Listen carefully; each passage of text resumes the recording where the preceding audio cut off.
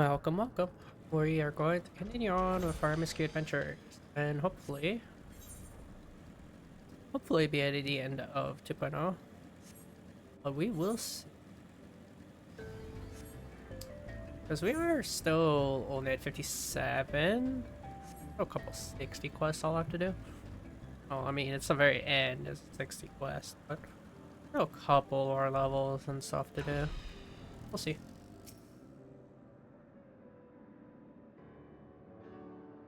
Thank the 12 you're alive, Hikaru. When the battleship appeared and fired on the village, we feared the game was up for you and Alphino. What in the seven hells happened out there? First, the Archbishop turns up with an Ascian in tow, and now the goddamn Emperor pays us a visit. Is this a procession of notable bastards? Who's next? The Keeper of the Seventh Bloody Gate?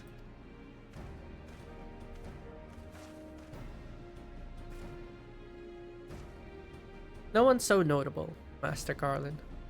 I'm happy to report that Zundu were overjoyed to learn of Bismarck's demise. Chief Sanu sends his warmest regards, Hikaru.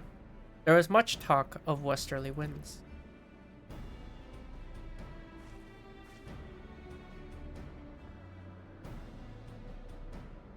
Miraculously, none suffered lasting harm during the raid. It would seem the Zundu were taken entirely unawares, and wisely chose to offer no resistance. I sense they have no more fear of the Empire, for the present, at least. Had the Emperor truly been intent on their extermination, OK Zundu would already have been leveled. Plainly, Bars is only interested in reaching Az's law. Speaking of which, if you're all ready to continue the chase, the Enterprise is as well, shall we?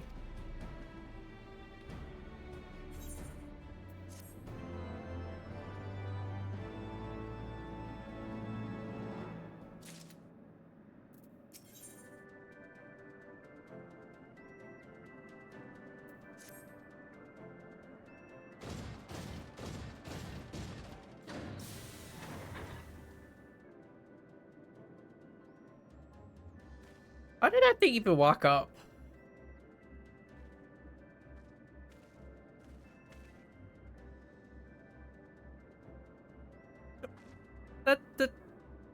That thing does not fit on that. There's no way that thing would have been able to walk up and fit.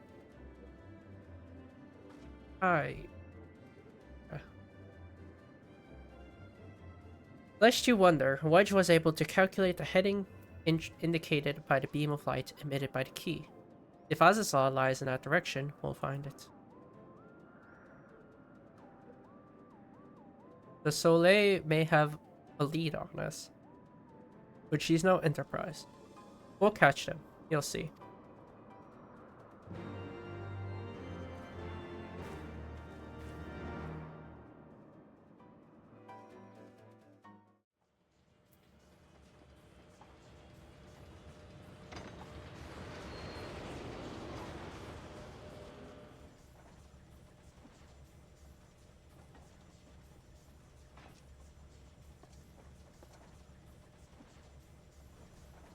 I did not think that I would ever have occasion to pilot a suit of Magitech armor again, least of all under these circumstances.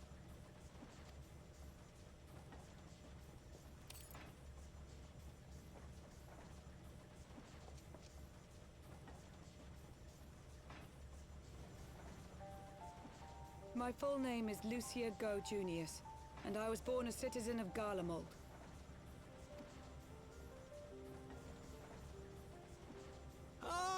That explains it. When we first met in Ishgard, I very nearly called you Livia. Livia? Livia Sasjunius? The tribunus who served under Gaius van Baelsar? Yes, the exact same one. Aye, she was my sister, though we spent little time together. After our parents were killed in an uprising, we were sent to live in different households, setting us on separate paths. Livia felt at home on the battlefield and chose to become a soldier, while I underwent training to become a spy. Then, Ishgard was... My mission.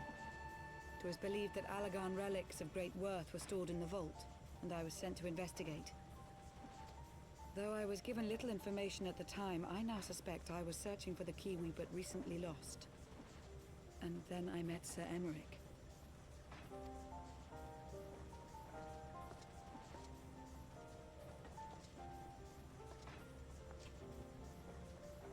'Twas his usefulness to my mission which prompted me to approach him, but I soon found myself drawn to him for other reasons. He too was a prisoner of his past, judged for his heritage as a bastard son of the Archbishop. Yet unlike my sister and I, he did not curse his fate. He simply rose above it. In time, I came to realize that I had found a man worth following, and a new home besides. And when I subsequently confessed all to Sir Emmerich, he was good enough to accept me into his service.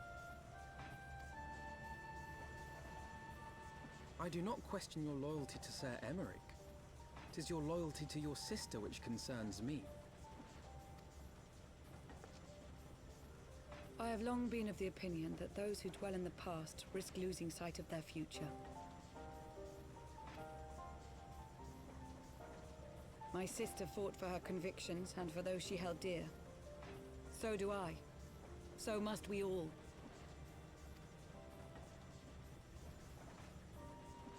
Well, I, for one, am happy to welcome a fellow Garlean to our merry band.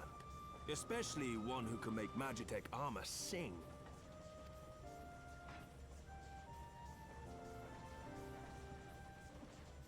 Chief, we should be getting close. Once we break through those clouds, we'll be right where the light was pointing. Right where Azizlar should be. Hold on, everyone!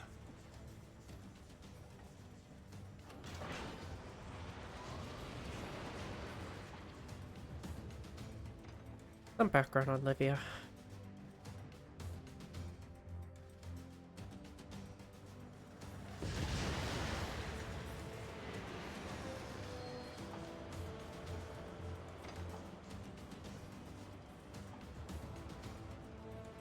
Look! I think that's it!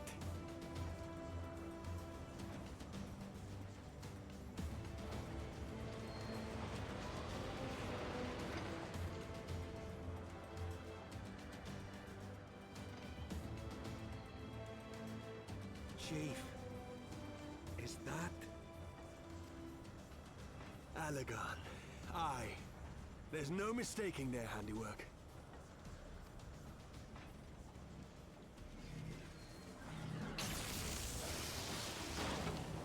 What was that? Some sort of barrier.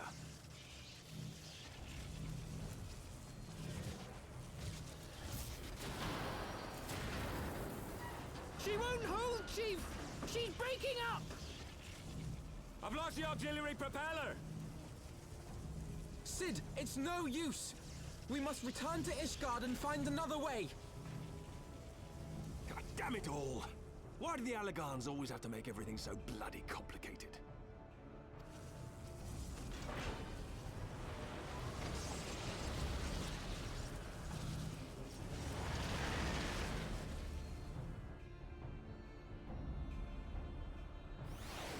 Because they like to protect their technology. And we'd barely finished repairing the damage incurred during our sky fishing trip. On the other hand, any language you can walk away from, as they say. I can only presume the Soleil passed through the barrier unscathed.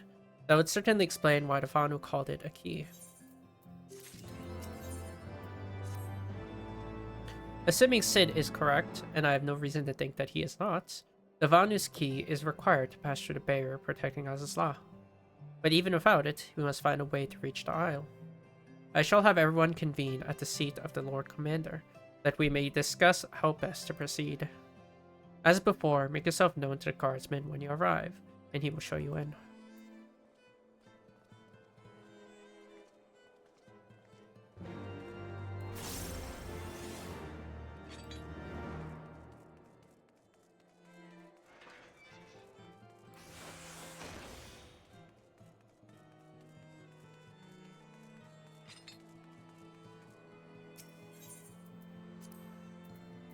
Forgotten Knight.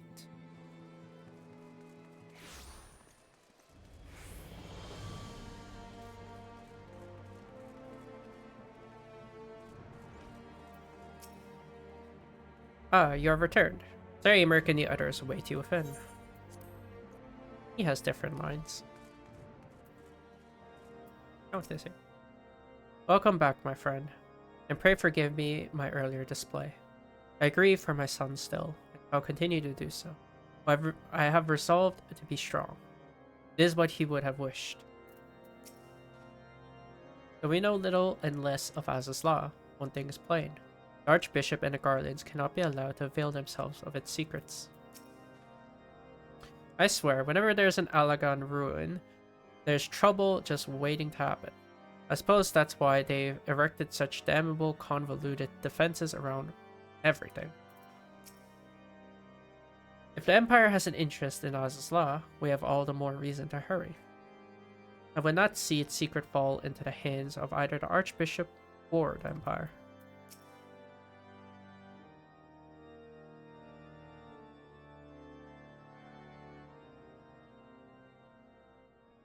In summary, the Isle owes its lofty position to the industry of the Alagans, and we can be all but certain that the Archbishop and his cronies are enjoying the view from its top. I see. If we are to join them, we will first need to pass through the Isle's etheric barrier, which is, alas, more powerful than most. Powerful enough to make a mess of a perfectly good airship at any rate. As far as I can gather, the barrier mechanism draws ether from the surrounding environment and polarizes its elemental aspect to produce what is, in effect, a wall of lightning. It seems plain that without the Vanu's key, any attempt to reach the Isle will end in failure. I'm surprised he's able to figure out what that barrier is made of in that little short stint of ramming his ship into the wall. I don't know how he's able to do that, but that's very impressive. Props to Sid. Alas, the key was careless enough to leave without us, and I don't think the Vanu keep a spare. Master Garland, based on your experience, is there no other way that we might breach the barrier?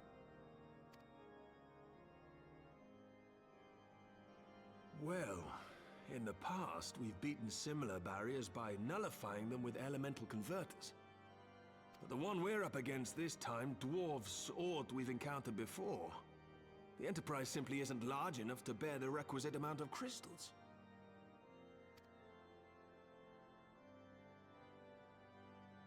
I'm reminded of the quantity needed to nullify Leviathan's command of the sea. A veritable mountain of crystals that could only be borne by lashing two galleons together to form a twin vessel, scarcely able to propel itself, much less fly. That said, we're not without options. If it isn't feasible to nullify the barrier, we might try piercing it. How? We create a ram of condensed ether and mount it on my ship. There's just one problem. I don't have the faintest idea how to build one. It's going to take a true authority in the field, I reckon. Would that the Archons were still with us. But yesterday evening, I chanced to find Mistress Tataru in unusually high spirits. Assuming I understood her excited ramblings correctly, she has acquired a clue, pointing to the whereabouts of one such individual. An Archon? Truly? Ha! Fortune favors the righteous, eh? Well then, let's not waste any time. While you go and look for our missing friend, I'll work on modifying the Enterprise. Her hull will need reinforcing to bear the punishment, not to mention a mount for the ram. Just you wait, my pretty. By the time I'm finished, you'll be an airship reborn.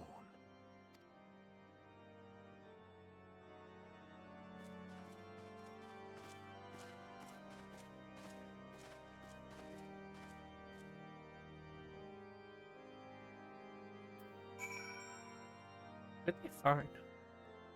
I don't know. Didn't remember. We'll see.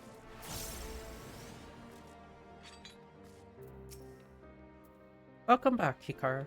How goes the mission? Did you manage to catch up with the Archbishop and his cronies? I really like the word cronies.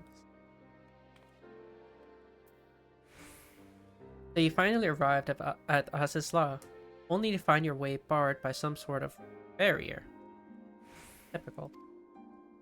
But it's not all bad news. I've made progress in the search of our friends. Don't worry, Hikaru. We'll get to Azizla yet. When you fled the victory feast, you used the ancient water course beneath the city, right? Well, shortly after things went back to normal in Ulta, I asked Marshal Tarupin to have the tunnel searched. A logical place to look. It was there you lost contact with Minfilia, Dankrit, and Yashola, wasn't it? There I asked what the Marshal found.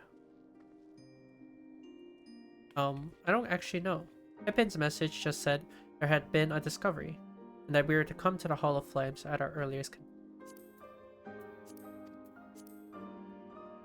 I dare not think what it might be. We shall depart at once, Tataru. Tataru, let Ryanje know join us in Ulta. He will wish to be present as well. Yes, sir.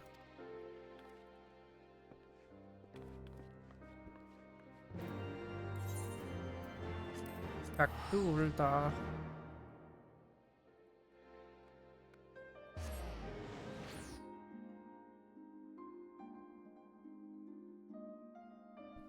We haven't been here in a bit. I guess that's not true. We're here for Nanamo's awakening. As thou art returned to us, wherefore might our comrades not be the same? Never shall I concede them lost till I have seen proof of passing.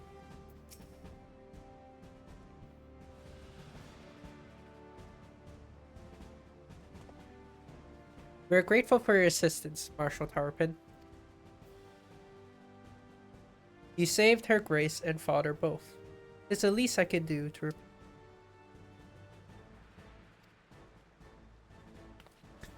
Forgive me my impatience, Marshal, but your missive mentioned a discovery. Yes, of course. As per your request, I had my men scour the waterways. Almost immediately, we encountered a difficulty. The entire section of the tunnel had collapsed. With the mineral concern's cooperation, however, we were able to remove the rubble, which yielded the battered bodies of a dozen crystal braves. Go on. Be at ease, Master Alphino. Your friends were not among the deceased. That alone is a cause for hope. And then there is this. Y'shtola's wand. I'd assumed as well. If I may, Marshal.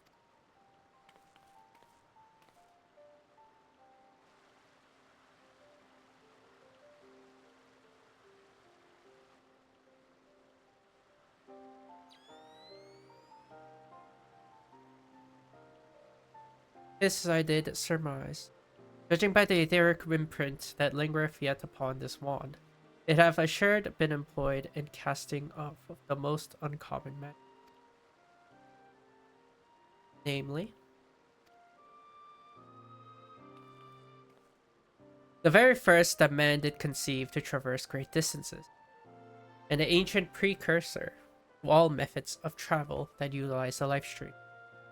Lo. The spell entaileth the reduction of the corporeal form into its constituent aether, that the caster might enter the life stream and ride its current thereby. Unlike the teleportation magic of modern times, it requireth not a lengthy incantation. That Y'shola should choose to employ such a spell, he speaks to the need for haste. All of which would suggest she managed to escape. Would that it were so simple. Know that the scholars of Charlian forbade the use of the spell, and with good reason. The caster hath but limited control over his course. For every mage who came safe unto his destination, another will be set adrift in the lifestream, never to emerge. What? No, you can't mean. Be not downcast, my friends, for there is yet hope. 'Tis like that Yshtola's passage hath left traces in the lifestream. We but follow these from the point at which the magic was evoked, we may yet find her. To the Sildi excavation site then. Our thanks for your aid, Marshal. Do not mention it. I shall pray for Lady Yshtola's safe return.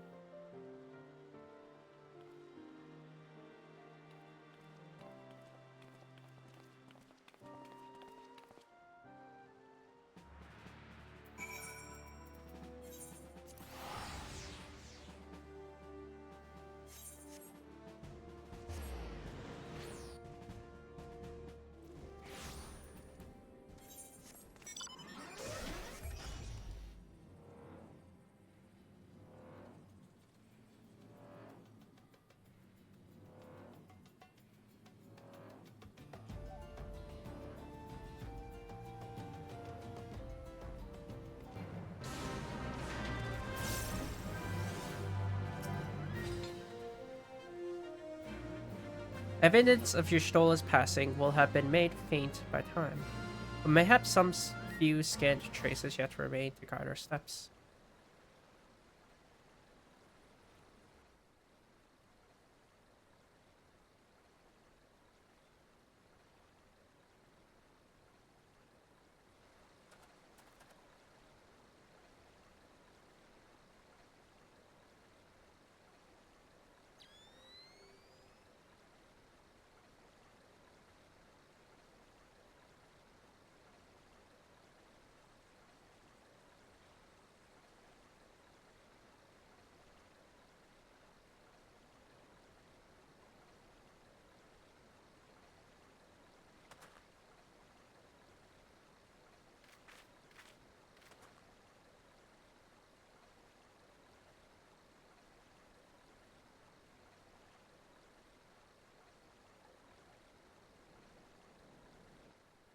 Didn't even say a single word.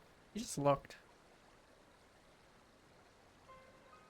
The trail leadeth to the north and east, unto the bosom of the 12's wood. Are you certain? Aye, there is no mistaken. Hither hath Y'shtola journeyed. And yet the Gradanians have reported no sighting. You must take this to mean she is still adrift.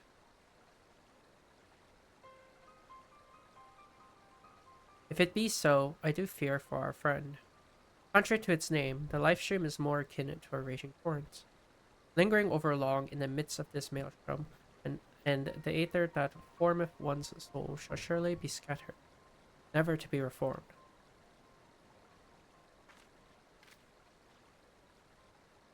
We have no time to waste, Orionje. Pray explore all possible options for reversing the effects of this forbidden magic. Hikaru, Tataru, we three shall press on to Gridania and petition the Elder Seatseer's aid.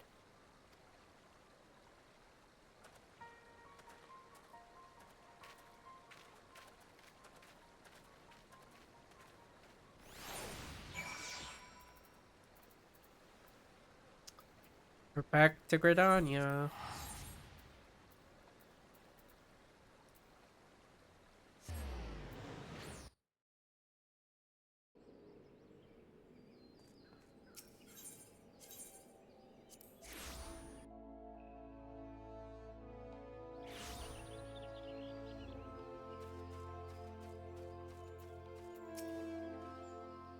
It is said that the elementals perceive the life stream.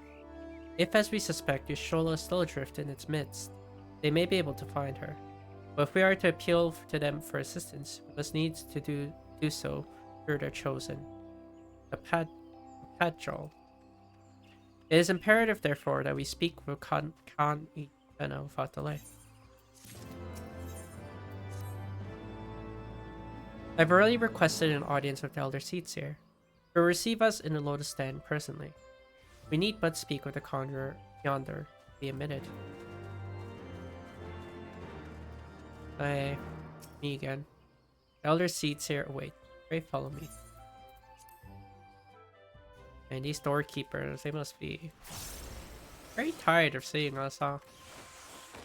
Hey, I need you to open the door again.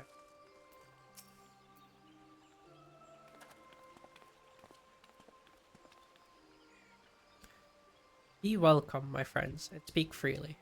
I gather your suit will admit no delay. It will not, my lady. Pray forgive the abrupt nature of our request, but it is a matter of life and death.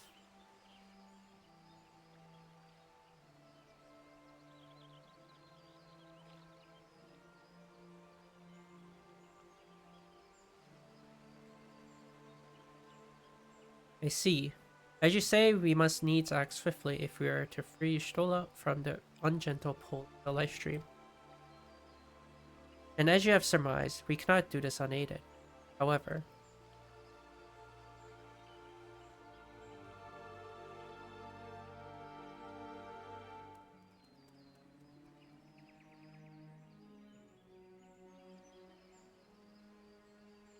in requesting the Elemental's assistance to find Y'shtola, you must needs be aware of one difficulty. A difficulty born of the fundamental difference between man and Elemental. That being... In perceiving the world around him, man relies upon senses such as sight and sound. For the sake of convenience, he gives names to such things as are near or dear to him. Being formed of pure ether, however, such concepts are foreign to the Elementals. Instead, they perceive by observing the ebb and flow of the energies of life. So profound a division cannot be bridged with simple discourse. The Elementals' voices stir not the air, and thus reach not our ears, while our words are but wind to them.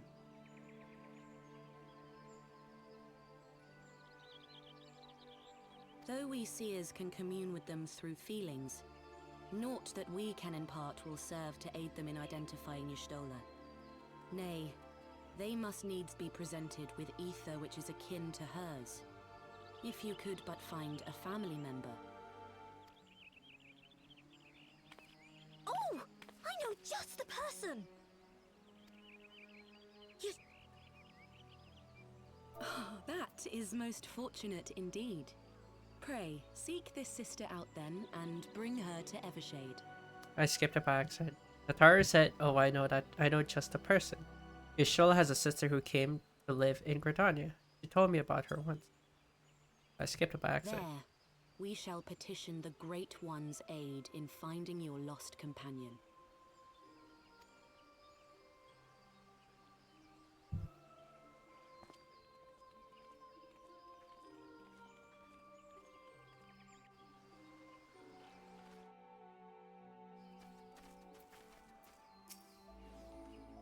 If memory serves, Y'shtola's sister is named Yamitra.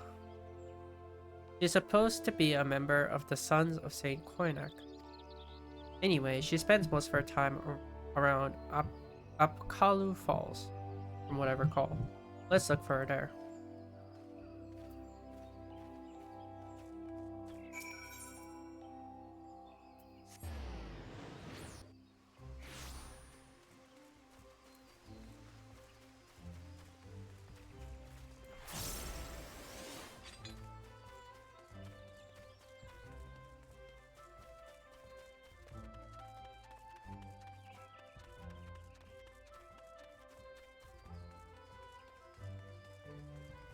You know, there's no real mention of other Scions, huh? Like their family. Really isn't mentioned much. At all. Yes, is there something you require? Lady Ymitra. It is an honor to meet you. My name is Alphino Levier, and this is Tataru Taru.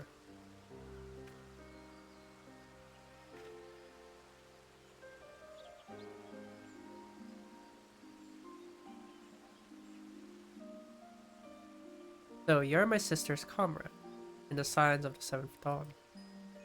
When I heard about your people were being pursued, I desperately sought to reach Shola, but all mine efforts were to no avail. Now I know why. A forbidden spell of all things.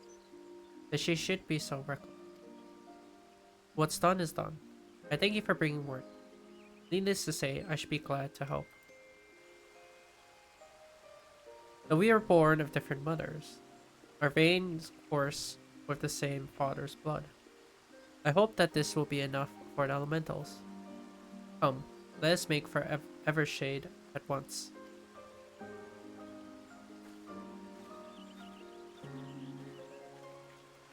Ah, see. That are technically half similar.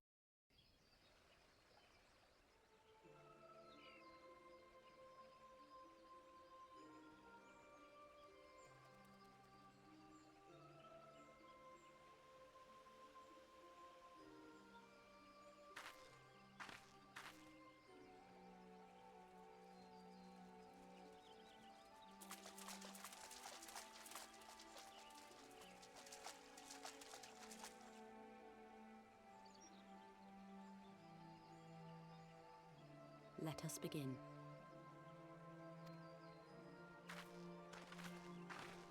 Raya O, Arun, if you would.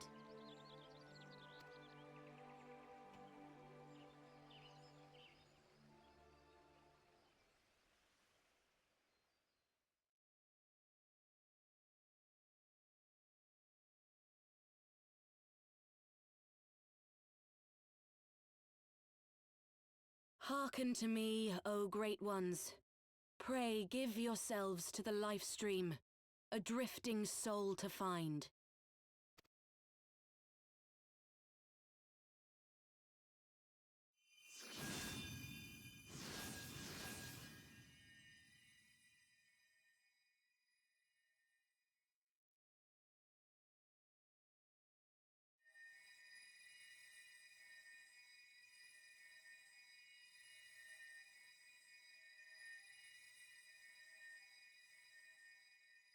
Please, Y'shtola.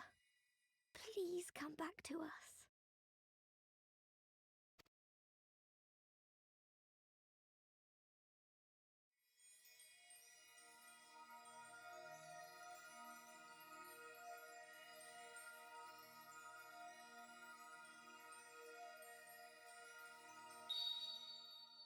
There. Now!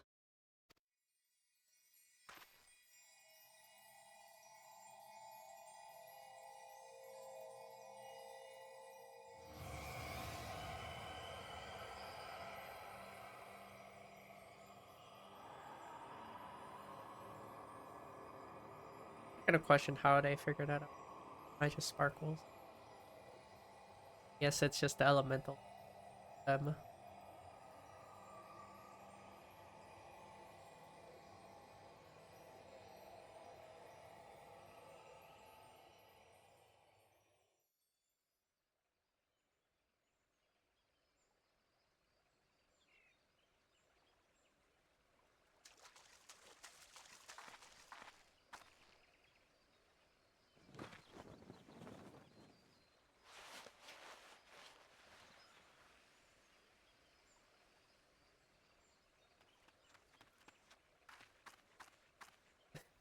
He's wrapped up like a little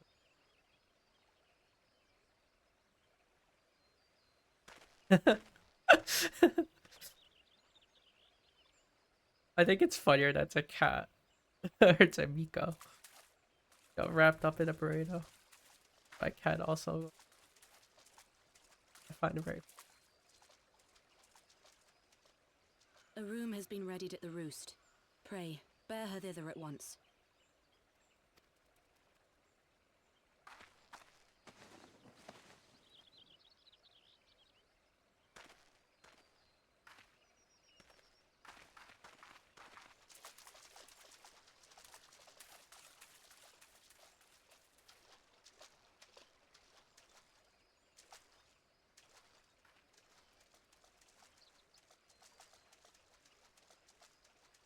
All that remains is to pray, my friends.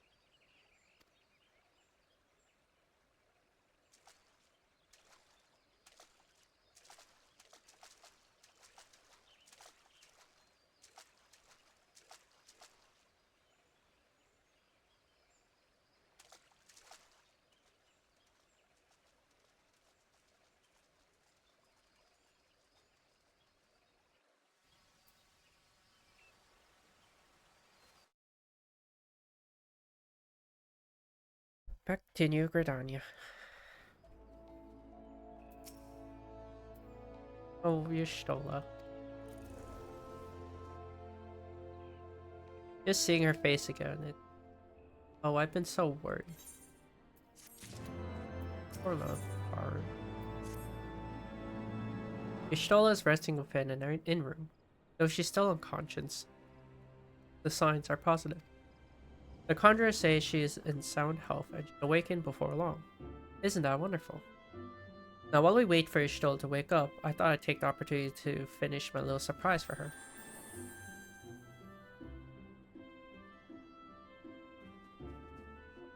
It's something I've been working on for a while now, in the hope that she'd one day return to us. It wants for just a couple more items before it's ready. I've already placed orders for these items. I ask you to retrieve them for me.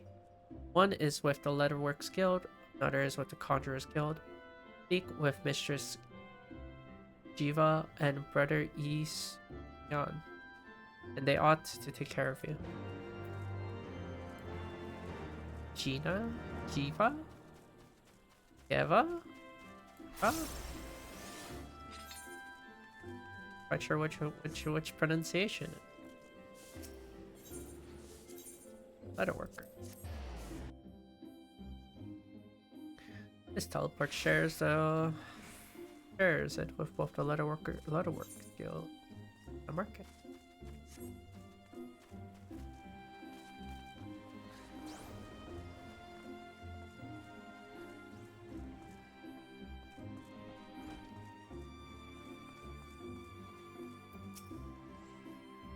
What is it? I'm a busy woman, so be quick about it. If you wish to place an order, speak with Randall. Here to retrieve an order. For Mistress Sataru, you say? You come at a good time. I finished it but moments ago. It was no small coup working it to her specifications, but I did it nonetheless. Payment has already been settled. However, did that girl come by Chimerical Hide? However, did that girl come by Chimerical Hide anyway? You need either balls of steel or a bottomless coin purse. It seemed to me she had neither.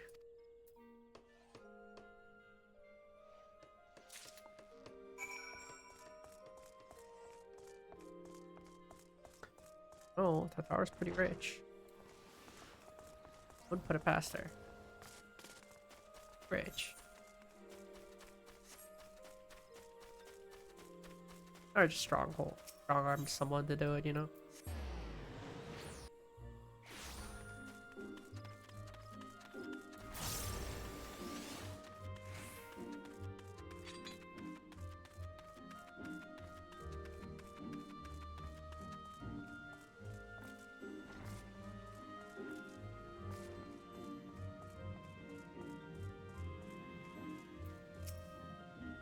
You come to the Still Glade Fane, the home of the Conjurers Guild. How may I assist you? Ah, yes. Mistress Tataru's order. As requested, it has been sanctified in the sight of the elemental. I know not what she intends for the staff, but it is a most singular artifact. Even one possessed of my experience would struggle to wield it.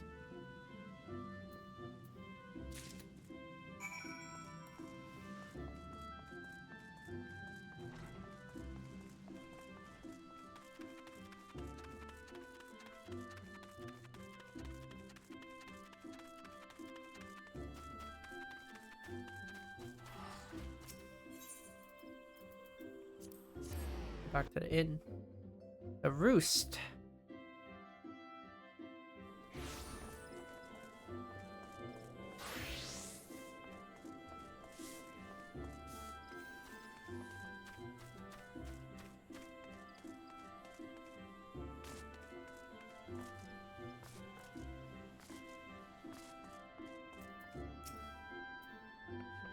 Ah, you're back.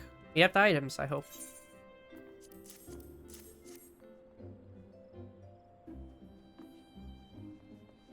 Ooh, it's precisely as I requested.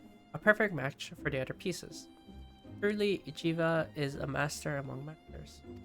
And the staff completes the surprise. Thank you so much, Hikaru. Hehe. I can't wait to see what Yashola thinks of the surprise. Lest you wonder, she's doing very well, and the conjurers have left her in her sister's care. Let's go and pay them a visit, shall we?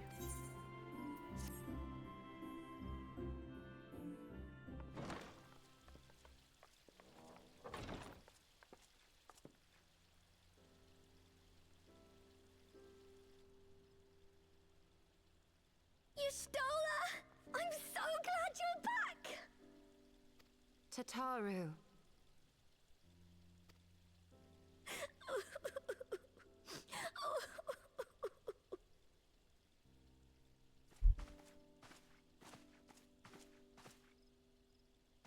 You are safe. Thank the 12.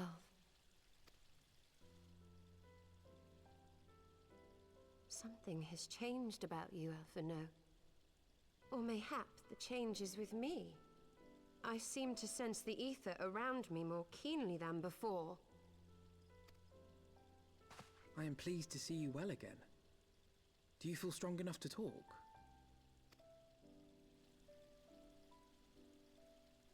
Worry not. I am well enough.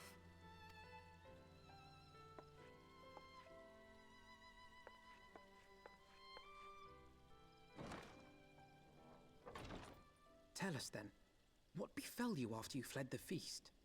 We were told that there had been a tunnel collapse. That was my doing. I brought the tunnel down that you and Minfidia might escape.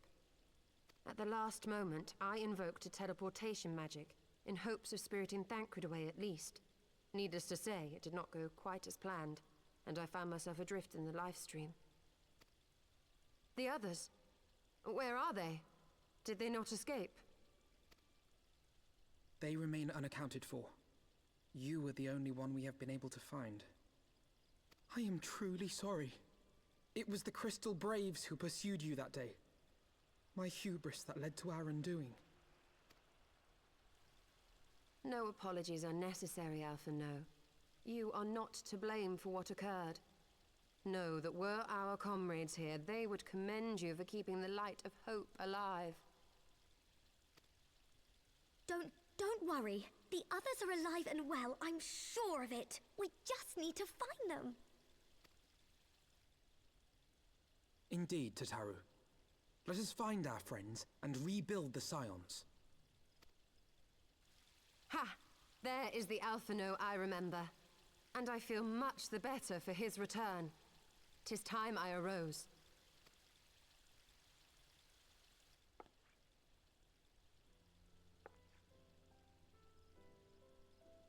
That reminds me. I have a change of clothes for you. I don't like to boast, but I made them myself. I learned how to weave while we're in Ishgard, you see.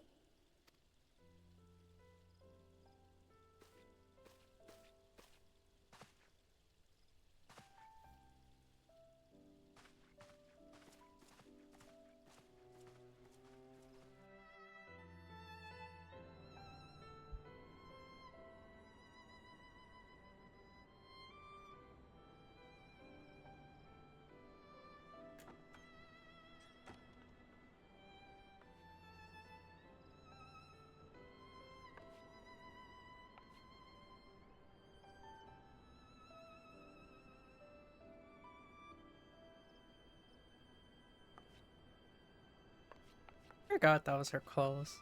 I'm so used to seeing her Endwalker clothes. She actually wore very clean look. Tataru has apprised me of all that took place in the aftermath of the assassination plot. It would seem I have been away for some while. Yes, much and more happened during your absence. At present, we seek to follow the Archbishop to Azisla.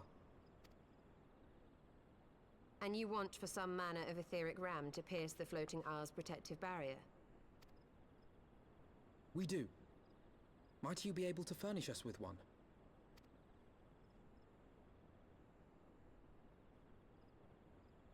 A means to prise open a hole in an Allagan barrier. And one large enough to admit an airship, no less. Nay, I lack the knowledge to devise such a weapon.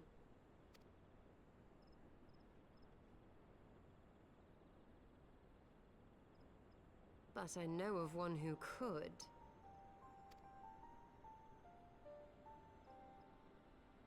A leading figure in the field of etheric research, and one of the finest scholars ever to grace Sharlayan. Matoya, my former master.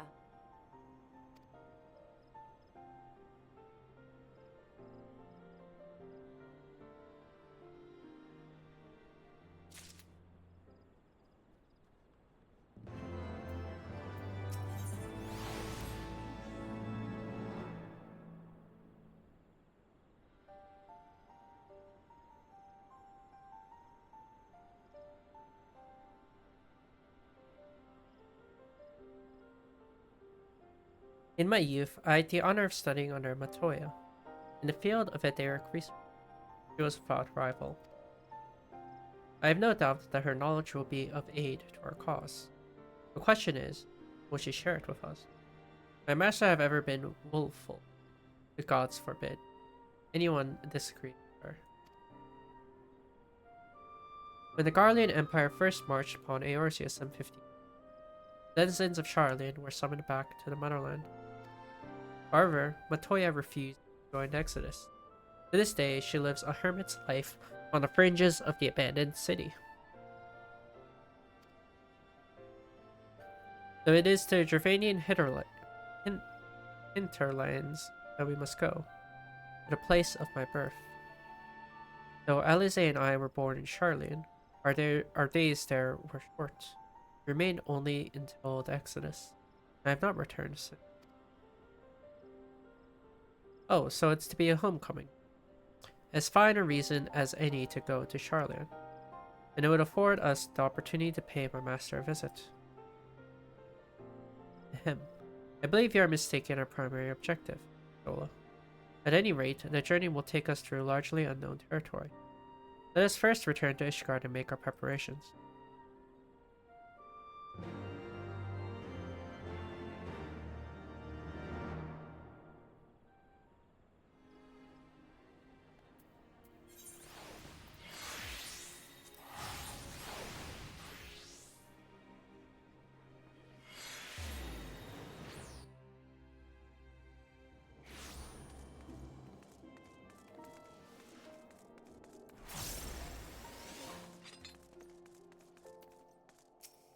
It's our first time here. So this is the Holy See. I should like to linger a while and take in the sights, but I must wait till after.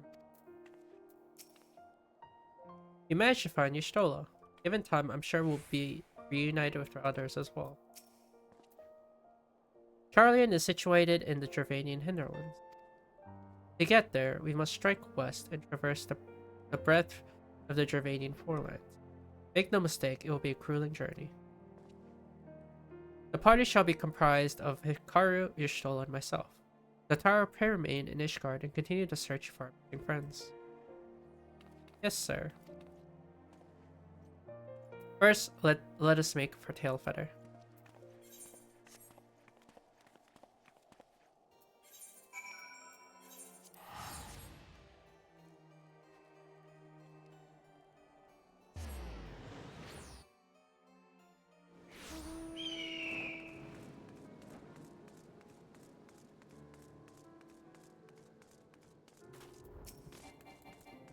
I wish you could thunderclap to them. Yeah. When last we set foot here, Estinian and Yzael were with us. Though it was not all that long ago, I find myself strangely taken by nostalgia. A long soak in the live stream followed by a long journey. I will not recommend it to anyone. But rest assured, my strength is returning to me. I shall be back to my former self ere long. Ah, finally, level 58. I believe I am sufficiently rested. Let's continue west to Sharlayan. Once we descend to the mountain path, we will arrive at the Dravanian hinterland. From there, it is but a short distance to the city. Be warned that we shall be passing through Naf territory, You must needs be wary of them and the dragon both.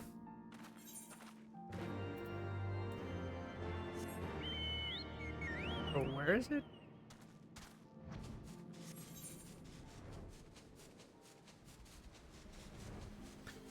Well, it's a good thing that I've got flying.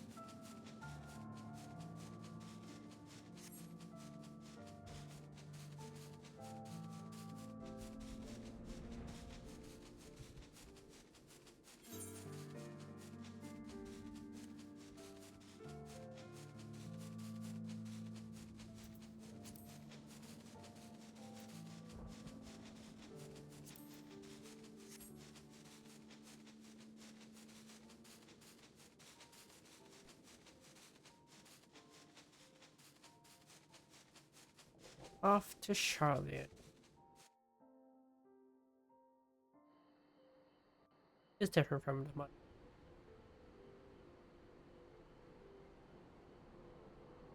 To the Thaliac River, where to the melted snows of Abelathia's spine eventually find their way by means of 1,000 silver streams.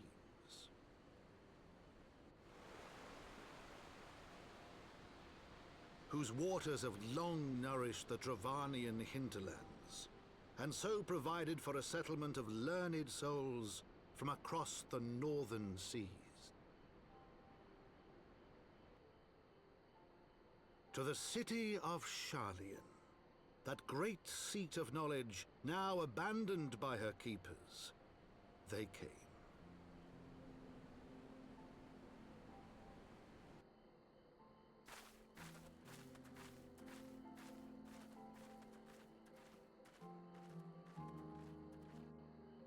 So Charlian was obviously an expedition from Motherland.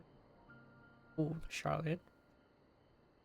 Matoya dwells on the far side of the Thaliac River. Let's search for a crossing.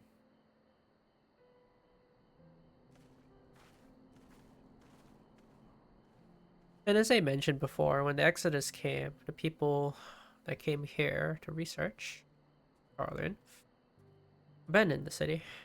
So all this is now abandoned. They returned back up north. Was the Carlian made. That's why the name is Charlian, even though it may be confusing. They call them Motherland. Ooh, the Charlian. Two different places.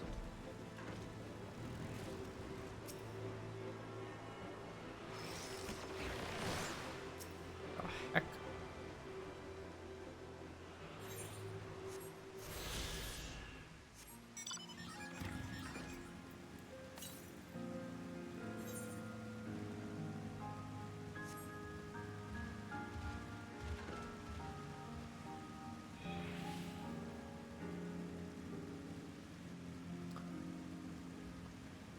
As you can see here, old Charlian's now inhabited by goblins.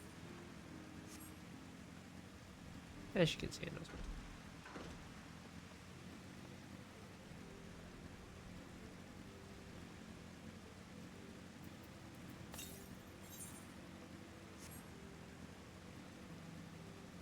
A lot of these buildings, Charlian architecture. Each little city-state will have their own architecture style. You'll notice the houses in Britannia look different from Ul'dah, and they look different from Imsa. And they'll look different from Ishgard. And obviously Charlotte no different as well. They all have their own little architectural styles.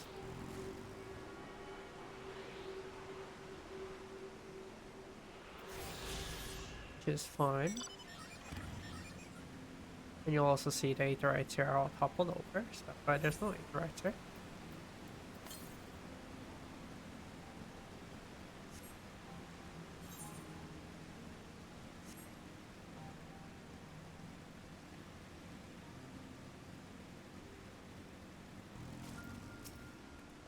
The bridge ahead is collapsed. I'm afraid we shan't be crossing there, but worry not, I know another way.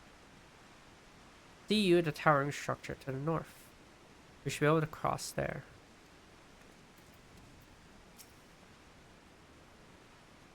But 15 years abandoned, and already Charlian has fallen to such disarray. Verily, a city is no more than its inhabitants.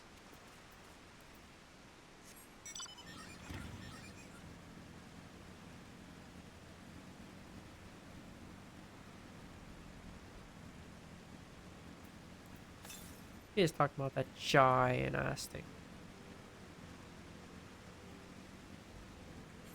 But yeah, that bridge is collapsed. Can't cross through this way. So we will have to go through this little city. Bouldershire.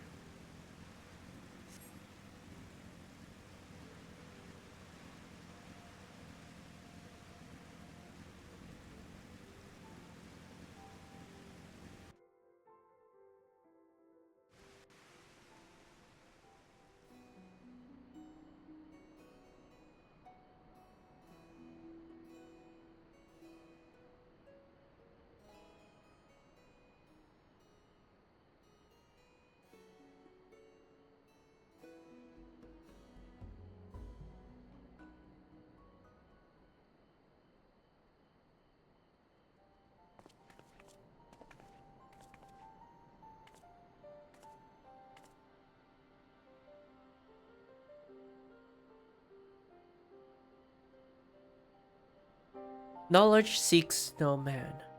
So says the motto of Charlian, engraved upon yonder stone. The meaning is simple. It falls to us to seek enlightenment.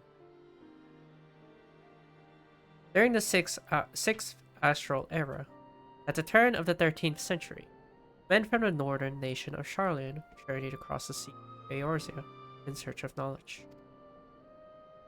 Upon arriving at these shores, they established a camp for their scholarly endeavors. Over time, this camp grew into a settlement, and that settlement prospered, and so much so that it came to be counted amongst Eorzea's great city-states. Alas, those glory days are now but a fading memory. With her keepers lost to her, Charlian has become an empty husk of her former self.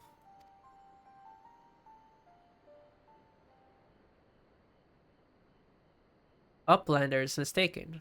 Charlian has new keepers, is on cusp of new age of glory. Goblins.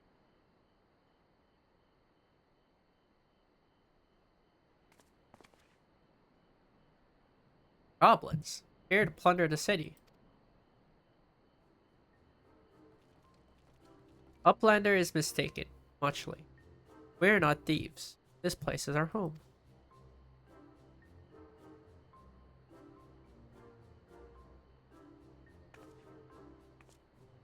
Your home? When last I looked, it was mine in Alphino. We were born here.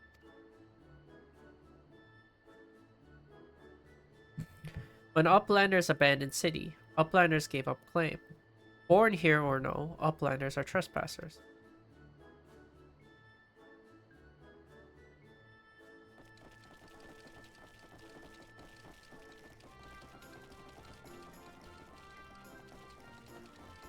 My friends, please, do not come to dispute your claim to this land. Our purpose here is peaceful. We desire but to cross the river. Be calm, I beg you, and let's speak like civilized folk that we are. Surely we can come to a mutual understanding.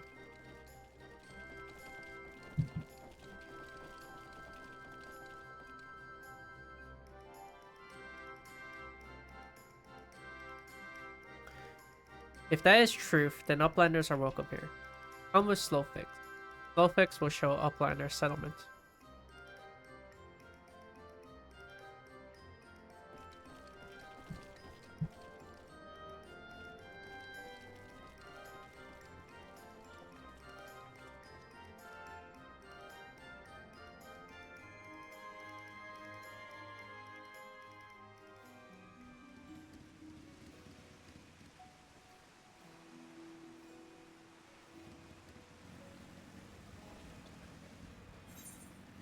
Yeah.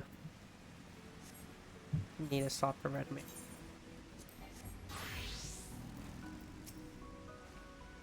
I suppose it's only to be expected that others would come and occupy Charlotte.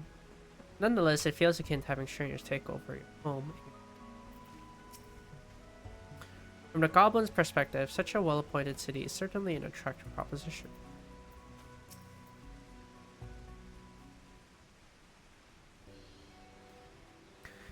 Here is the heart of settlement, name of Eldershire.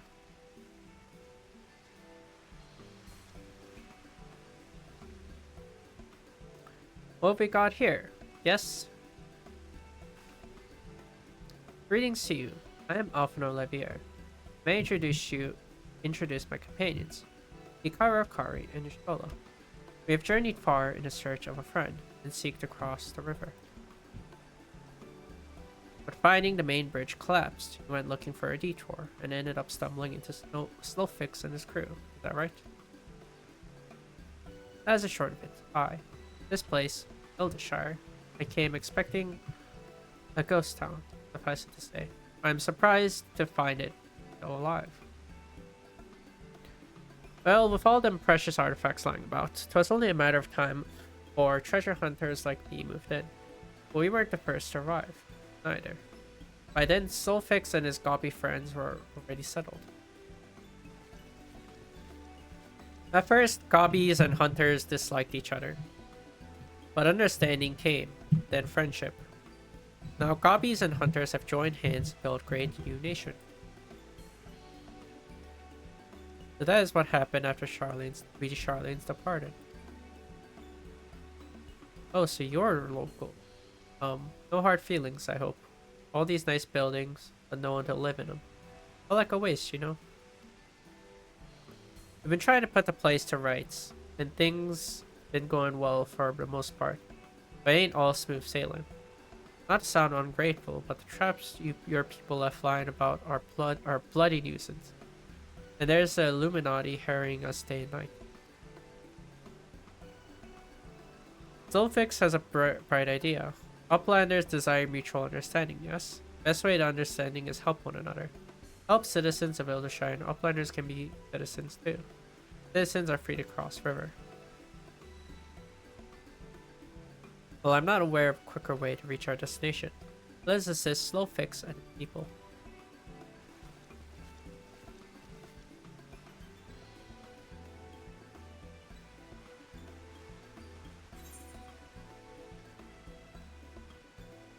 Those are not my class.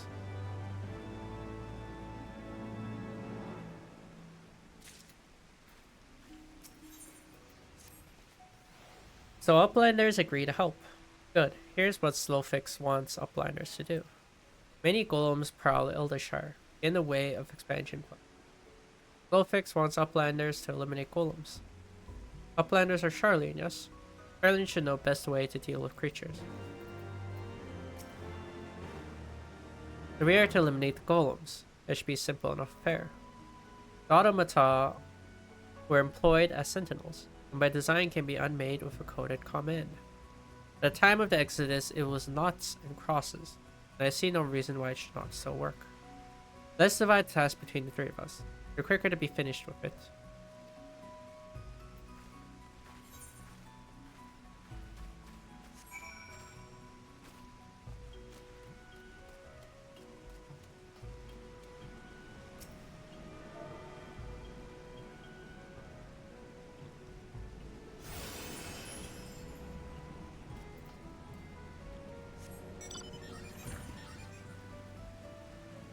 There's only one Aether right here, I believe. Eldershire is a pretty big hub. The reason being is because there's Wondrous Tale. With a shudder, the golem crumbles. Wondrous Tales is a very, very fast way of doing one level weekly. It also has a chance of getting the rewards depending on how many seals we get and how many finds. Bingo. It's a very, very useful tool to use every week. Very good XP. Generally like level.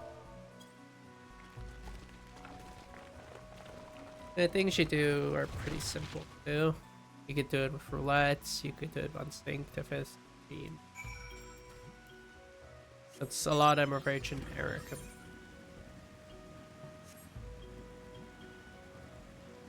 Do X thing. X mission, level 50s. 61 to 70. Like that. Golems are no more. Wonderful. Now we can resume work to expand settlements.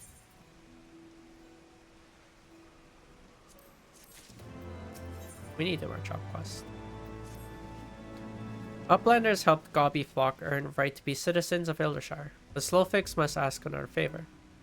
Another favor, you say. A short time ago, a dear friend of Slowfix ventured into Illuminati territory. Illuminati are nasty goblins. Show no mercy even towards Gobbykin. Slowfix fears for friend's life. Please find friend before Illuminati though. I'm suddenly taken by a sense of foreboding. Be that as it may, we cannot turn a blind eye. Let us make haste to find Slowfix's friend. Sorry, I got job quests to do. We'll do it after. Let's start a job quest. Then we'll go and continue. Because I believe the level 60 stuff aren't actually given, and you actually have to do your job quest to get this. Do I embolden? Oh, Benefiction. We have embolden right now.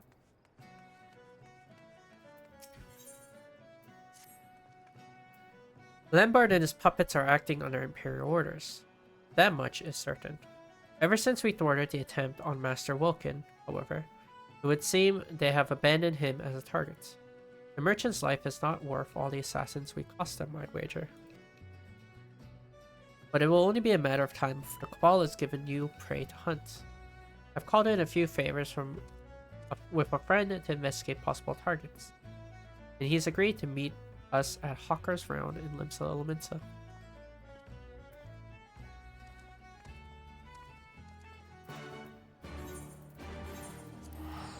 Where the heck is that even? It's in the marketplace. And I know the between the two marketplaces are called Hawkers. Today I learned.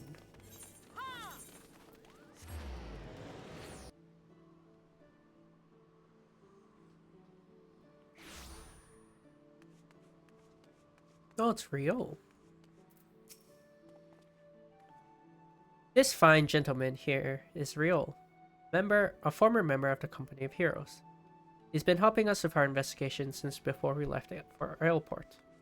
Ah, the two of you have met, I take it. Good to see you, Real. Good to see you too, lass. Mr. Red Britches here did mention ye was on the road together. Anyhow, let's get straight to business. I did some digging into that flown fortress of your ball. The merchantman dabbles in a bit of trading. Keep up the trade. So I started paying attention to where the goods ended up. And I think you'll find that Lambert getting his orders from the Imperial base in North Fenline. Pastor Meridianum. That's your best bet, I reckon. You're a treasure reel. I'll pass on any new information we manage to uncover. For now, though, consider the favor paid in full. Hikaru, Arya, the drowning wench.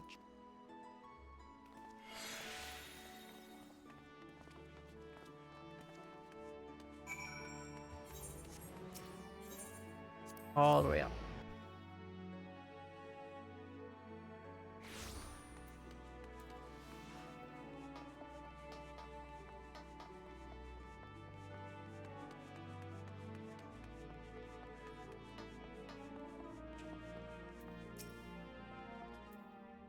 Right, we have our destination, so let's discuss the objective. We need to storm Cassia Meridianum and locate documentation on Lambert's next target. Ah, a poor choice of words, perhaps. To clarify, one of us will provide a diversion, while the other two slip inside and rifle through desks until we find what we're looking for. Better? Hikaru, you will be our decoy. Draw away as many of their sentries as you can and buy us the time we need. Arya, we will run you through some practical exercises. I see you have been honing your skills on various beasts, but this will be your first battle against thinking opponents, yes? Very well. Make your preparations, my friends. We meet at Raban's Push.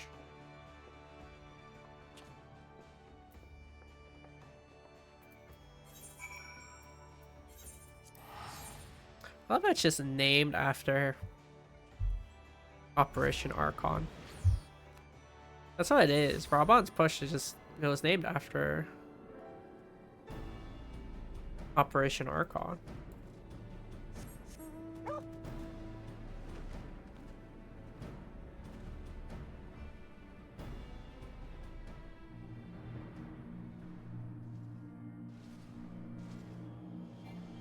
I wonder what they named it before Operation Archon. That I wonder.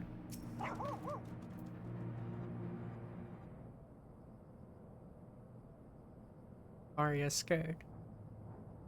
Right, just as we planned. Hikaru, do your best to become the center of Imperial attention. Arya, you're with me. Once inside, we'll split up to hasten our search. So steer yourself for run-ins with patrols. I hope I'm ready for it. Just keep your head and you'll be fine. You've not quite reached Hikaru's level of skill, but your offensive magics are, to be quite honest, terrifyingly powerful. Your restorative arts, on the other hand, well, let me just say, the skills swing both ways. Now that I think of it, Alisaie lacked balance in much the same manner.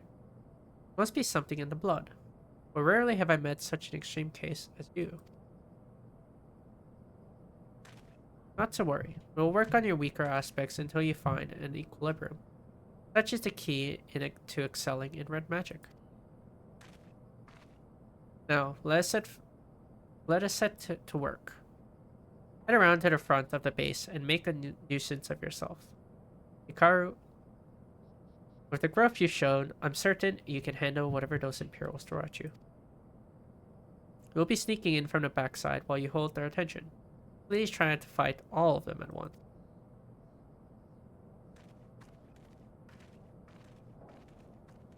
How is there even a place to sneak in? Castle. How is there even a place to sneak in?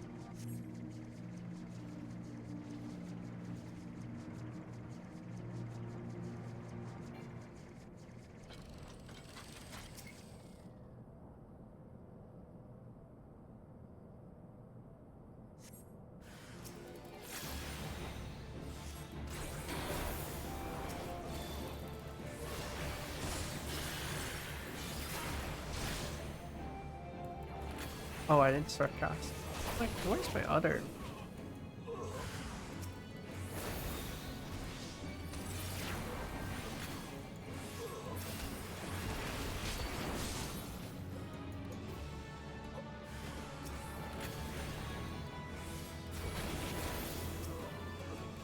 How many have you lost? That's a good question.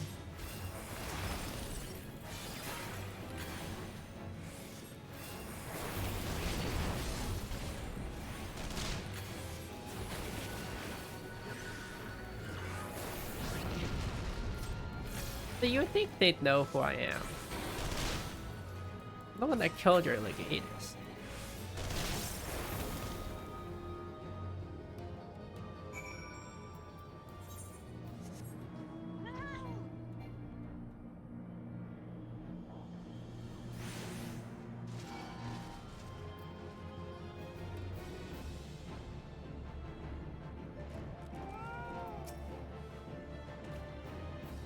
You don't do things by halves, do you, my friend? I can hear the commotion from the other side of the wall. Our foes were so focused on your battle, I dare say we could have walked out with an entire shelf of records. As things stand, however, we contented ourselves with the knowledge of Lambard's forthcoming operation. There is much to discuss. I suggest we withdraw to the cerulean plant where we might converse in relative safety. Ah, but it would seem the experience has taken its toll on poor Arya. Are you able to walk, my dear?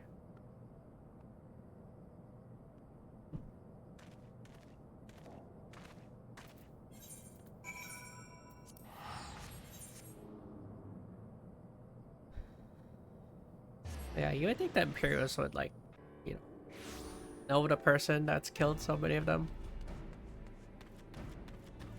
But, you know. Sure. They can be ignorant, I guess.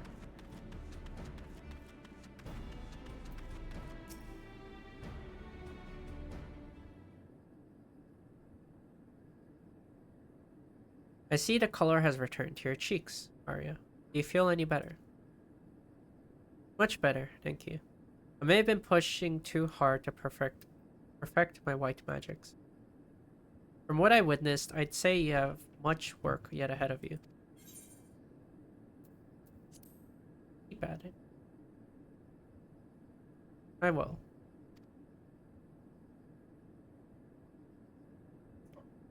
Let's return to the subject at hand, shall we? We uncovered documents detailing the Empire's deployment of the Cabal, inasmuch as we surmised. The Cabal's assassins spirit away youths with arcane aptitude, much like our Arya here, and deliver them to Lambert for branding. Once a cursed sigil has destroyed their wills, he fills their empty minds with lethal thaumaturgy, and conditions them to follow his every command. It seems, however, the formation of the Cabal itself was relatively recent development. Lambert received Imperial orders to organize his puppets into expendable forces. A fearless, unswervingly loyal cult of assassins that can strike against resistance supporters in lands beyond the Empire's reach. This plan, as well as Lambert's involvement, were proposed by the Crown Prince Xenos, heir apparent to the Emperor. Even within the Imperial legions, this man has a reputation for cold brutality. Aside from his mastery of red magic, Lambert is well versed in spells, rituals. Doubtless this knowledge, coupled with his singular lack of moral character, did much to curry the favor of a monster such as Xenos. And now we come to the Cabal's next assignment. I could scarce believe my own eyes even as I read the details of the operation. Lambert's next target is Garland Ironwork. I, the company of the engineers founded by the great Garland. As a sanctuary for Imperial defectors, the Ironworks has long drawn the ire of the Empire. If that wasn't reason enough, the company has also begun sharing engineering secrets with Alamegan resistance. To my knowledge, this will be the highest profile enemy the Cabal has ever been deployed against. But the operation will not target Sid himself. They have far more effective method in mind. The plan is to assassinate Garland's senior staff, the name at the top of their list, Jesse, his deputy president. Sid's ideas cannot be brought to fruition without a talented team of engineers. The organization itself will grind to a halt without Jesse's expertise. Our loss will be a dark day of warriors indeed. I communicate the details of an planned assassination to the Ironworks.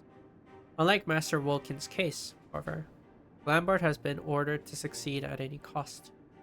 He will keep sending his killers until the deed is done, or we put a stop to this Cabal for good. And that means bringing down Lambert himself. Hikaru, Arya, I will need your aid. Sharpen your swords and ready your spells, for we are going to war.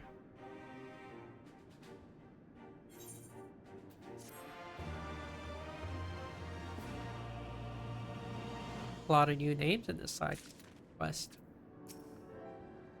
I don't understand it. I can cast white magics in the proper manner, but the effects are so weak.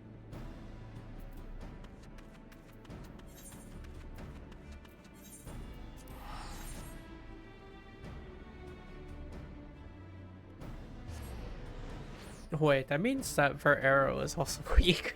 Well, that's gotta suck.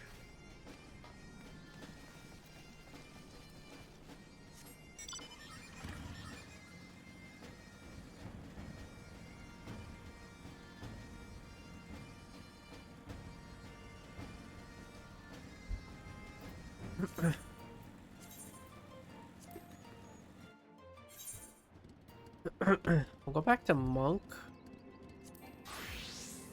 Because there's gonna be a map to explore. More than likely. It's not. I thought there'd be a bit of map fix. I guess I'll look at this. We'll pick this up because it's more than likely a third current quest, and we need a third currents to buy. So we'll pick it up.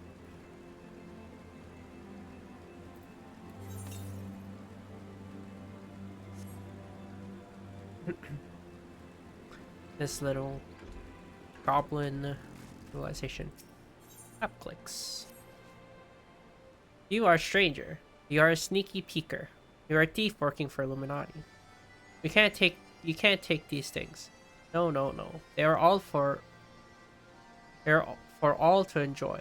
Illuminati always try to steal and hide things. App clicks must be on constant guard. You say you are a Gobby friend, then prove it. Find Illuminati and defeat them. Drive them away from this place.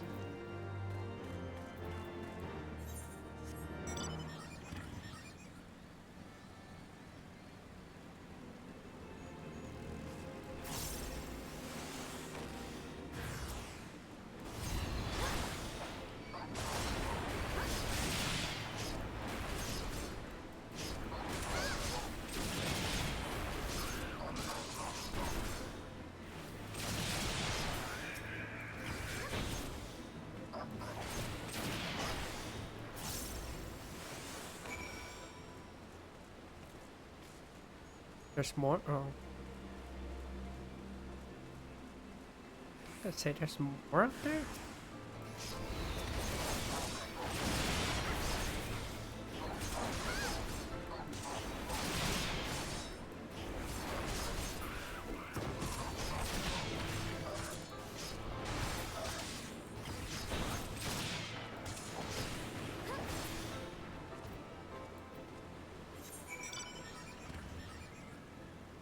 There you go.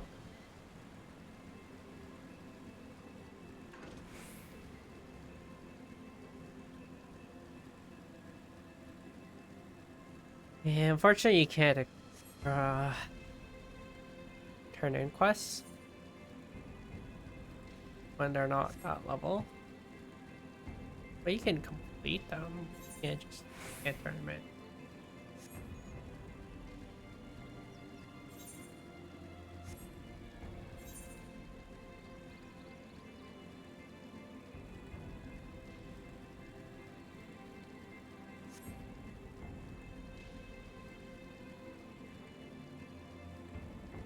Try to look. Pretty sure even for these instances, you have to be third level. I think you can do it as under level. Put me on that one. Oh no.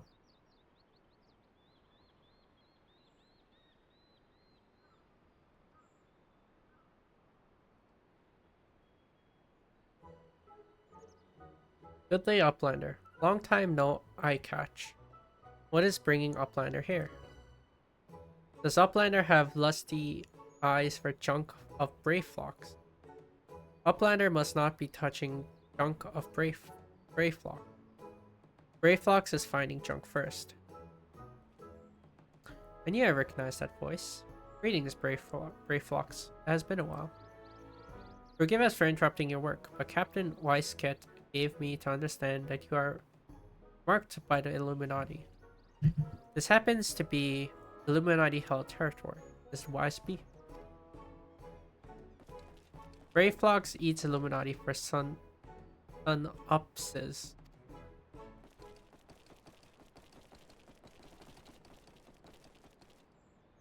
Who eats who for sun-upses?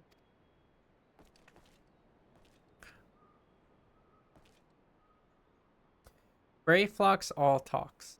Unwise you are to come here after 30 taking secret knowings of cheese make from Illuminati.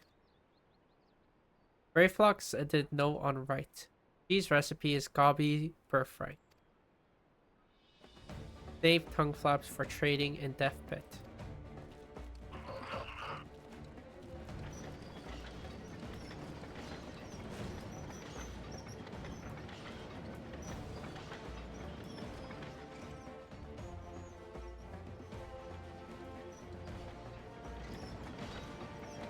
Pray to God plotters, for punishment is near time.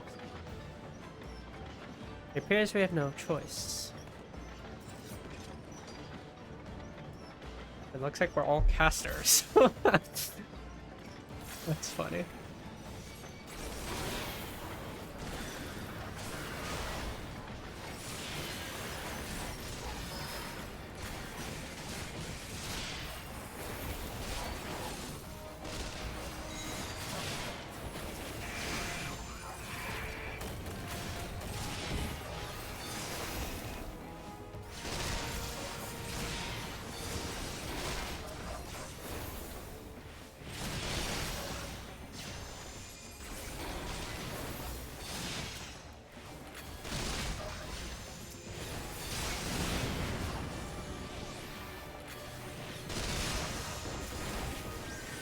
Ow.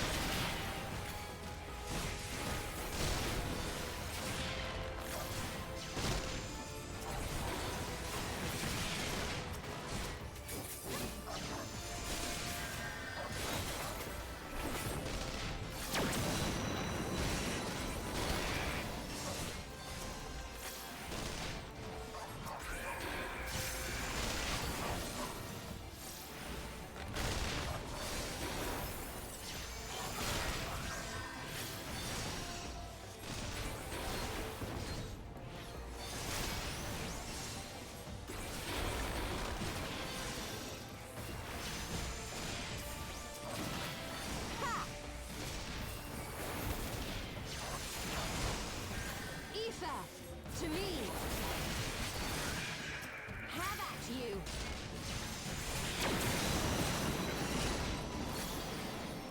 Wow.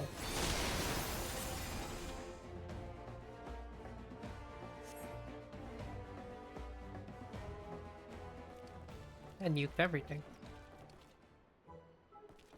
The Illuminati is no match for Furious Godfist of Brave Flock. More junk is awaiting Brave Flock's muchly.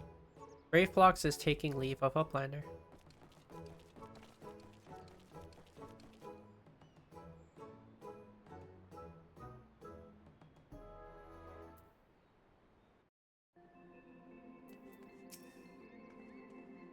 Being embroiled in the cheese war was the last thing I expected to come to Charlian. At any rate, we have fulfilled Sulfix's request. Let's return with good tidings and be honored.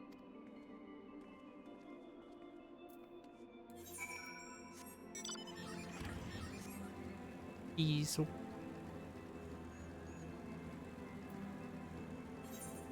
All things it's.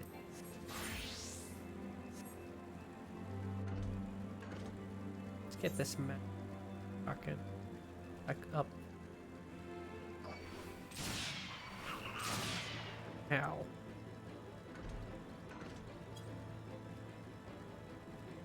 Who gave these goblins guns, huh?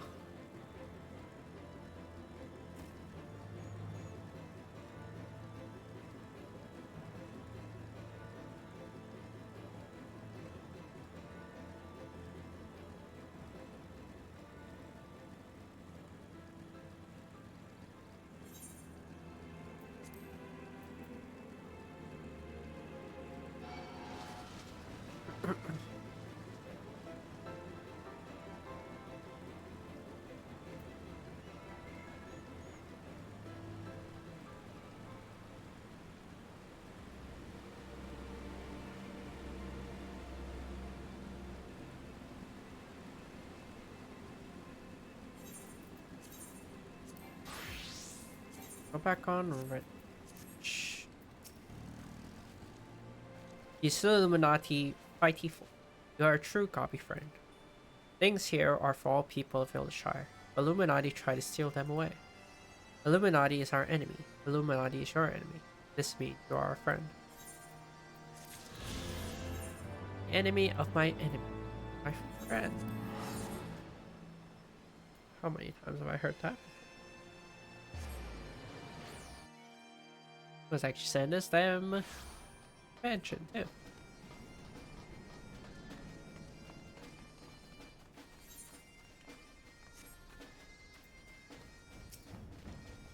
Uplanders are back. The Uplanders find friend of Slowfix.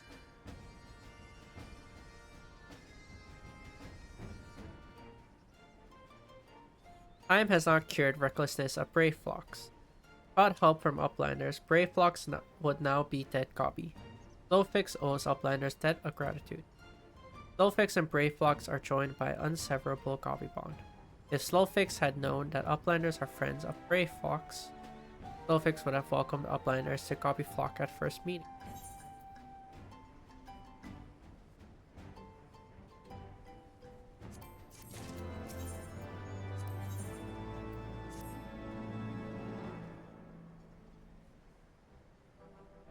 Uplanders have upheld the bargain most highly. As promised, Slowfix makes Uplanders honored citizens of Eldershire free to cross river at will.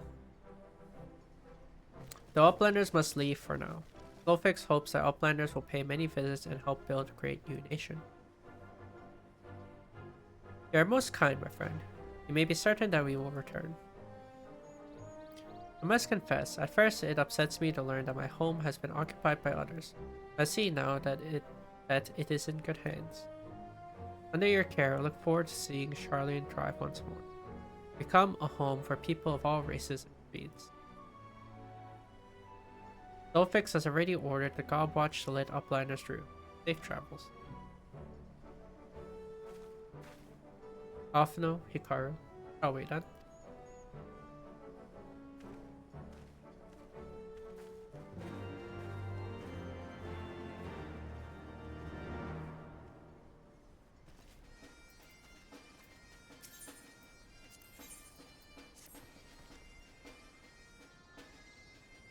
FFXIV has important task for trusty Uplander. Must be done with fastness. Atright of Eldershire needs inspection. Maybe needs upkeep too. If Gobbies do not take a look and fix little problems, its spinning may shudder and stop, or there's a very big boom. But FFXIV does not have the right tool. Uplander, there's no time to waste. FFXIV needs Aether Flow disruptors. The nearest are in the base of Illuminati. Come, raid their store pots.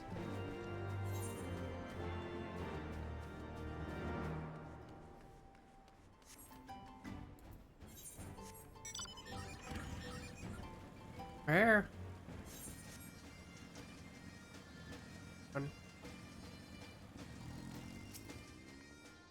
I shall be very cross if we are asked to clear this mountain of rubble. So we are free to go where exactly?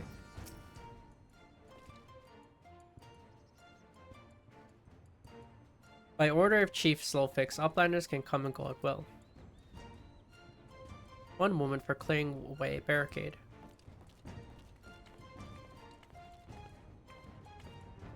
Finally, we can continue our journey.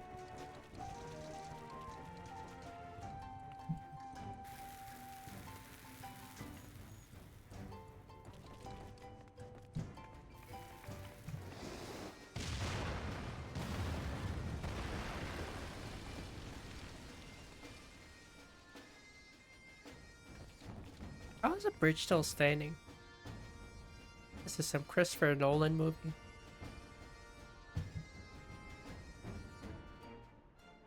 Ahem. Bearing any misadventure, we shall soon arrive at the cave where Matoya resides. Unless you have unfinished business in Eldershire, let's trek out at once.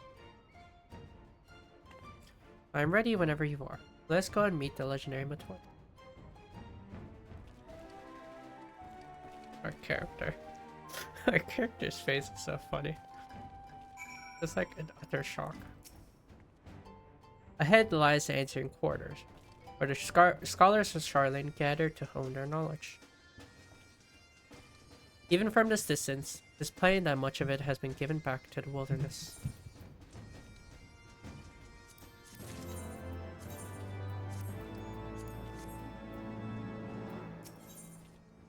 What?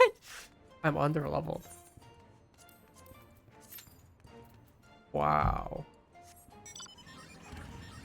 I didn't think I'd be under leveled. That's wild to me. Wow.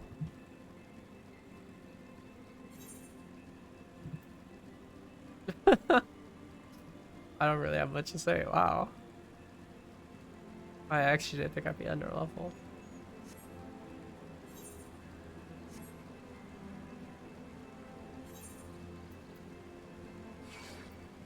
What the heck?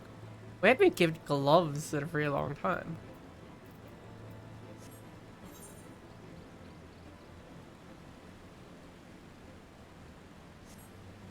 Haven't we been given gloves?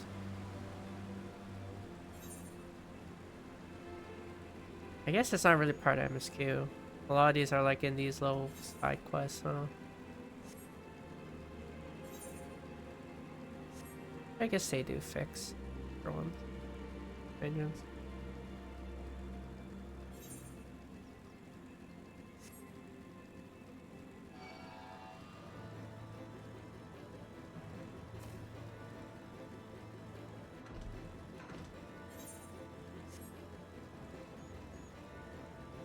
See, these cases where I wish I had the Hunter's Tales, mate.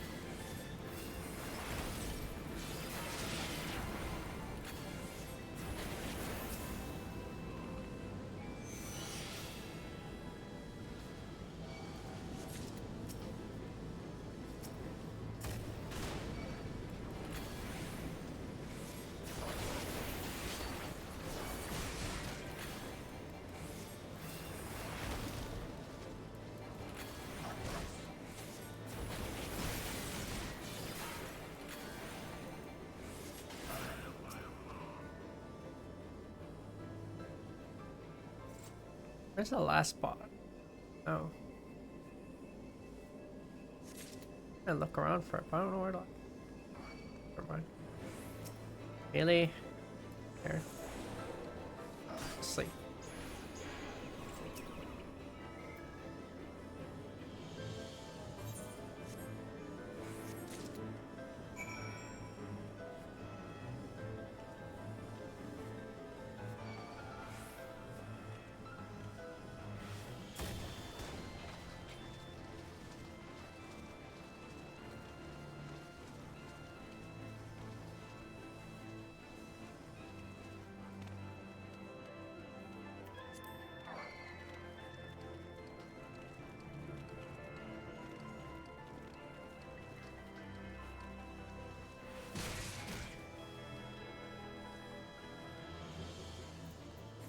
Oh, he looks at Volcano. I'm no longer in combat with the one that I put to sleep.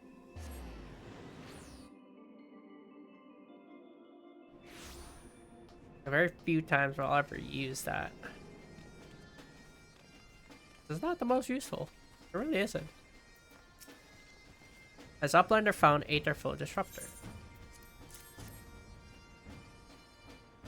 Thank you, Uplander. With these, I'll have 6 and do upkeep. Uplanders of Charlian are making Aetherites to whirl, in tricksy ancient knowings. If Gobby flocks use tools and parts left behind by old Uplanders, an Aetherite of Eldershire will stay spinning from.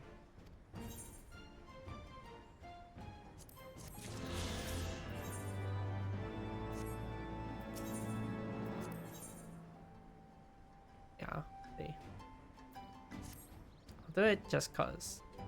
I'm not gonna read this.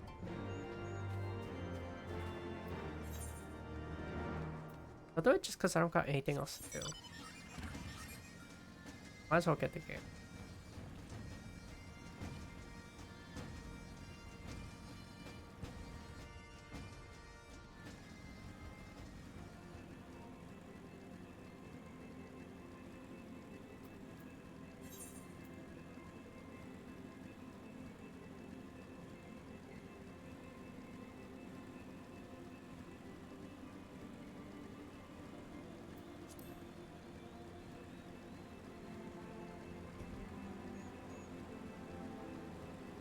I didn't think I would be level gapped. I felt very surprised about that.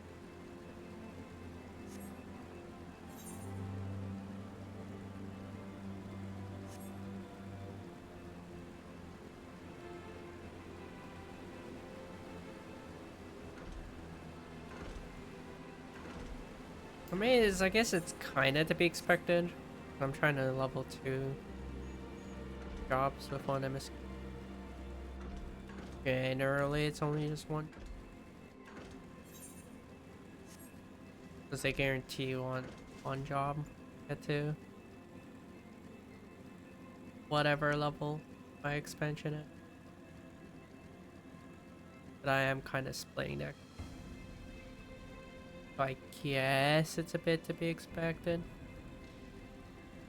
I'm not supplementing it with cuts.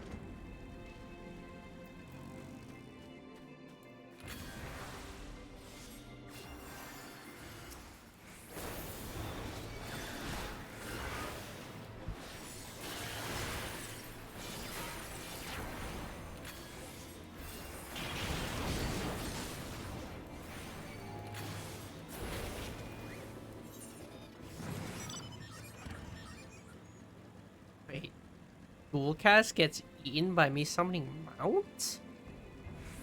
No way, right? If that's the case, you should summon my Mount instantly. First off. No way, I'll get checked out.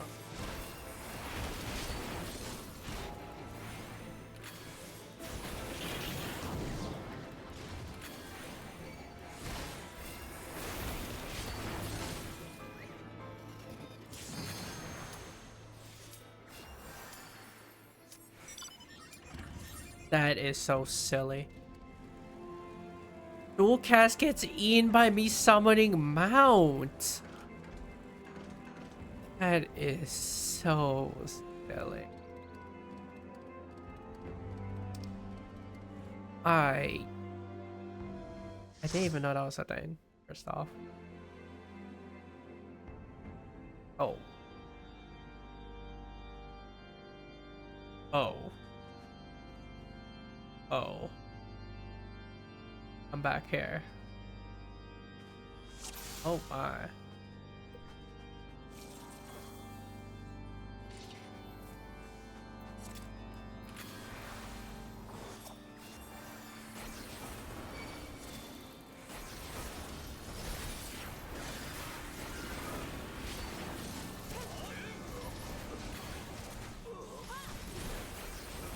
I'll bowl the next bowl. Or next pack.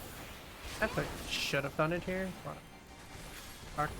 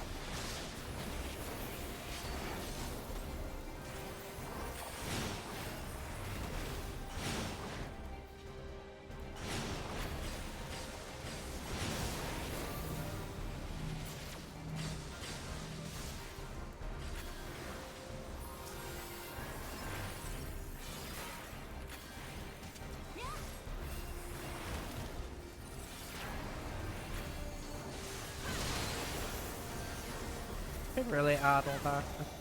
Such awkward timing.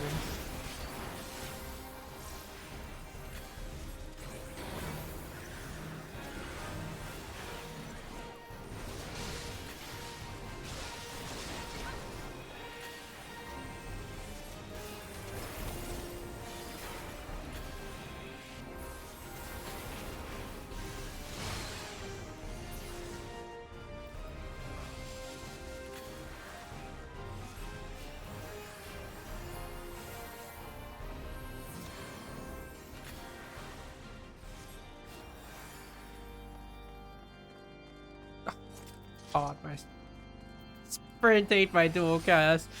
I'm going to lose my mind.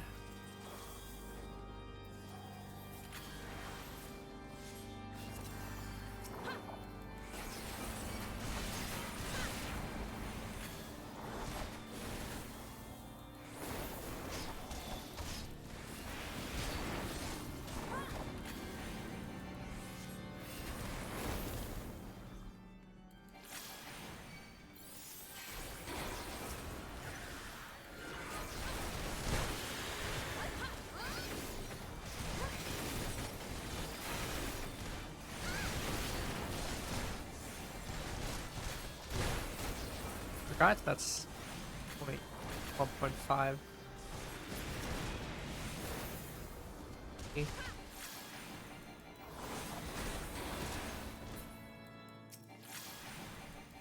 Hit double will go ahead.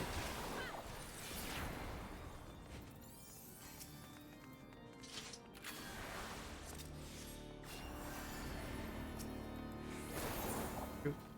Eating fruit. Nice.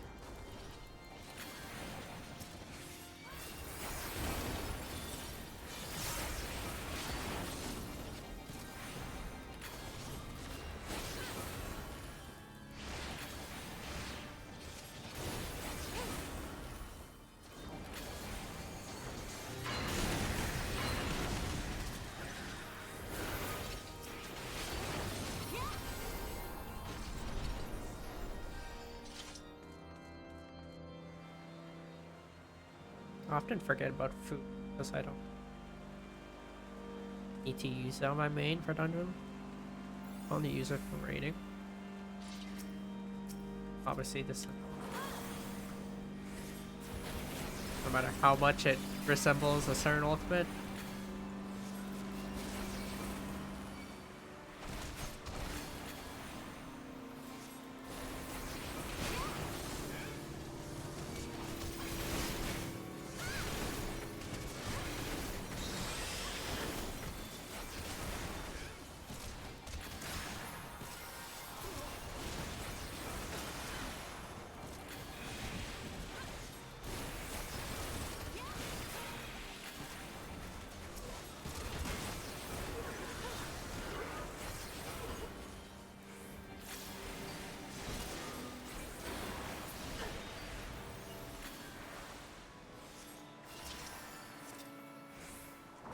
I'll cut you to pieces!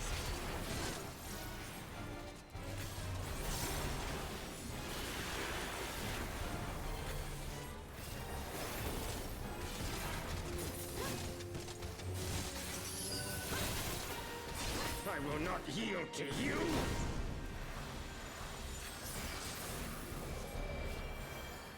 I have the power!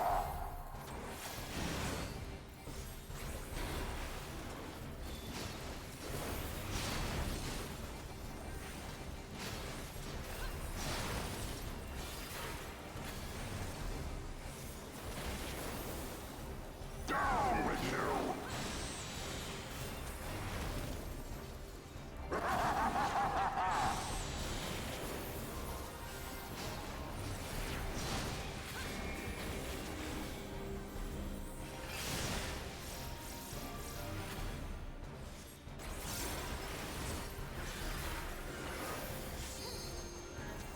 I thought the clouds weren't supposed to touch. That might just be a DSR thing. Actually apply it to this one, right?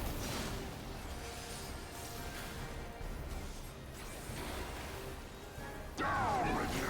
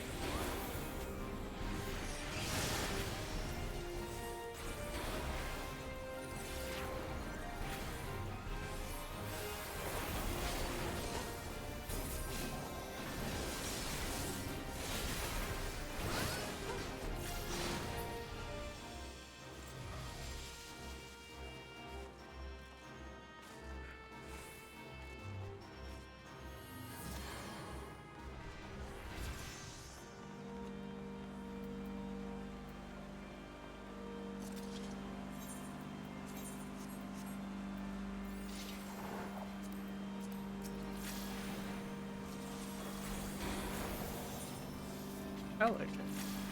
Action that. That is for my job.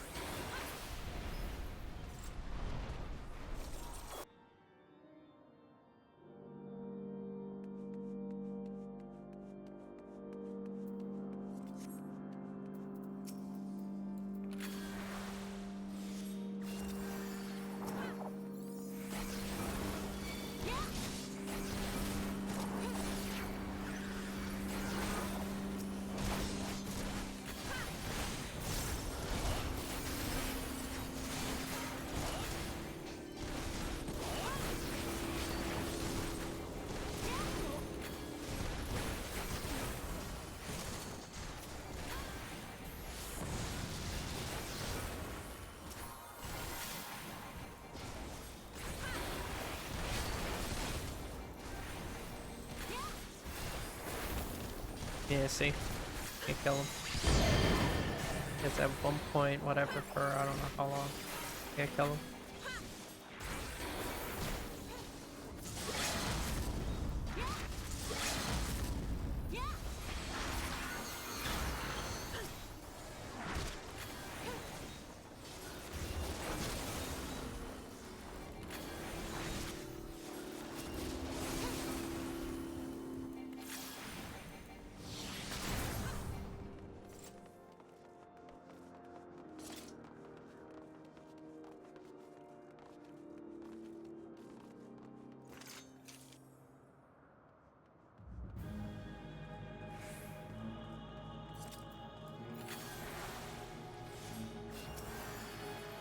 Filthy rats!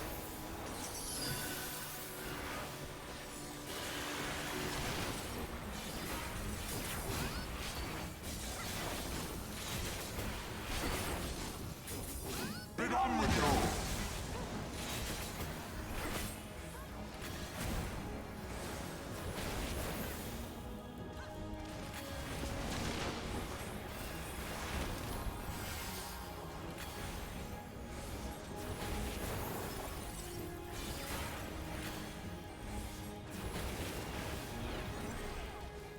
Sickness must be purged.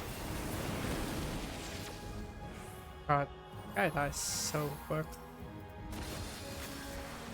And now the final curtain.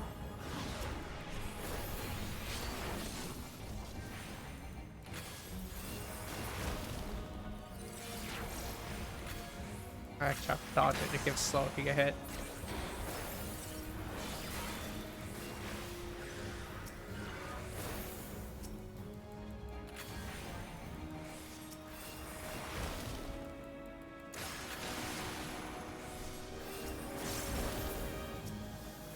Oh, we're actually dodging.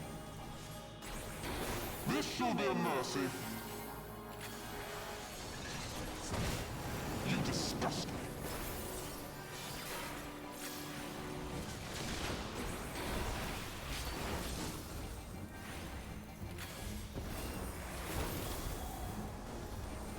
Sickness must be purged.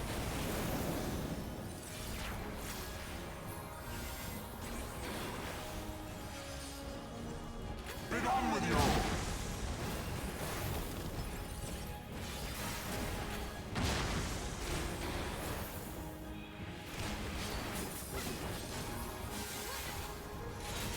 Sickness must be purged.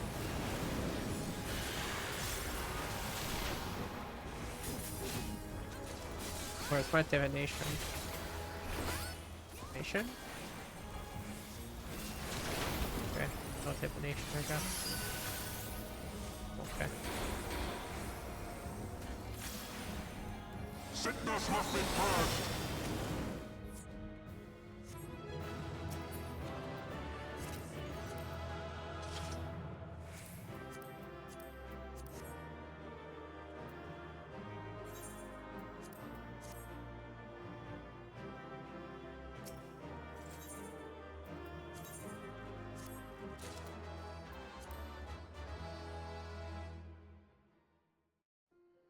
Wait, I didn't roll off that.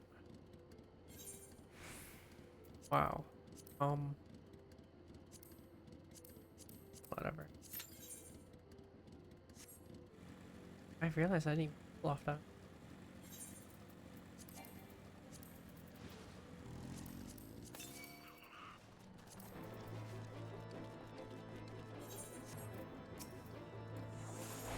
Oh.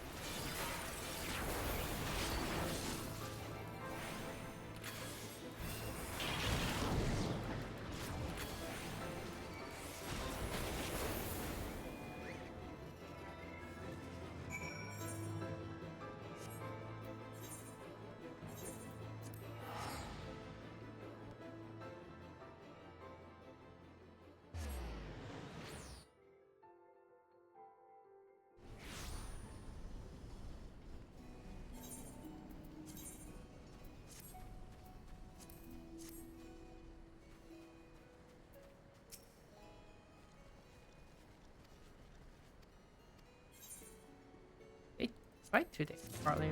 That's a very good question. Or magic tech. Friends can't invoke magic. Not under possibility.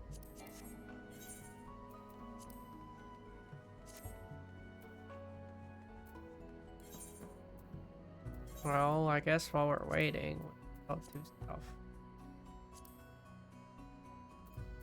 Might as well unlock that and do stuff.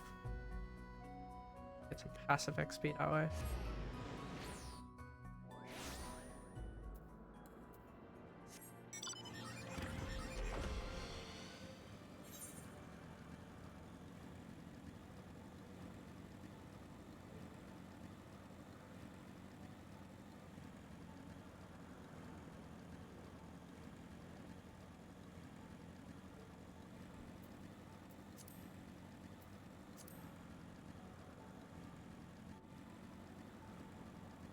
If by some miracle I level up for this or MSQ ops.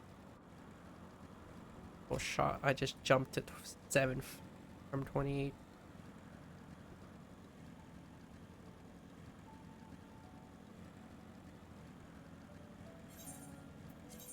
That's okay.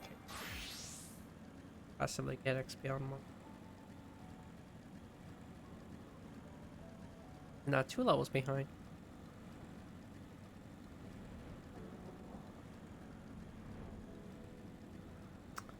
Pretty sure I must give up this high level 2 job, so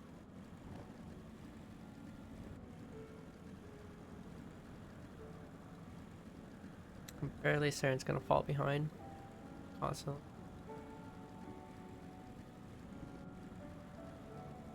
Unless I decide to do more time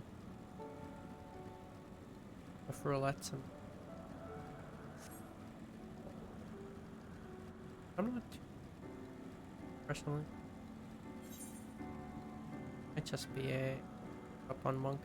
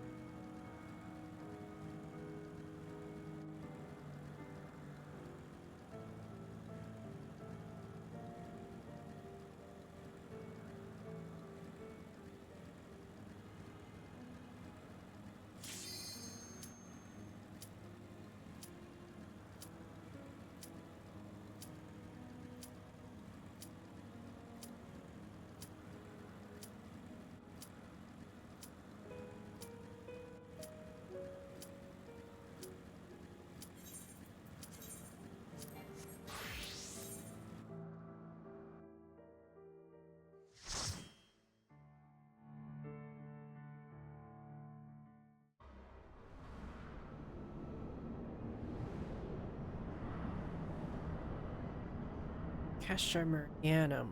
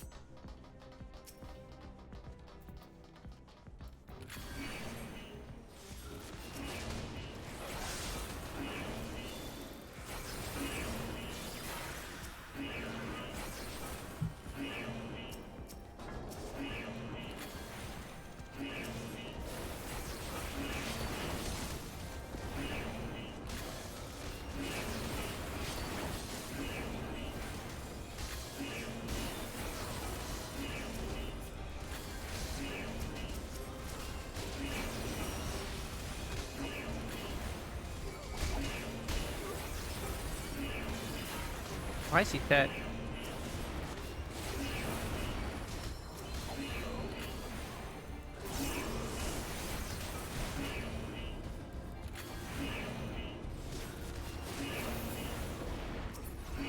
Why is he?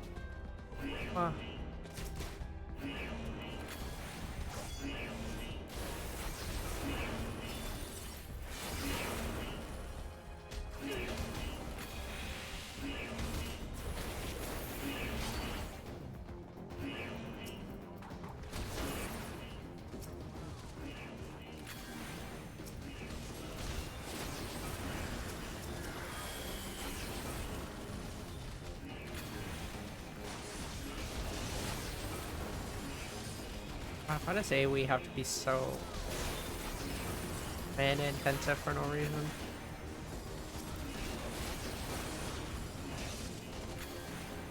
I don't have AoE mana pumps either. Not very annoying.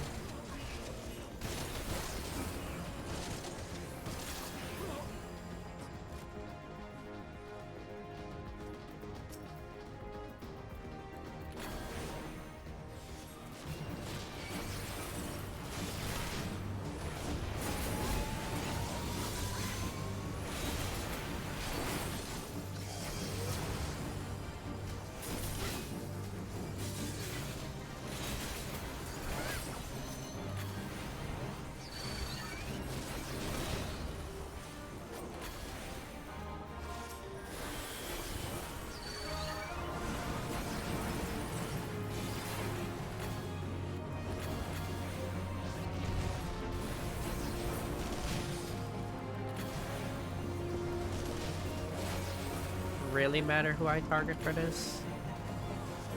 Oh, that's why. Kinda matters who I target if they're not centered within each other. Generally pick the most centered target out of them all. Your AoE is dependent on what target.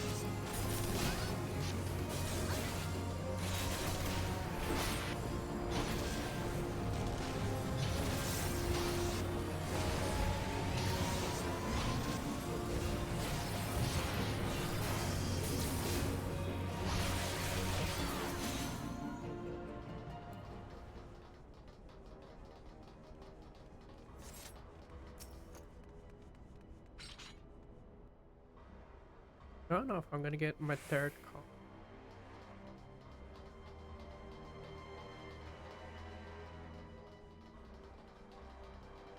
I think I will.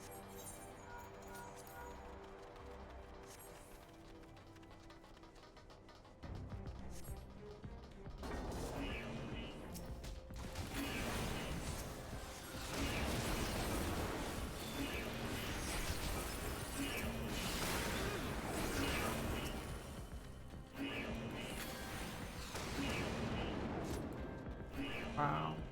Far.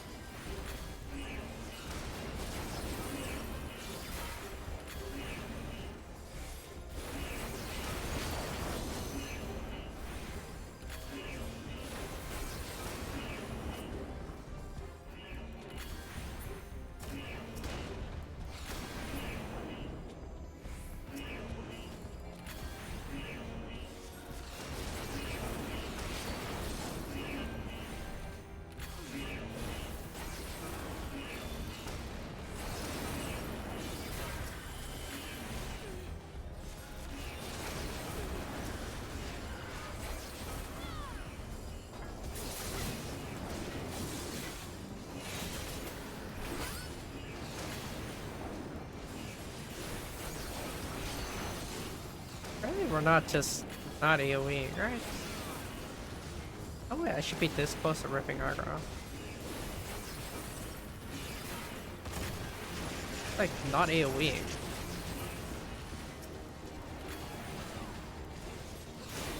They're not AoE. God.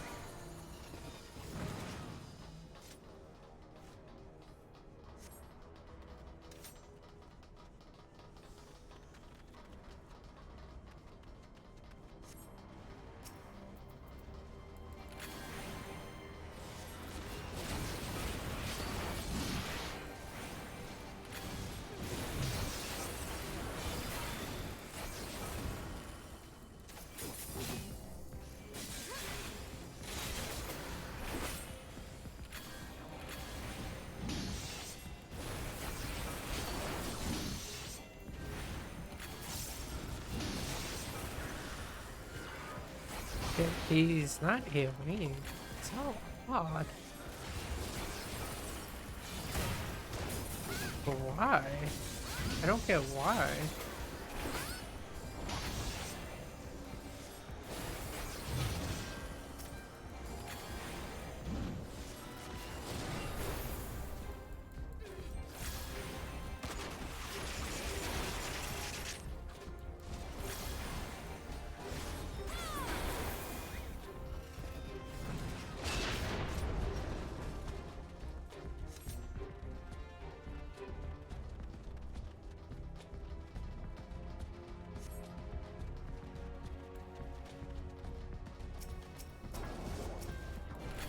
That makes sense.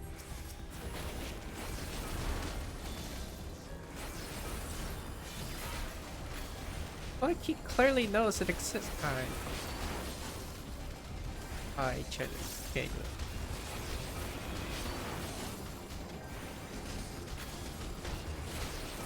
So now he's AoE.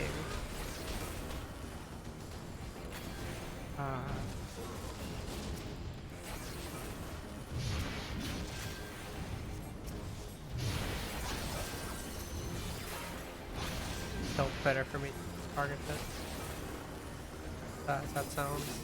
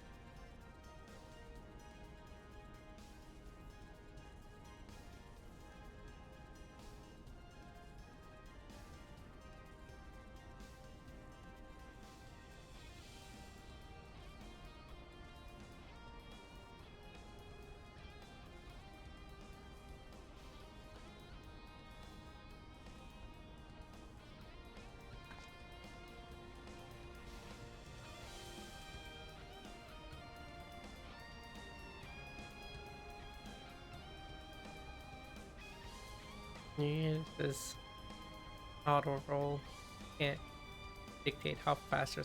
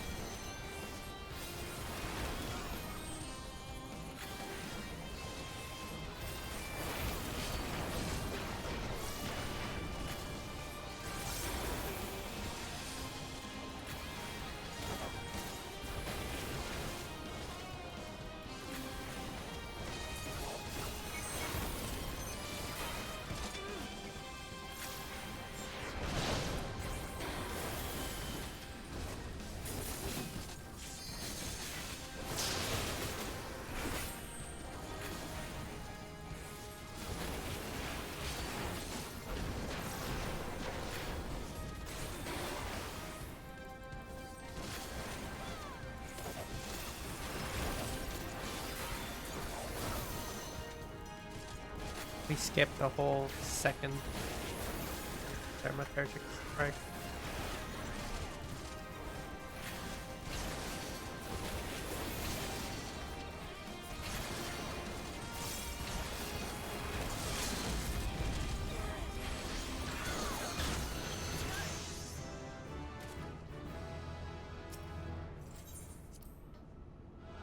Okay, well, leveled. Might as well finish this map and then go teleport back.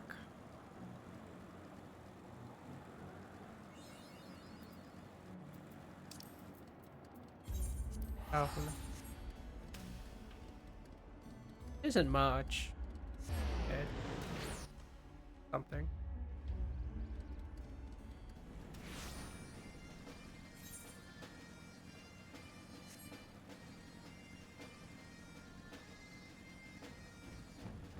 Continuing on with the MSQ.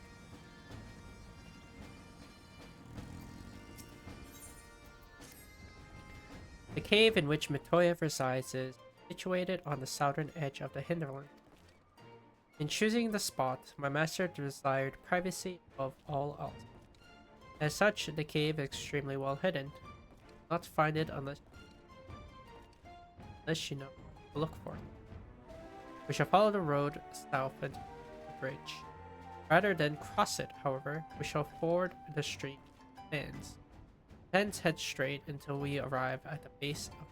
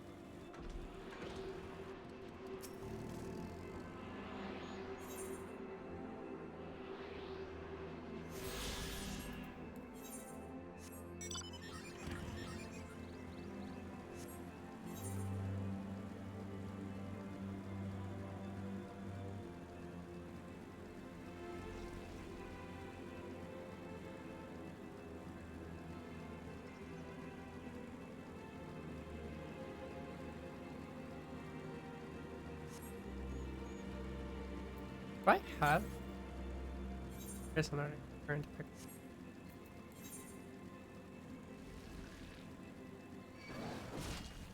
Three more quests.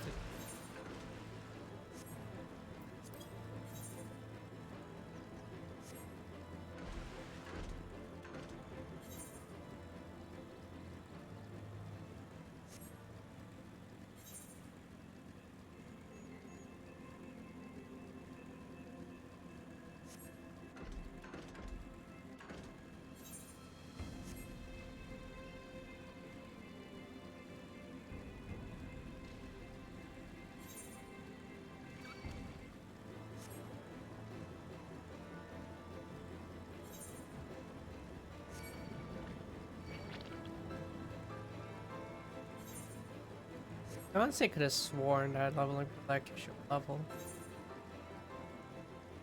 I haven't done level. I don't know if it's because I had armor bonus.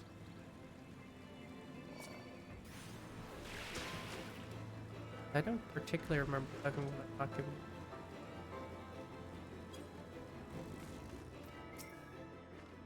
This is the entrance. You seem unconvinced, Hikaru. Well, that will only add to the surprise. A word of warning before we proceed. Stubborn geniuses make poor hosts. Time will be done not to improve my temperament. Doubt not, but that there will be sentinels and traps both to deter unwanted guests. But we will not be deterred, will we? Go on and touch the wall yonder. We'll want to have your weapons near at hand.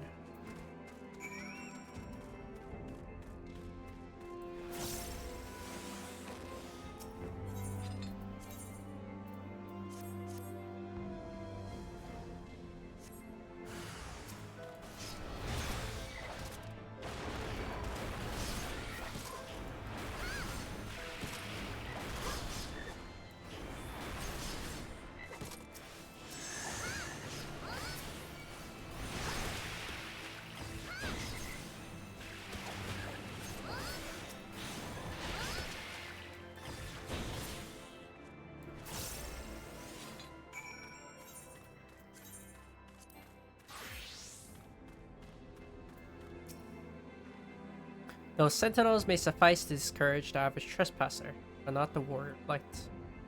The way should now be clear. Come, let's go and see.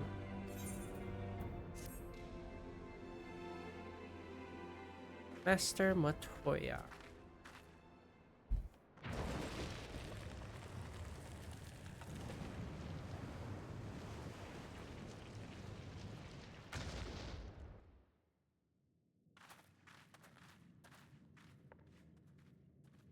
Don't you know it's rude to enter without knocking? The youth of today. No manners at all.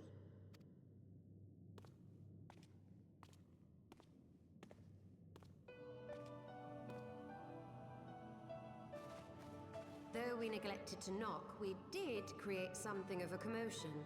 I had hoped that would suffice. Heavy-handed as ever, I see. And still not a hint of grace. Some things never change. To give credit where credit is due, I learned from the best. It has been too long, Master Matoya.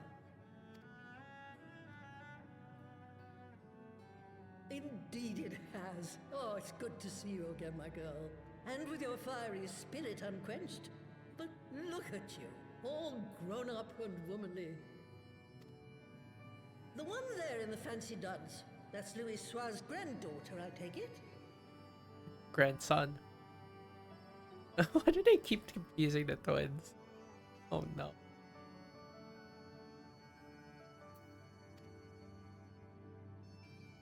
Grandson, begging your pardons. You knew my grandfather, my lady. Knew him? Ha! We were constantly at each other's throats. Like rabid dogs we were.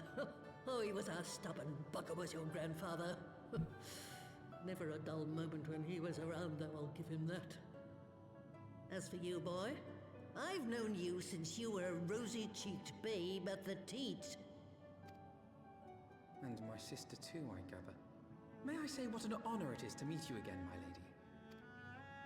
Spare me the hollow pleasantries, boy. I'll wager my remaining good teeth you didn't come to a forgotten corner of Eorzea to flirt with a wrinkly old woman. Now out with it. What is it you need of me?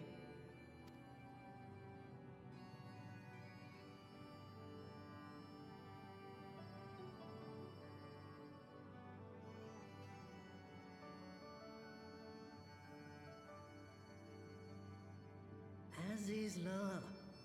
I never thought I'd hear that name again. You are familiar with it? As familiar as one can get from poring over musty old tomes. The Alagons set the Isle afloat not long before the sun set on their empire. Old Louis Soir and I often talked about it.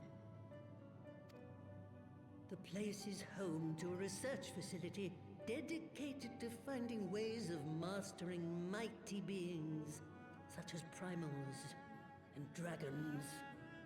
And find ways it did too, frightening ones. Such secrets as lie buried on Azizla aren't fit to see the light of day. And now you tell me a band of dragon-baiting primal botherers are trying to dig them up? Indeed. And to make matters worse, the Ascians have a hand in their plot. They must be stopped, no matter the cost.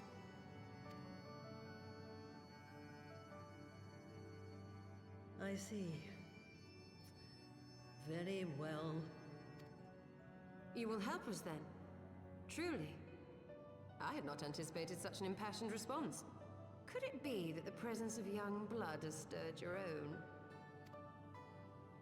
Ah, some things never change.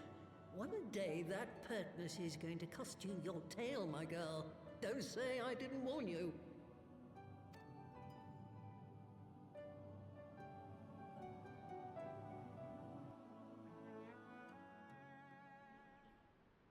A very fun dynamic. Being here calls to mind my days studying under Matoya. Though she was the strictest and most rascable of mentors, she led by example and inspired one. Were it not for his sage guidance, I should not be. You see the tomes lying about like so many cheap romances. They are priceless. My professors at the studium would have fits if they saw them in the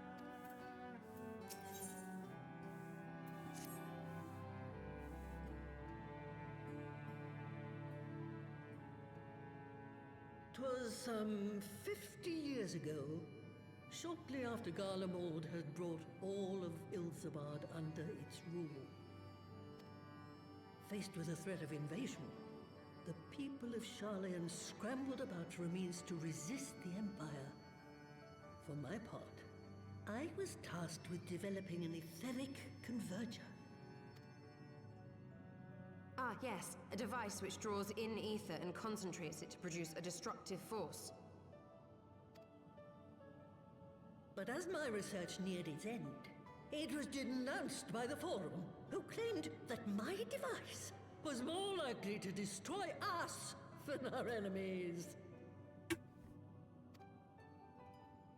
After that, they and I had a little falling out, and I decided to seal away all the fruits of my research, lest the dunder-headed ingrates reap any benefit. Petty, I know, but gods, it was satisfying. Do mine ears deceive? 'Twas you, was it not, who was so fond of saying that all knowledge exists to advance mankind, that how it is used depends on us? I don't remember. Perhaps. All right, yes. It was a pet phrase of mine. And that should give you a notion of how sick and tired I was of those spineless wretches of the Forum. All talk and no trousers, that lot. That's why I decided to remain behind, rather than join the Exodus. You may have had your disagreements with my grandfather, but upon that point, your minds were as one. With respect, Master, the fruits of your research should not be left to spoil. Will you share with us the secrets of the etheric converger? I will. All the information you need is contained in a tome I wrote on the subject, but you'll have to fetch it from the forbidden section of the Great Library. You were not exaggerating when you said that you had sealed it away. Though the city is abandoned, the library's guardians are all but certain to remain. We must needs cut a path through them. Come, let us away.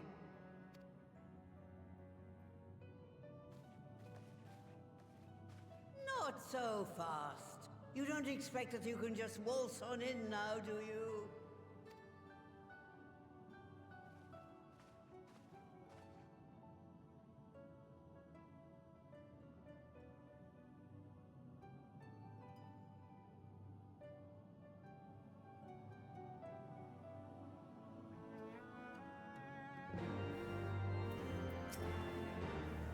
Oh, the Great Library's Guardian shouldn't pose any difficulty for a hero like you.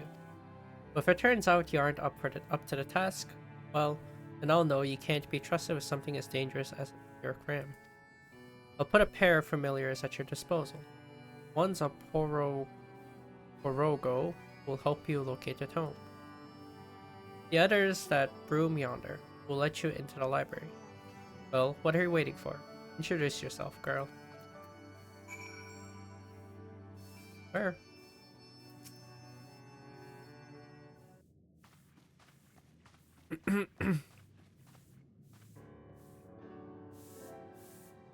Greetings, good madam. I am Broomsy, my lady's servant of some 50. May I say what an honor it is? I'm given to understand you wish to enter the great library. To find it, pray head east upon leaving this cave. The building will come into view shortly after you reach the Cap's Bridge. I shall go and fetch my fellow familiar on my way to the entrance. When your preparations are in order, pray come and meet me there. It will be my pleasure to unlock the door for you.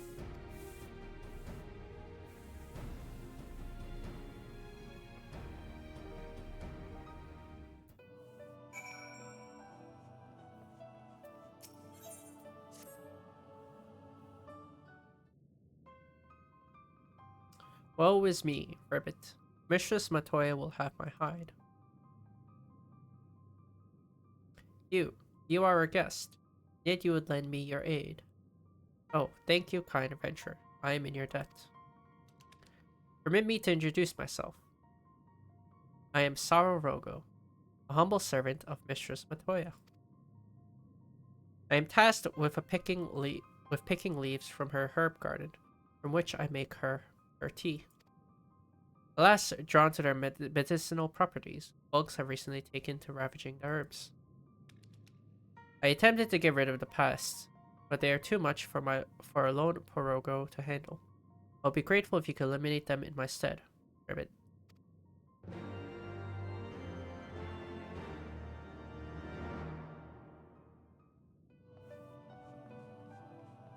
Okay. Bug killing time.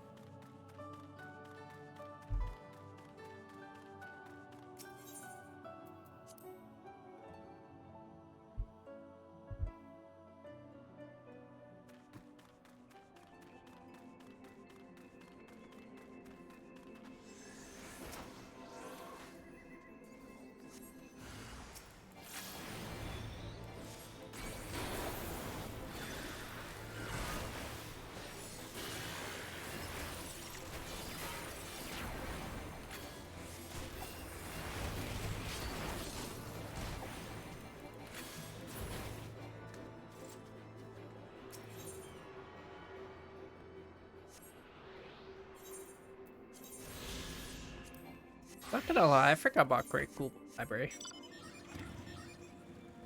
Wait, what? There's more bugs? Oh. Realize there are more bugs.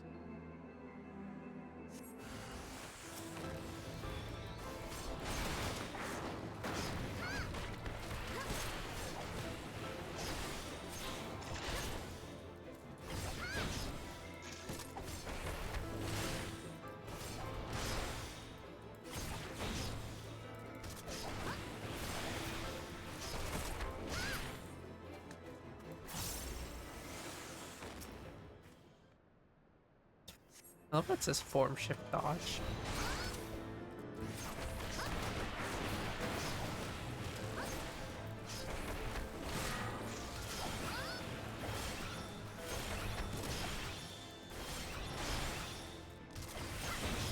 Because I was under perfect balance.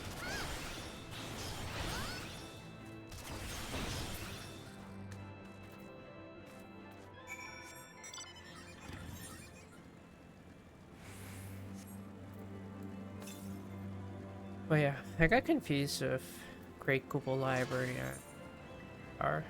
I thought Anti-Tower was part of the thing. Now that I think about it, it can't be. Level requirements. But I was confused for a second. Probably dungeons. We haven't had dungeons vault. We have ever too. AR is an exception. We don't look at AR.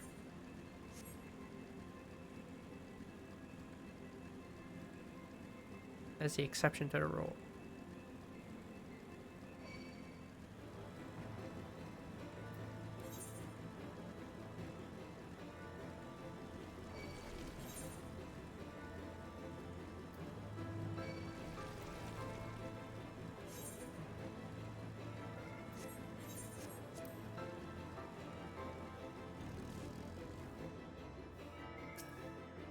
You stand before the Great Google Library, one of Heideland's foremost repositories of knowledge. Alas, it has fallen into disuse since the Exodus some summers since. In all those years, its halls have welcomed not the coming of a single soul. Its floors felt not the loving brush. Mine apologies, madam. Pray pay no mind to the dreams of a humble bird. You are doubtless eager to venture within and retrieve my lady's tome. I shall knock the door at once. When you have what you seek, pray return to the cave and report to my lady.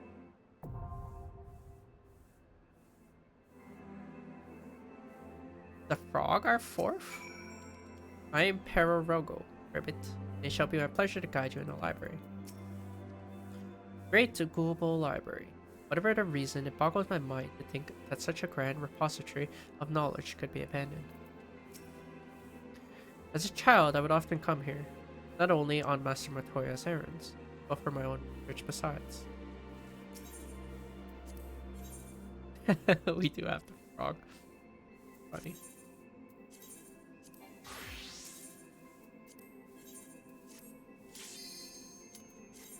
I didn't think the frog would be the 2D trust. That's funny to me.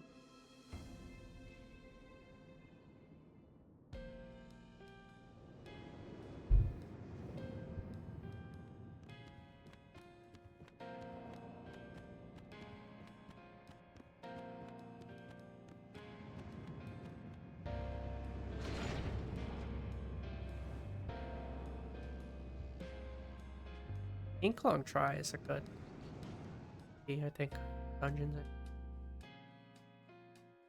One.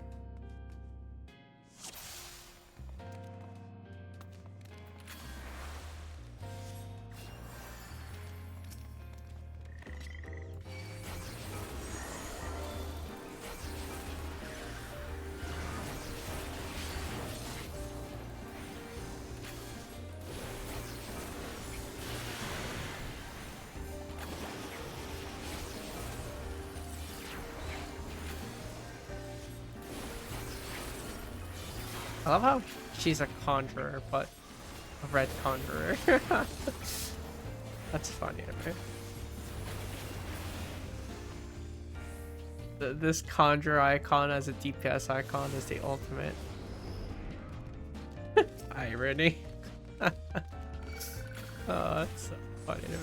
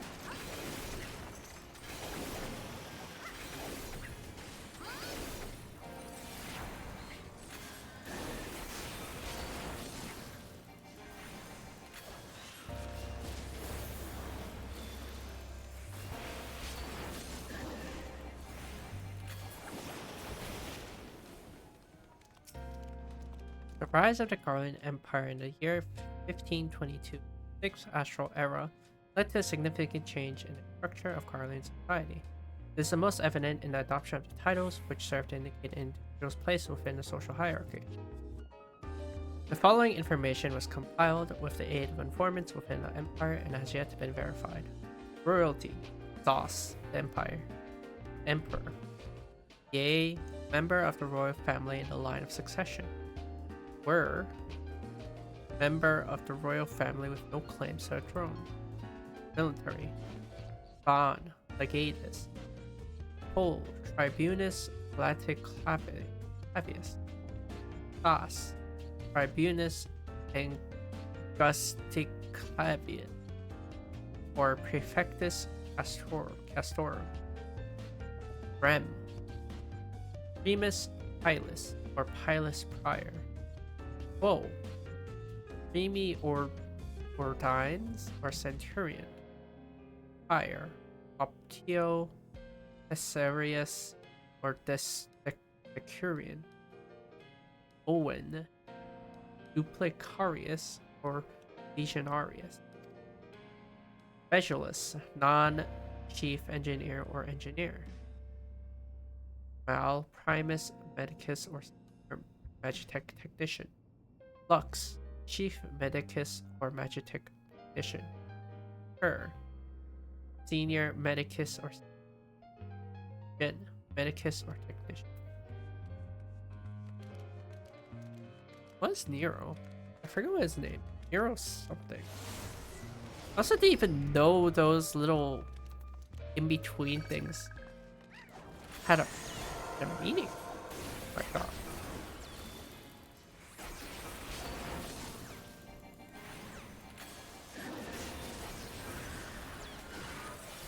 Oh. There for my sarcasm. I thought they were just given at birth. I didn't think they had an actual deeper meaning behind it. Actually, learning something new. I did not know.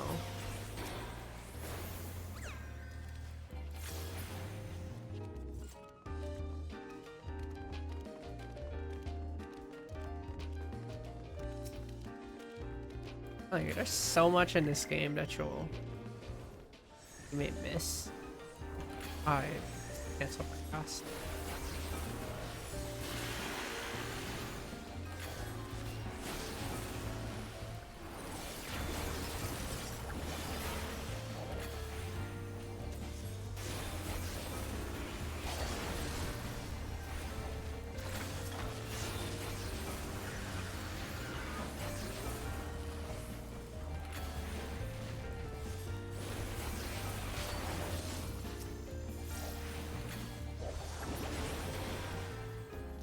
What is this one? Public officials. Lyle, Director or Princeps Senatus. Et Consul Praetor. Tribunus Plebis. Aedilis or Quaestor.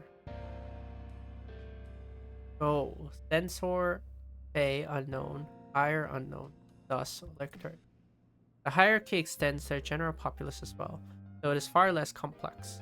The majority of the citizens bear the boss title, and there are smaller groups which appear to comprise of respective artisans who have adopted the Sen title.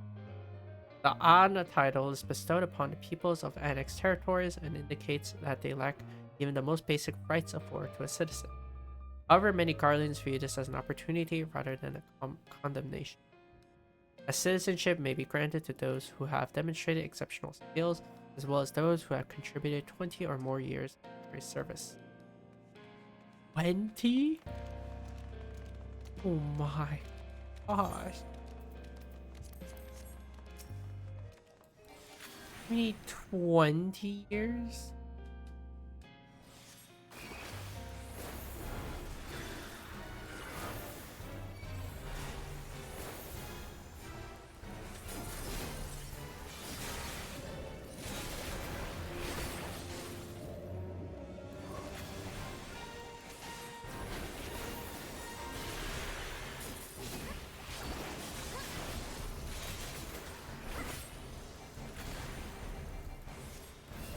Very ugly book.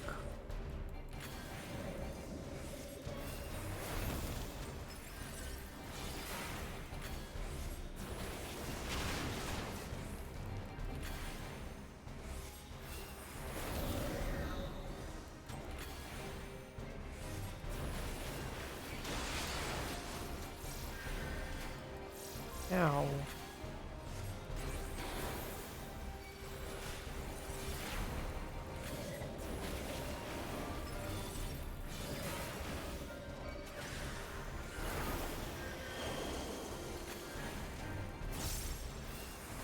Away with you!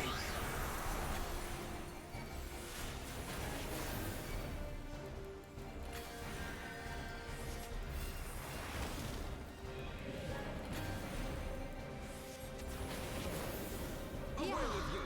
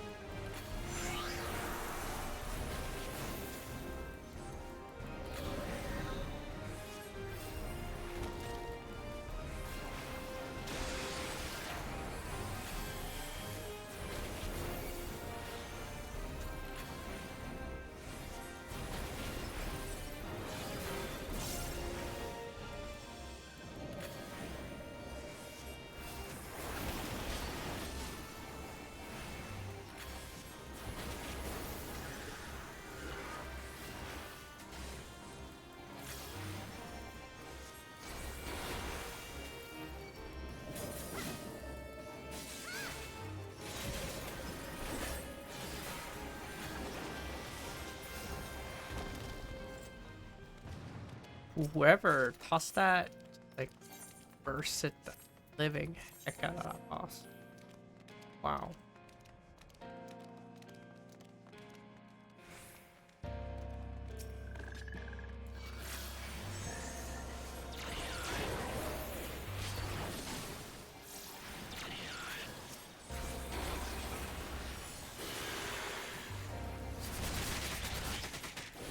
Ow.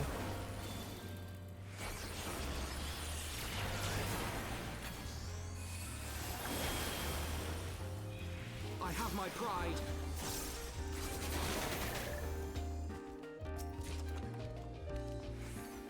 Really just have clear prisms on and chest on.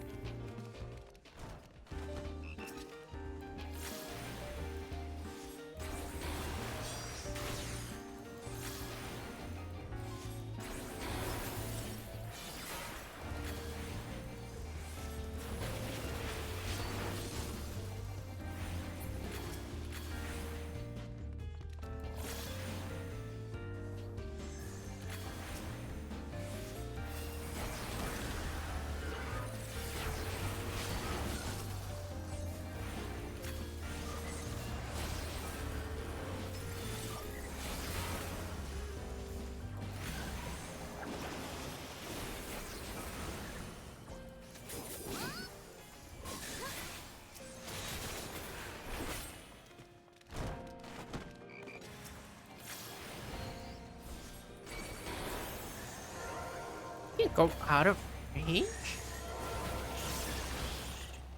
I didn't know you could do that.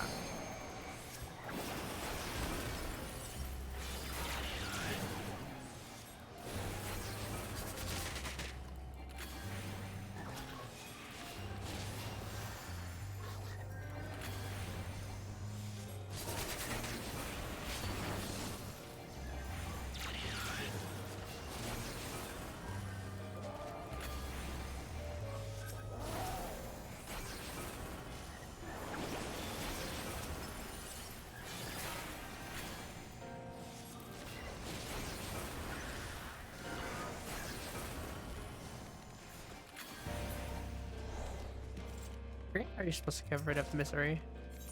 I know misery gets that debuff gets rid by certain emotes. I don't remember what it is.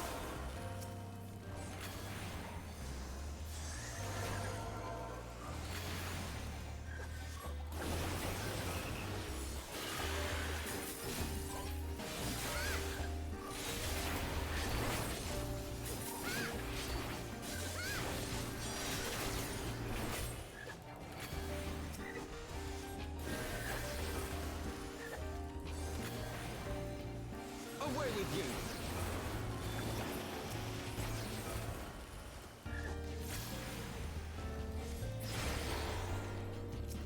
Over the horizon.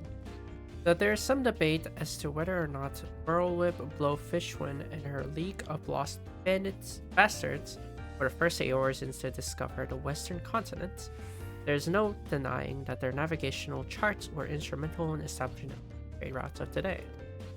Moreover, the accounts from their expeditions are widely regarded as both informative and entertaining.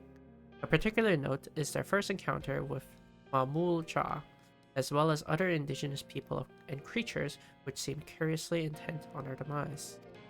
These traveler journals have since inspired a legion of explorers and treasure hunters to retrace the League's journey. Yet in spite of their numbers, the existence of a bleeding city of gold remains confirmed.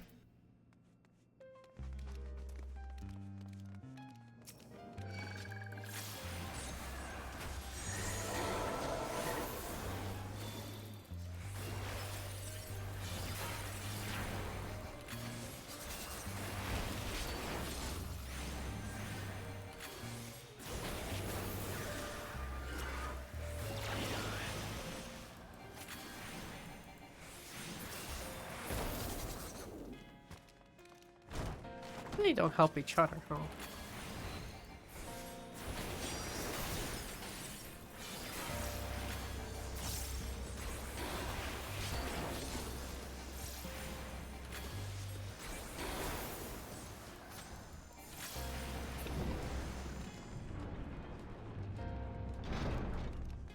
They'll help you if you get misery, but they don't really help each other.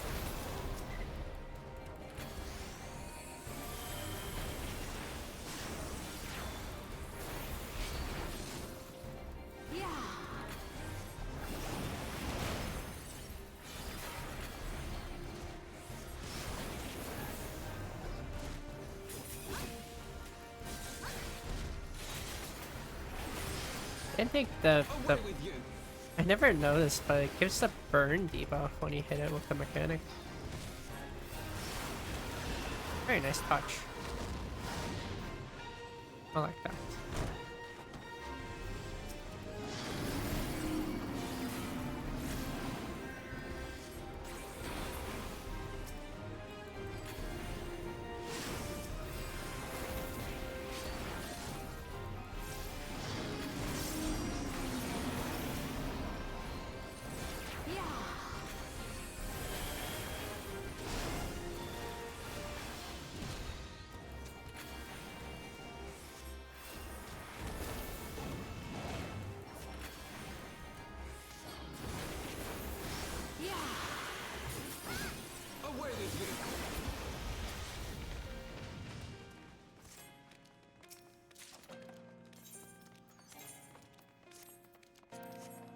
I'm gonna run out of inventory space. Equipment space. I need to clear out my inventory.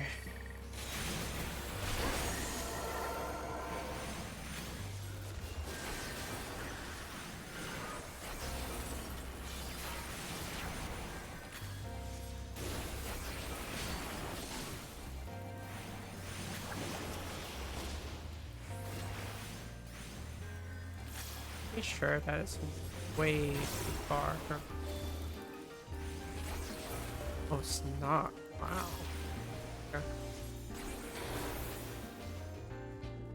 I thought that'd be too far for me to hit AoE.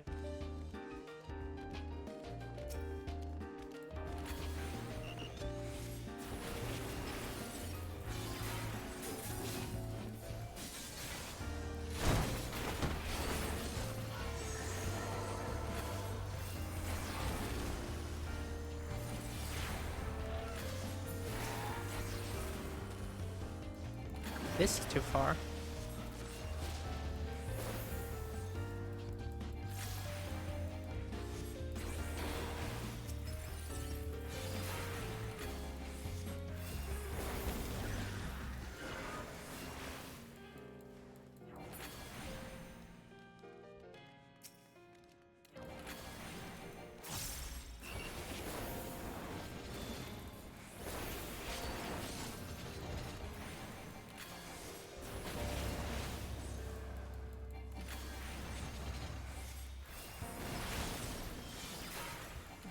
What's that?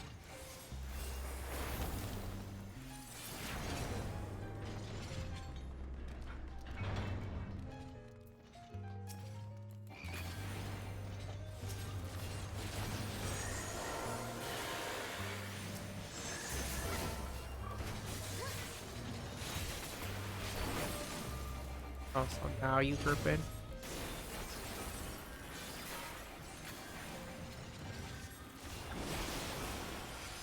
Away with you!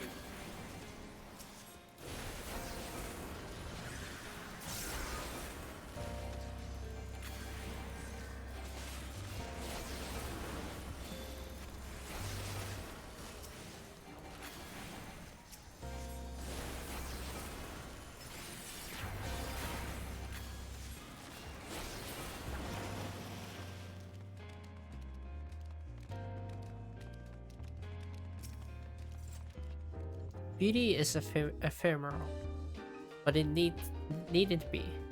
My lady Amandine knows this well. Lovely creature that she is. Would that I could have a genuine article in my keeping. Alas, I shall have to settle for a pale image. The vessel is not quite up to my usual standards, but beggars can't be choosers, as they say. I washed and anointed it per the instructions, then secured it to the bed with chains. Wouldn't want her to get ideas above her station. No. Gosh, just the thought of it is enough to get my blood pumping. I can hardly wait to welcome my beloved succubus into the world. Oh.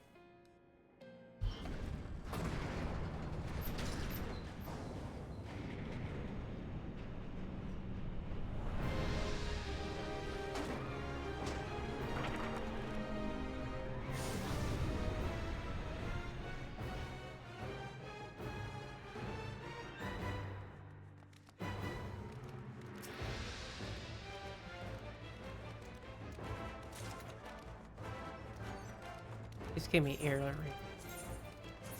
Ever. The tentacles. So many tentacles. The sound of it writhing on the bed.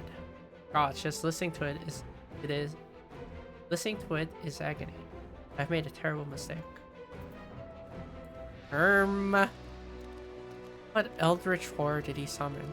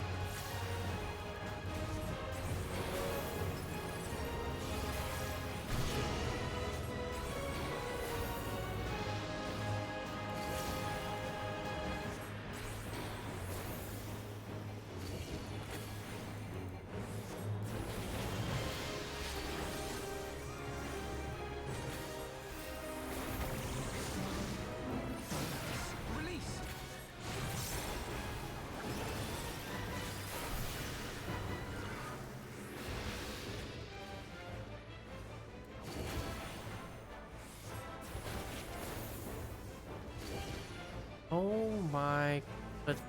I have to make this journey to all three of them.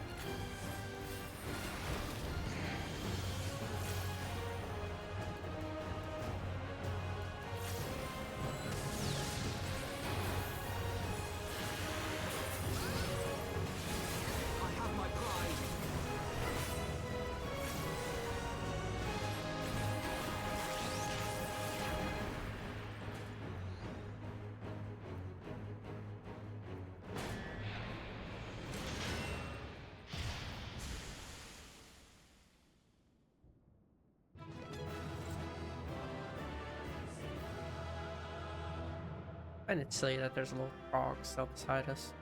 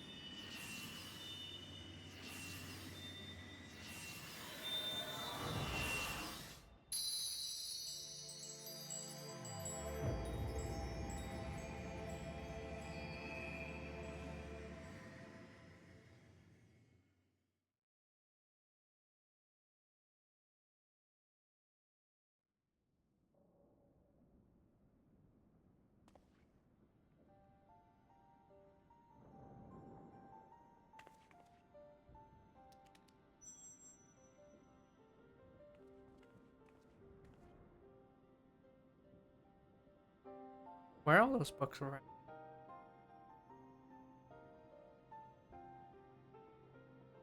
Also not how you read. So this is the tome. Excellent. Let us take it to Master Matoya at once.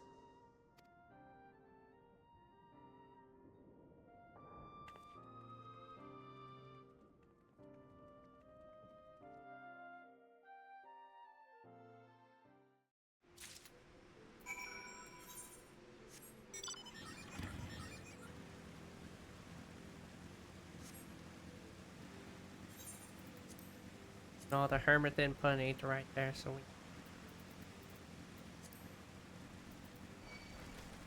Ooh.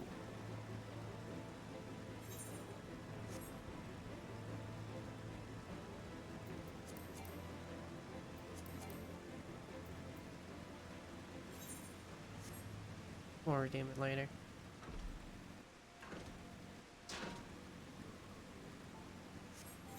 Check that. Roll. On.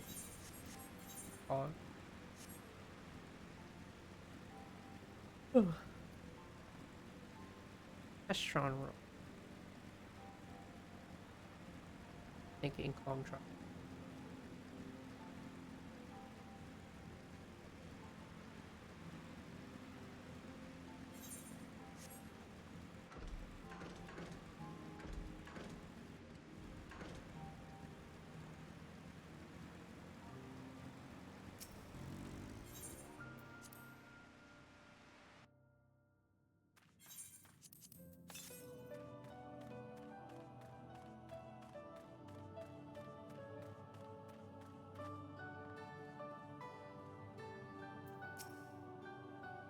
The bugs are no more. Oh, thank you. Not only are you kind, but you are strong as well, Ribbit. Now I can resume my duties again, harvesting it. It is all I am capable of. I'm a failed creation.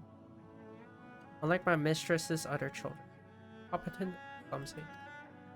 For want of a task I could perform, made me serve tea 7 times. Even in this, unless I make myself more useful, it's only a matter of time before my mistress removes impediment, and I revert to an ordinary code, capable of... I cannot bear the thought of that.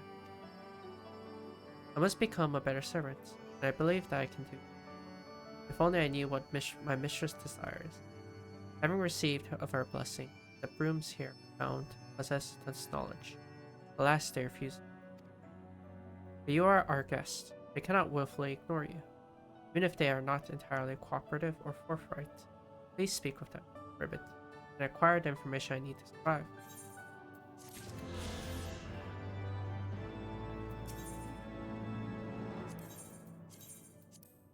Her gear and then stuff. Our image. Getting up there.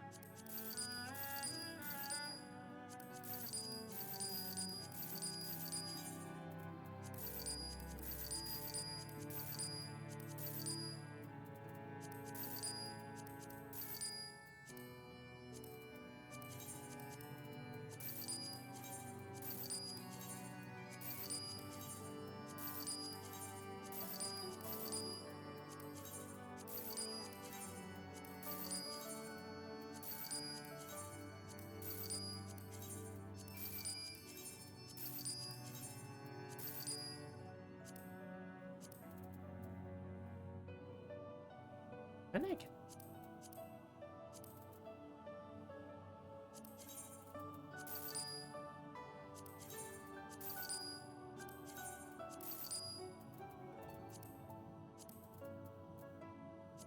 What's it done? Or I guess you don't get helmets.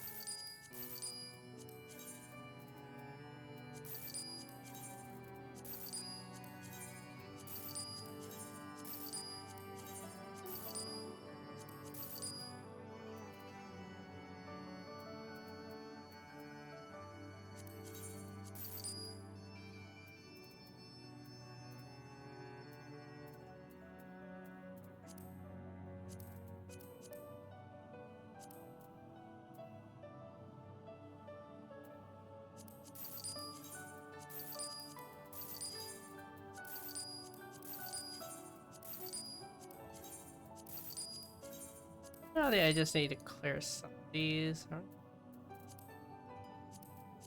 I have more. Not have this problem. If I leave it how it is, definitely.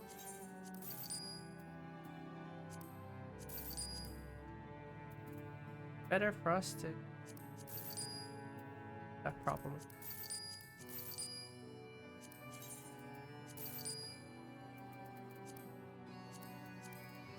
Fine.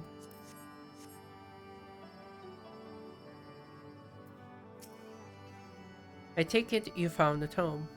Well, let's see it then.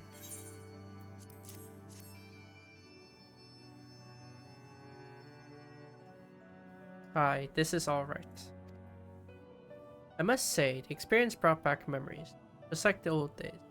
You still send people into the thick of danger as it were nothing.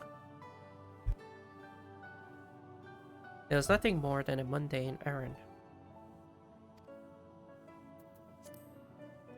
But we were able to accomplish our task, thanks to Pararogo. He is an eminently capable familiar, creation worthy of the great Master Matoya.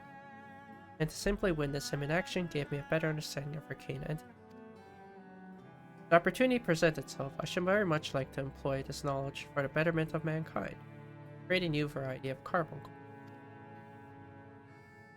Don't get ahead of yourself, boy. Louisoir's grandson or no, it'll take another decade under me before you can call yourself a scholar. And a deal more than that to make you a scholar worth a damn. As you may have gathered, Master Matoya is not easily impressed. Indeed. So shall we examine the tome?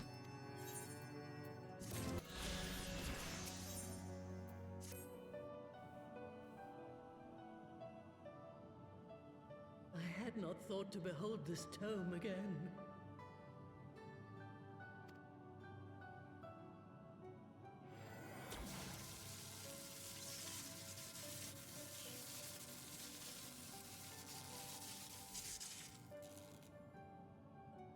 There. It is deciphered. Now your friend should be able to make sense of the contents. That said, it's one thing to understand the workings of the etheric converter, and another to actually make it work. You do realize how much ether is required? Sid is keenly aware of the energy dilemma. His airship is by no means large, and it can only bear a limited quantity of crystals. If only we had white aurosite in the etheric siphon. Alas, Minfilia is missing along with both artifacts, and Moonbreeder is gone. Would that there were another ready wellspring of energy for us to draw upon.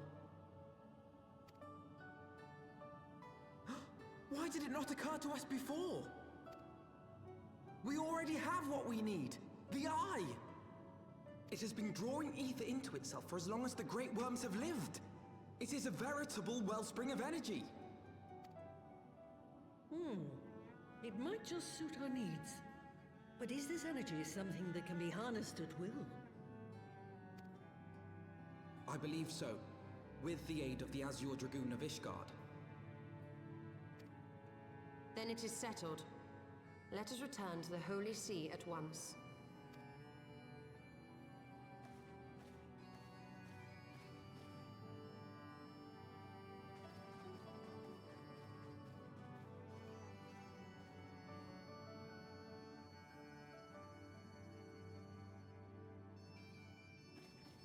Stola, wait.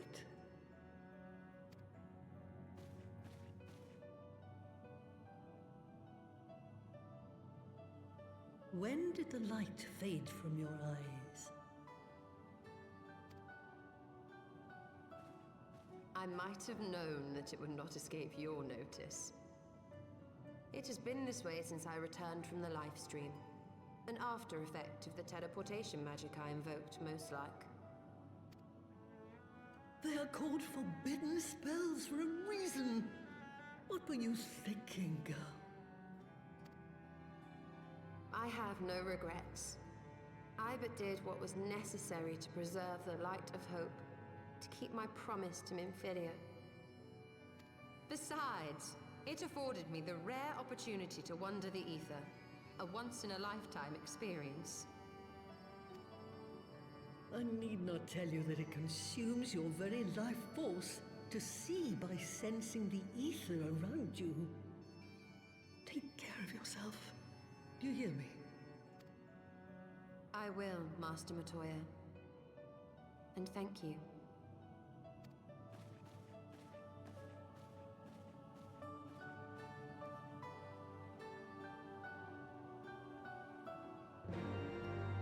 Very caring teacher.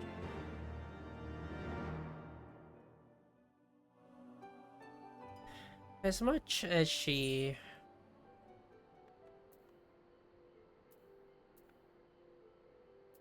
how to say this properly can be very and straightforward, care a lot. Thanks for your customary efforts. We now possess the knowledge about your Ram. All that remains is to secure its energy source. Let's hasten back to Ishgard and consult Sir Aymeric. Bye.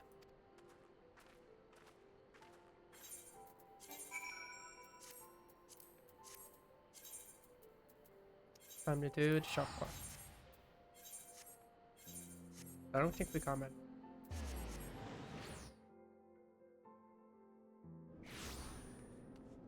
I suspected as much.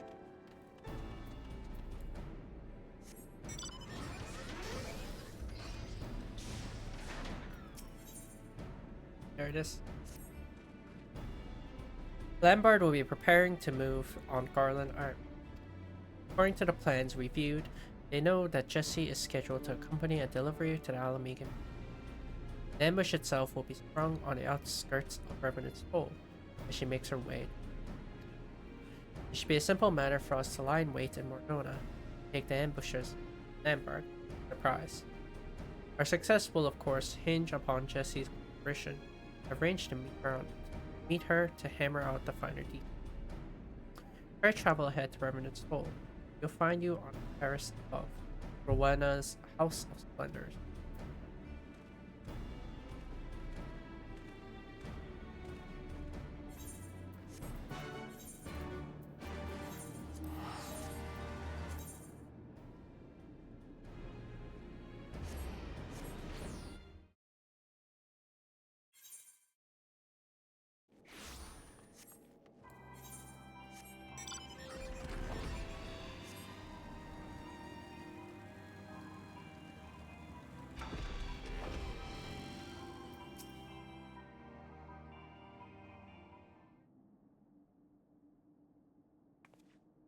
I'm sorry, were you looking for me? I just felt more comfortable waiting. Oh, Saran and Jessie are here.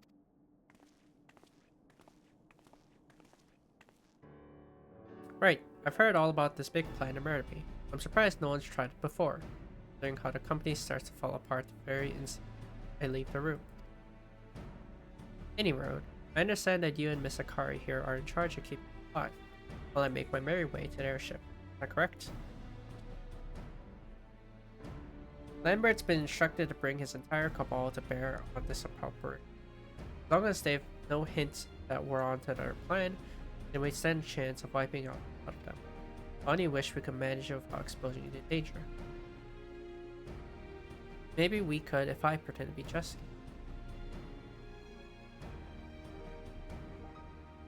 Dress you up as the deputy president. That's actually a rather clever idea.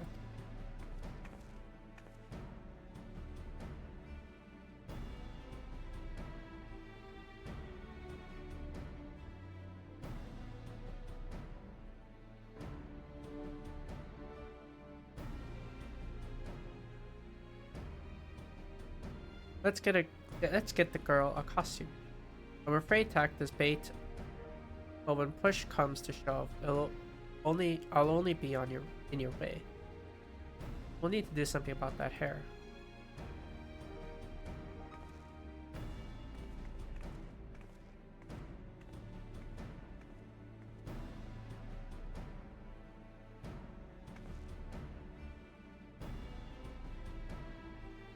There we go. From a distance, no one will be able to tell the difference. It's just up close, you're a bit short. You're stretched out by a foam or so. Stretch me out. I'm only pulling your leg, lass. I appreciate what you're doing for me. If you're ever in need of a favor, I'll be happy to pay you back in kind.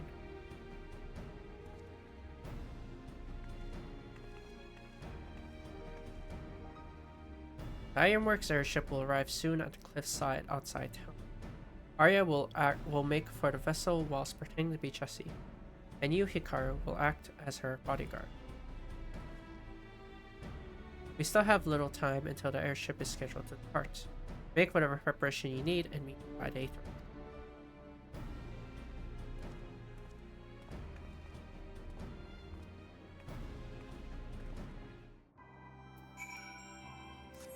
Didn't she hide her weapon?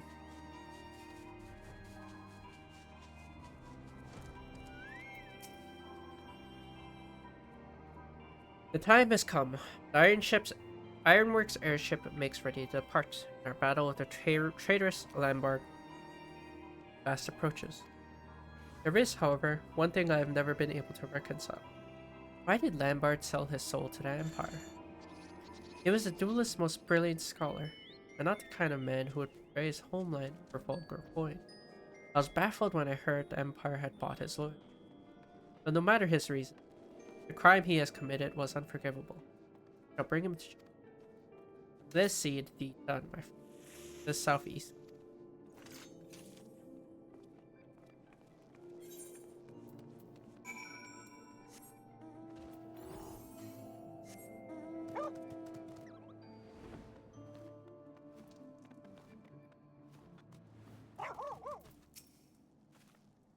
I've been practicing my spells, but I wonder if I'm ready. Oh, but I best not cast anything while Jesse. This is it. Arya, take the path towards North Silverfair, and keep up the pretense as best as you can. The airship is waiting near the Keeper of the Lake, but we can be sure the assassins will make their move before you arrive. Hikaru, it will be up to you to protect Jesse on the road. Rather than let them flank us, I will intercept a large group meant to fall upon you from the south. You continue to surprise me with the potency of your offensive magic. With the progress you've shown, I have little doubt you could hold your own against one or two of these assassins. But I must ask that you do not engage in combat unless absolutely necessary. The goal is to lure Lambert himself into the fray, and our charade must be convincing. Hikaru should be more than a match for his puppet under. I have no doubt of that. Right then, off I go.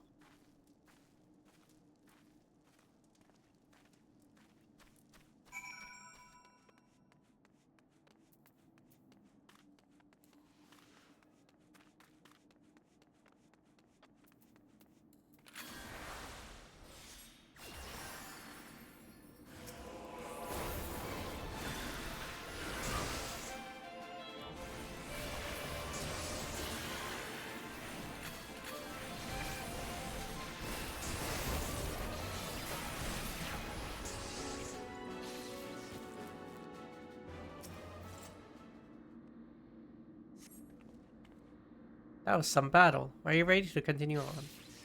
I'll go on ahead as before.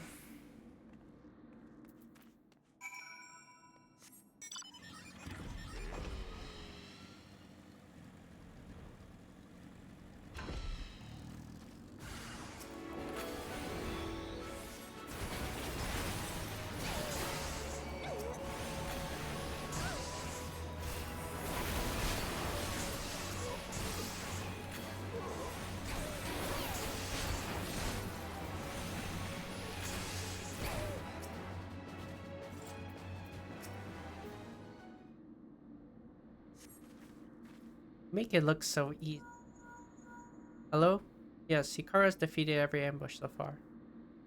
Very good. I've just finished mopping up the flanking group, and we'll take up position near there. We continue with the charade for now. Make to board the airship as planned. Hikara and I will conceal ourselves nearby until Lambert makes it. He should have a few of his puppets left, and will be forced to take action directly. That's when we strike. You get it. You hear all that, Hikaru? Let's keep moving.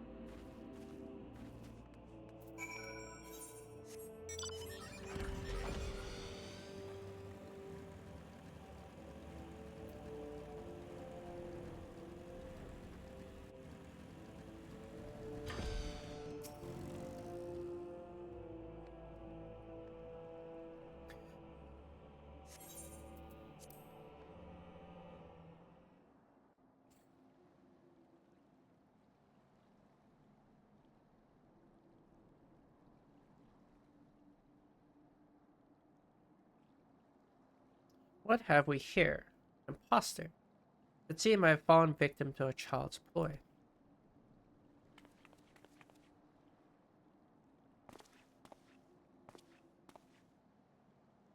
Your cabal is in ruins, Lambert, and this time you'll face the consequences of your crimes.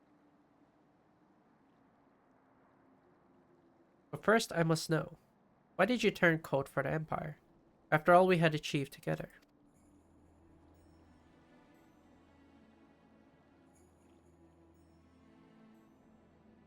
Ah, still the same simple, same tiresome idea. Your point? How many lives did we save you? And what did that truly accomplish? The ancient art of red magic is capable of so much. A red mage restricts the source of his mana, but accelerates the effect of his spells via the medium of his own physical. And what would befall such a mage who then attempted the same techniques whilst channeling the vast ethics of nature? A fool's endeavor. The wielder would be consumed. Just so. And there we see the true potential of the art. Imagine the incredible powers we could unleash, were we not caged within these flesh. It was in the wisdom of the ancients that I discovered the means to transcend our limits. A method to transform one's vessel and command ever grander measures. The price to be paid, however, a costly one. Restructuring your body requires years upon years spent in our slumber. And was it worth it to surrender that which makes you? I freed myself from my chains. I now command energies greater than any found in black or the white, red. The Crimson Duelists were merely my first step towards greatness.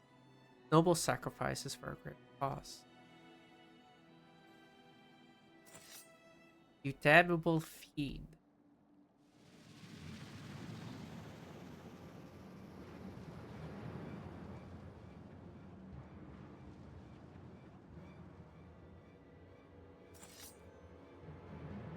My art is unfettered by weak-minded taboo.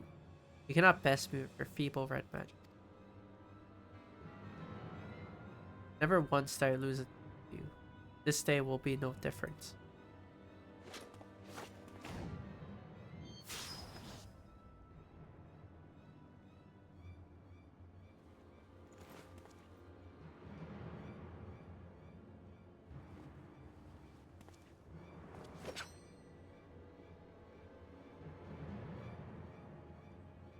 You've always were the better fighter. I barely succeeded in giving you a scratch.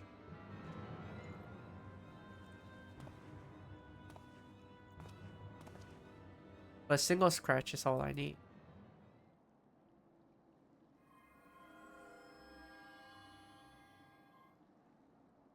You see, as a consequence of my transformation, my strength lies not in harming your body, but in draining your spirit.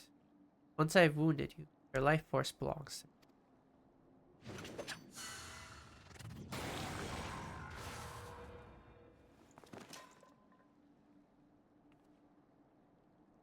You.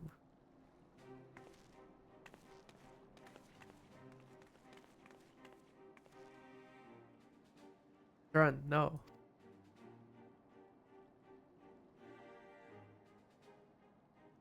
Well, we yet to draw breath. But not for long. I shall send you to Thal's realm with the answer to your question. My reason for joining the Empire. My new form allows me to wield spells of a magnitude denied to ordinary. But I must feed. If I fail to consume sufficient life energy, then I am afflicted with a My work as an assassin provides me with fresh prey, an ideal environment within which to pursue my research. I am eternally grateful to Xenos for his rare and generous understanding.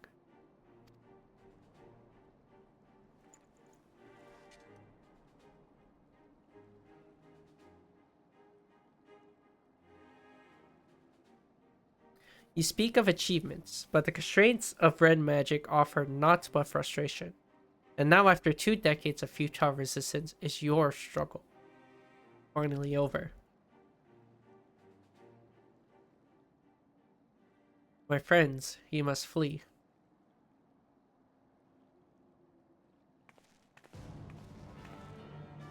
This is far from over.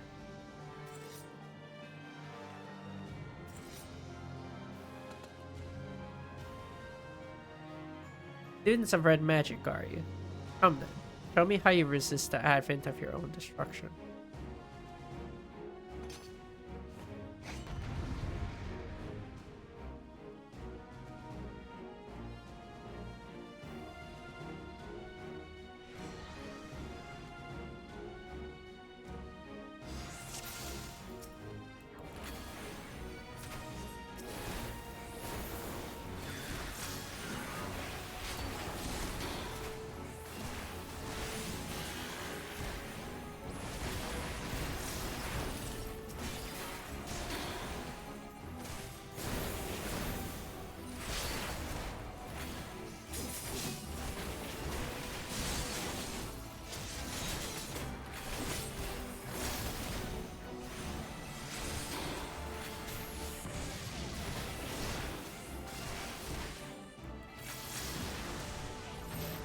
Jesus.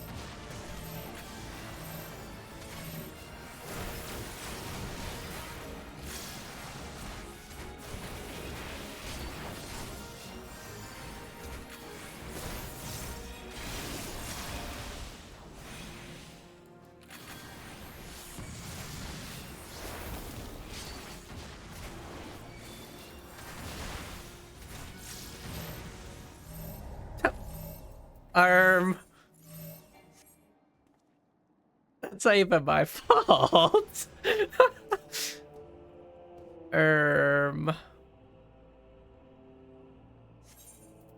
That's not even my fault. I can't take blame for that. Arya decided to kill herself. That's not my fault. Okay, fine. I'll point it away.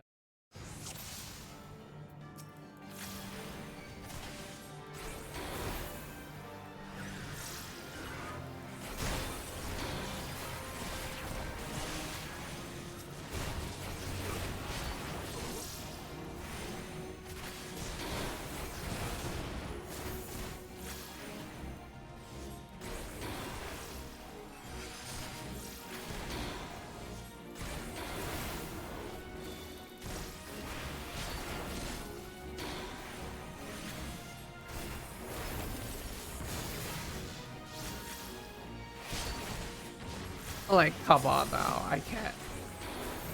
What am I do with that?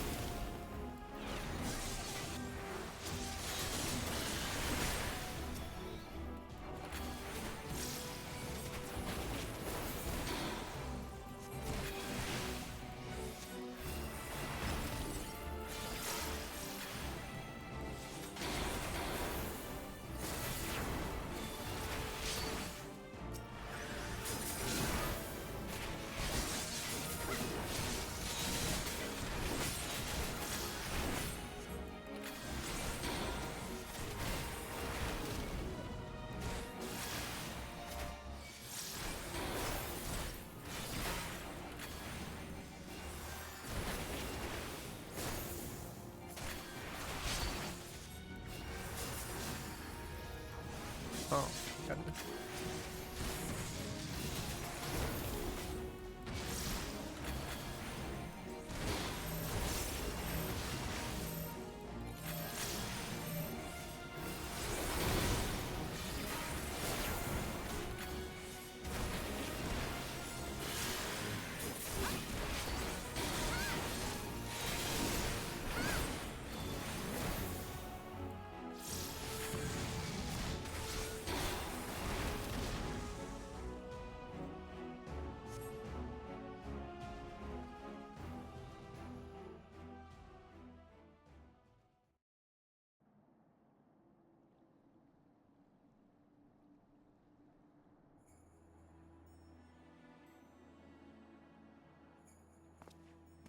My comrade, we are champions of the...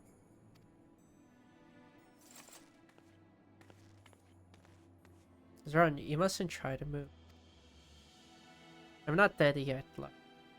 It was nice of you that you... It was nice that you thought to avenge me.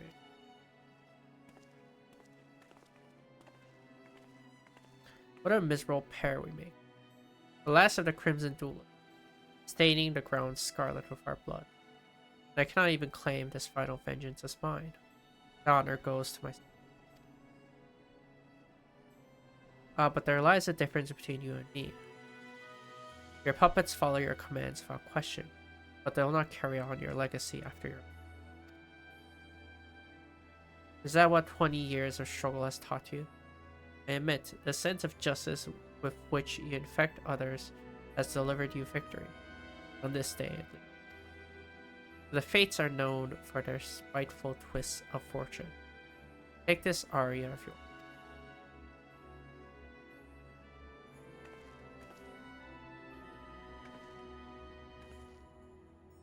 I'm fine. It was just a trying battle. Will this be injustice? Will this be the injustice which breaks you? I pity I will miss your suffering.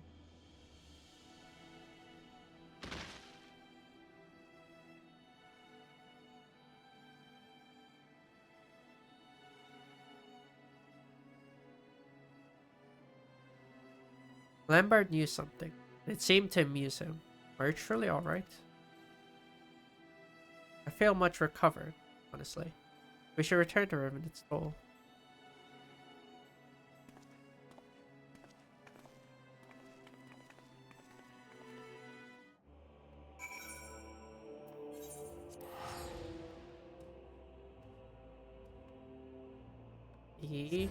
Can't be my fault.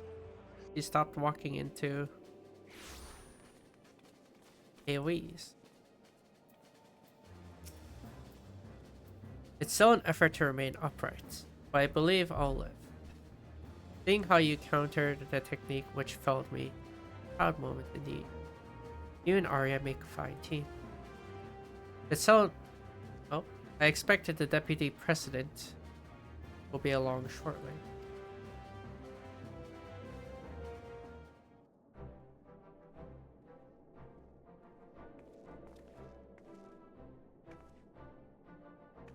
You have my thanks. Had you not uncovered this plot, I would have almost certainly be dead by now. Quite a sobering thought. It's Hikaru and Arya who most deserves your gratitude. I was busy bleeding to death whilst the two of them vanquished the assassin's master. Is that so? Well then, feel free to send a bill for any expense incurred on operation to Sid himself.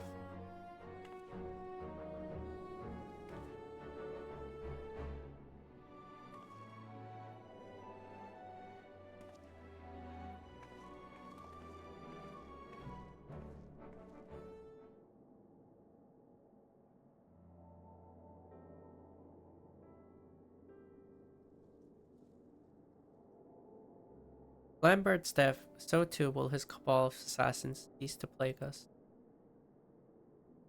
For much of my life, I have lived with failure, the loss of my homeland, my inability to help prevent the collapse. But I chose to fight on in the face of these defeats. It has taken 2 decades to right the wrongs of my past. Yet finally have I managed a tangible victory, and for yours.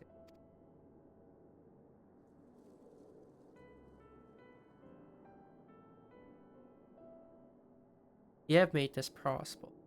Thank you, my comrade.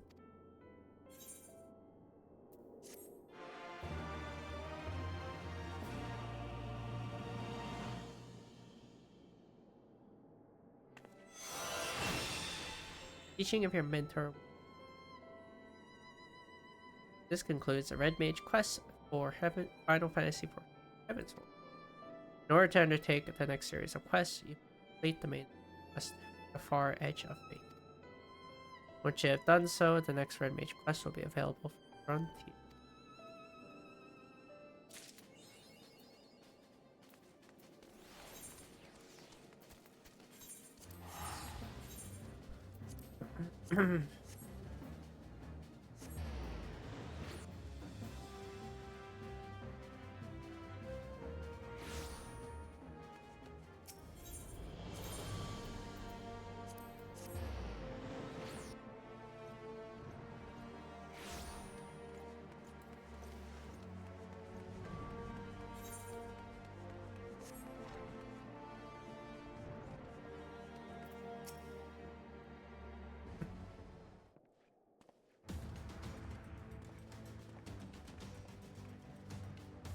Ah, you're returned. Emmerich.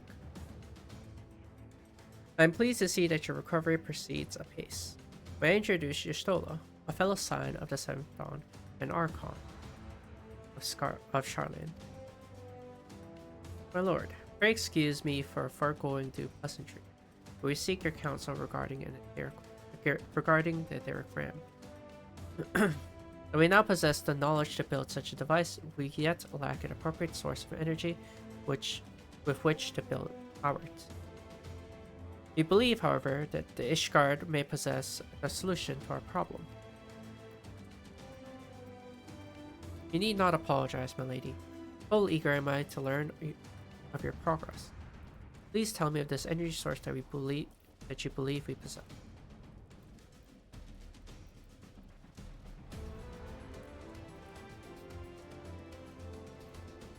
And you are certain that the eye can lend its power to Master Motoya's etheric converger. At Estinian's command, yes. Very well, I shall speak with him. My thanks, Merk. Nay, my friend, it is I who should thank you, as should every Ishgardian. You labor in our name with nary a care for your own safety. Let's speak of Sid. He will doubtlessly be eager to begin work on the etheric ram.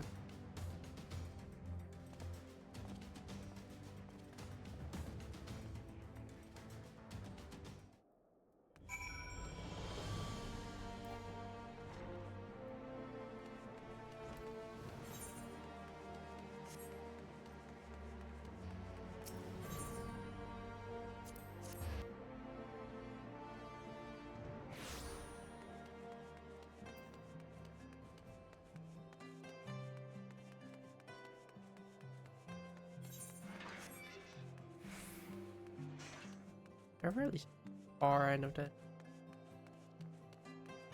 Enterprise always had flame decals?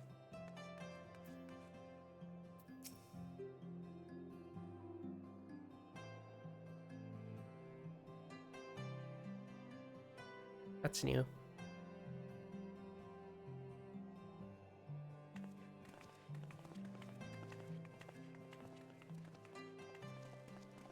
Ah, you're back.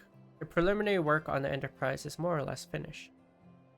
Tell me you found a way to build a ram. Greetings, Sid. It has been a while.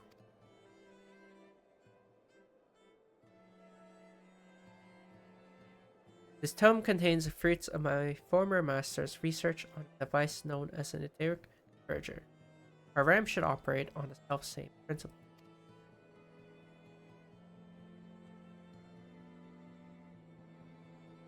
Ah, where are my manners? With a toy like this in my hand, I'd go off into my own world. God, it's good to see you. And bearing a gift besides. A very distracting one. If I might add. If I didn't know better, I'd think it was my name. But there will be time for tearful reunions later. I'll make a start on the tome right away. As long as I have a grasp of the fundamentals, I should be able to knock something together. Which leaves a small matter of the energy. We believe we found a solution to that problem as well.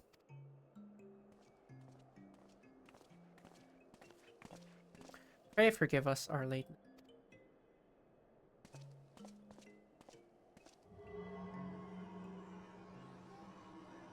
The power of the eye is not to be drawn upon lightly. I believe we have sufficient cause to do. So this is the fabled eye. Right at 12. It's a wonder such power can be controlled. Boys, our friends have kindly provided all the ingredients. Let's see if we can't make something out of it. You heard the chief. We're not resting till the etheric ram is operational. Not one wink of sleep.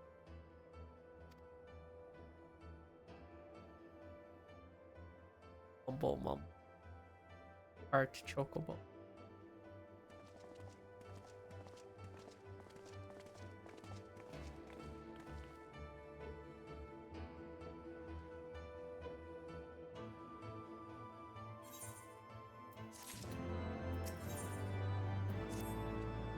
Given the danger of the task that lies before us, I think it's only right that we take a moment to bid our friends and alas, Sid requires my assistance with Master Motoya's rather singular writings. I entrust the task of visiting those who remain behind.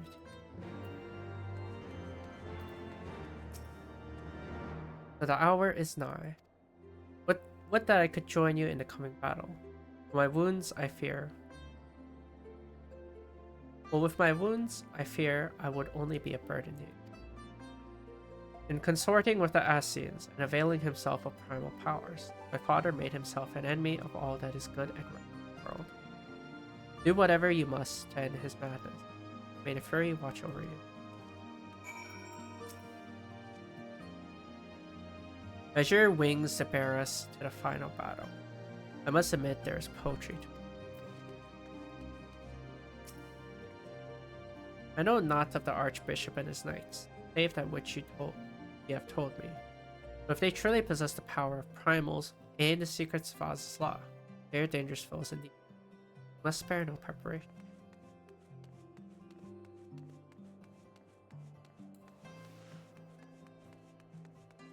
I did think I need to stop once we get to Oz's law. I am extremely tired.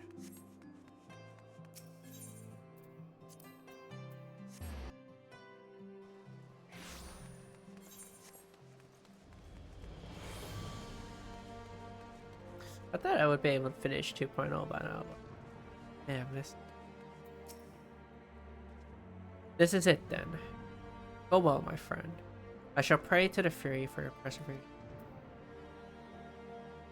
Perhaps you think it strange that a daughter of Garlemald should pray. I do not blame you. I used to think it passing strange myself. But that all changed when I discovered something dearer than mine own life. Thereafter, praying seemed the most natural.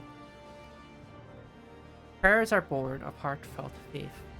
In manipulating the people's belief for his own twisted ends, the Archbishop makes a mockery of their very existence. It cannot be borne.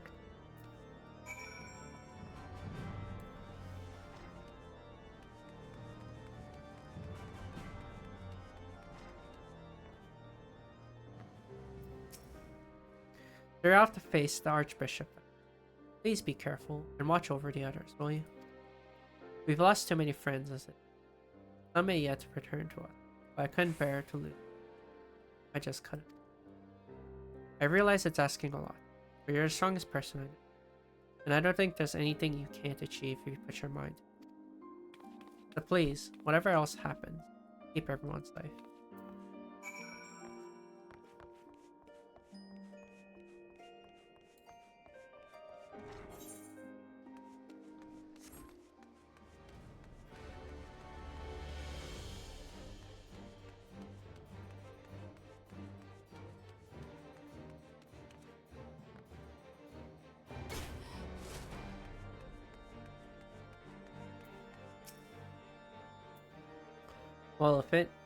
Well, if it ain't my old friend Hikaru.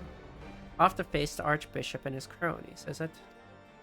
I'd love to go and give those bastards a good wallop in myself. That snake Charbart especially. I've got to stay here and keep an eye on things.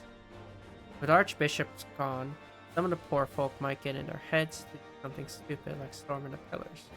But blood won't get us what we want. And I need to be around to remind them that in case he forgets. No need to worry about us anyway. I'll work with Sir Amerk to preserve peace. You just concentrate on settling the score of the Archbishop, eh?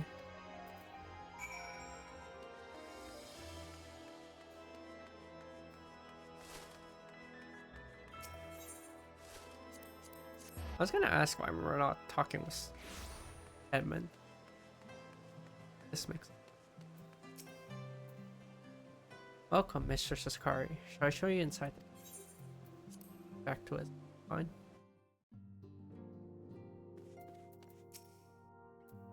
Mr. Sakari, how good of you to pay me a visit.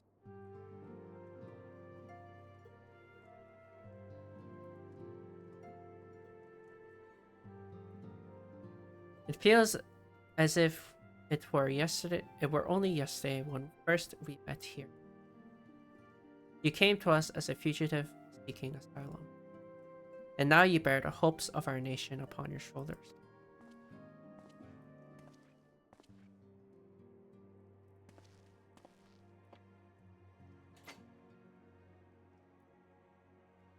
He would not have told you, but when Horsefon begged me to accept you into our household, he described you as hope incarnate. At the time, I assumed he was waxing lyrical, as was his own. I have come to see that he simply spoke the truth.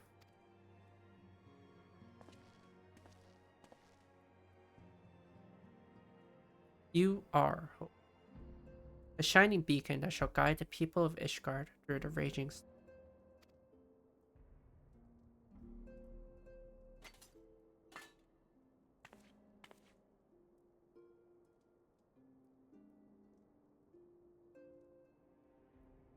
a memento. Were my son here, he would have wished to fight at your side in the battles to come. Take care, my friend, and return to us.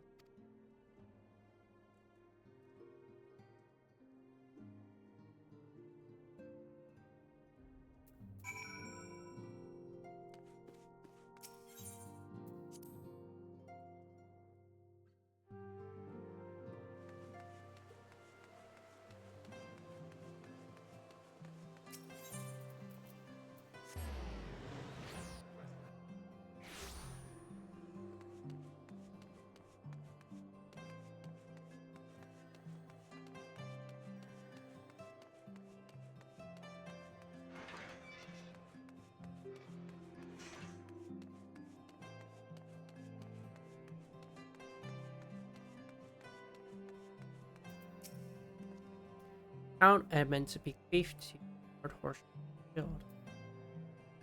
A noble gesture. We bear the hopes and dreams of full many souls. Let our faith in us be a source of courage as we face our trials.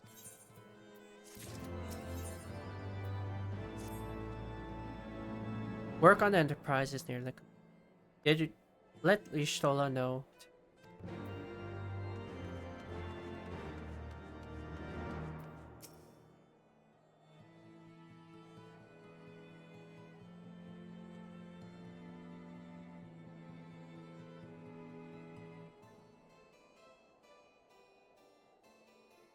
Until but recently, the Ishgardians have kept their doors firmly shut to outsiders. But thanks to you, we have found in them stout allies with whom we may fight to secure the future of the realm. Truly, you are the beacon of hope towards which all men are drawn. Spare us the hyperbole. 'Tis not for praise that we fight.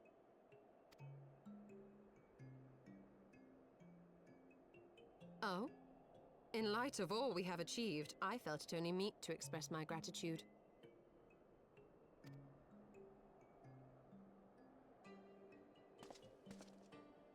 All that we have achieved. Spoken like a true outsider. Until the war is over, we have achieved nothing. The coming battle is a chance to excise the root of this conflict, and by my hand it shall be done. Then you may speak of achievement. 'Twas not mine intent to make light of your struggle. If I have given offense, then I apologize. But if I may speak freely, you would do well to be wary of the Eye. Even now, it burns with insatiable hatred, watching unblinking for a sign of weakness. Should you falter for so much as a moment, it will surely consume you. Save your concern. I will consume the Eye ere I let it consume me.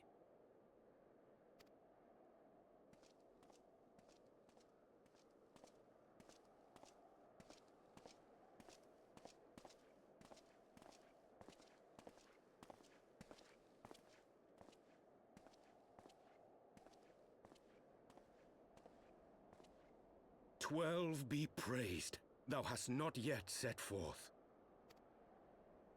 Cross sand and snow have I journeyed, that I might deliver this gift unto thee."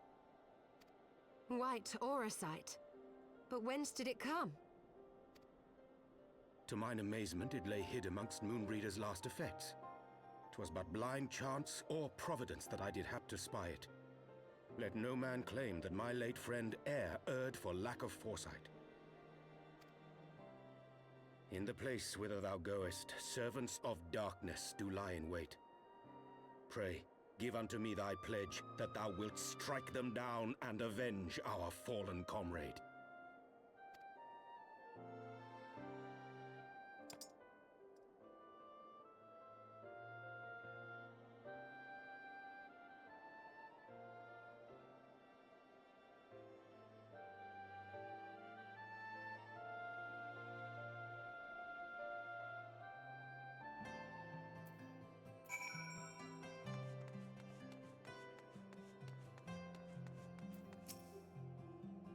Let's go, Hikaru. Razaslaw awaits.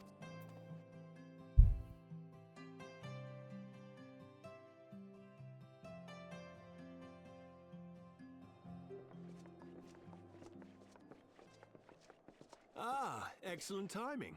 We've just finished our work on the Enterprise. She's so much improved, I've decided to give her a new name to suit. The Enterprise Excelsior. Or simply the Excelsior if pressed for time. Once again, she'll carry Eorzea's protectors into battle. All aboard!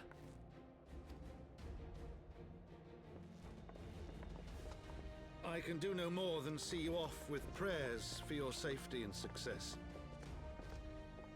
Yet know that wheresoever you may go, my son's spirit goes with you. May the Fury grant you strength.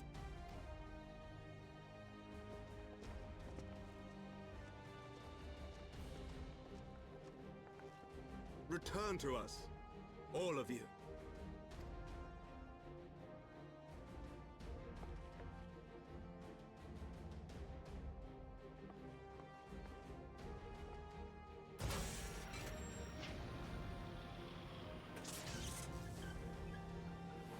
Enterprise Excelsior. Engage.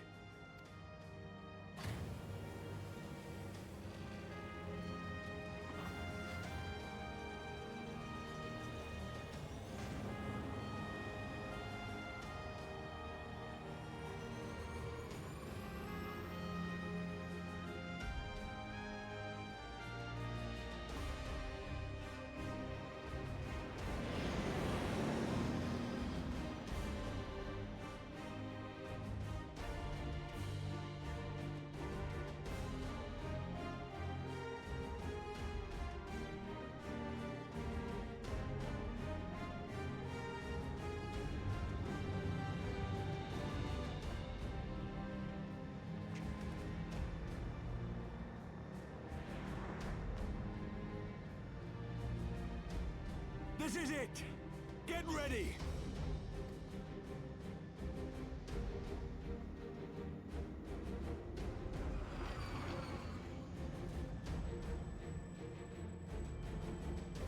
Eye of mine enemy, render unto me thy power!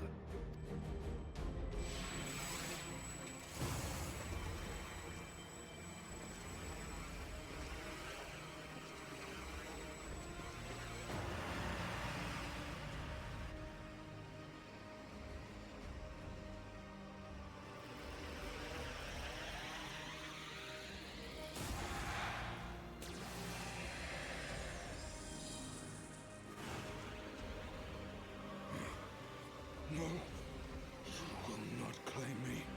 I am the master.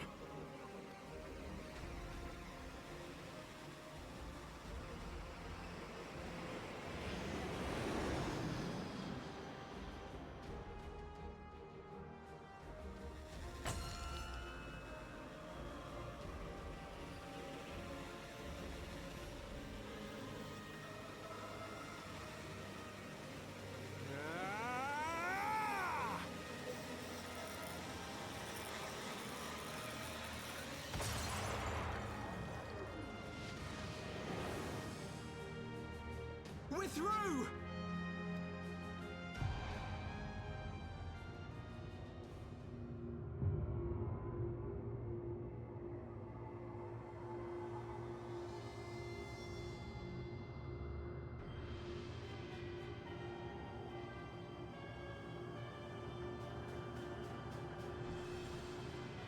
Not a big ship like that, Pedro.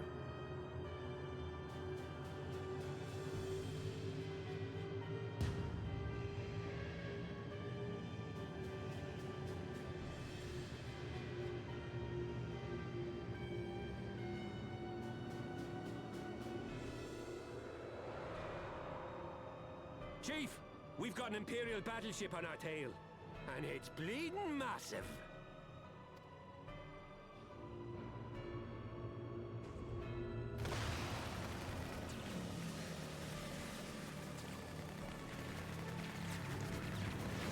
Damn it! The bastards were waiting for us to open the door for them.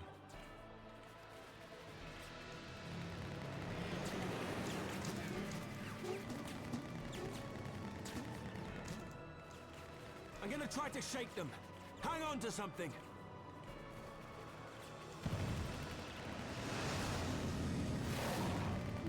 We're all going to die!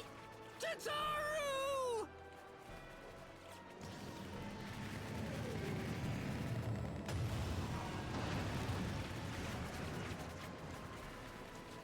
She won't take much more of this!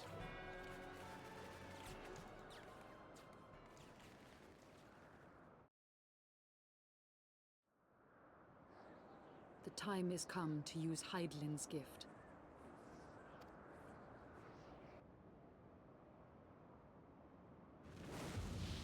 Much blood has been spilled in my name. And for what?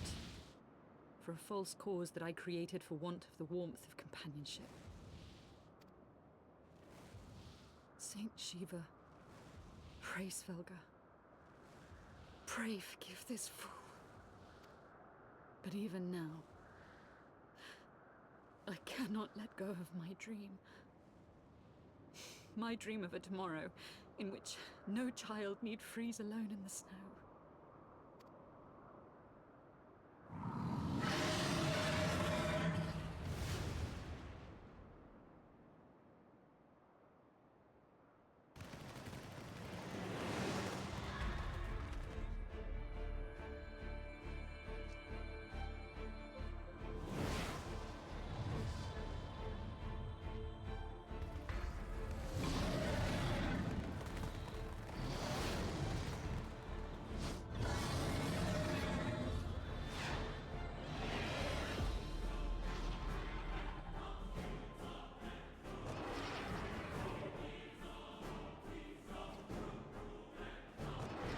Thank you, Svelga. Is that Azelle? What does she mean to do? O goddess, born of mine own hopes and dreams, for the last time, I beseech you. Fill this vessel with your light. Still the hatred within our hearts and bless us with eternal grace!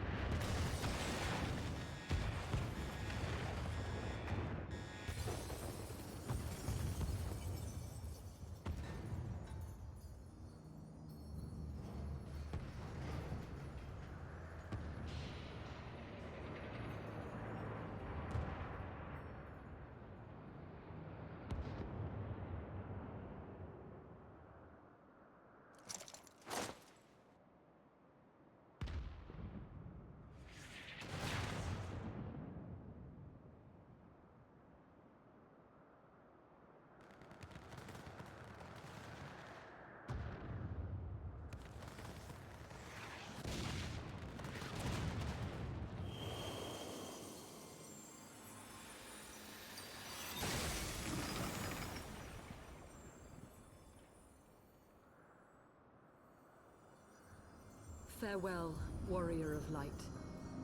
And thank you for showing me the way. No!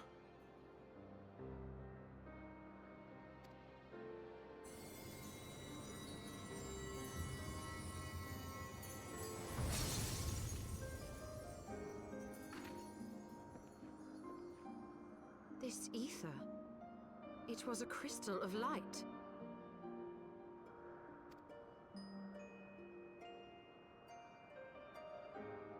She, too, was one of Hydaelyn's chosen.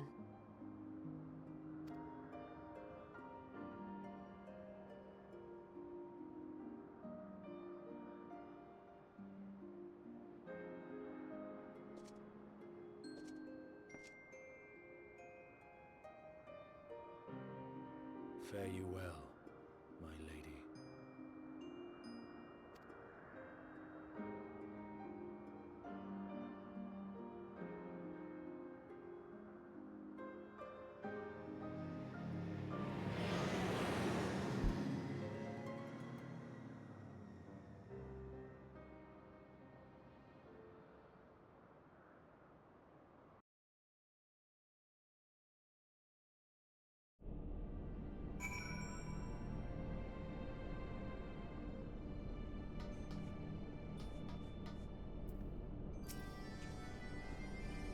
Though we walked opposing paths, Iceheart was already. Her deeds will not soon be forgotten. The Echo is a gift and a burden both, as you know only too well. Dale, I cannot believe she's gone.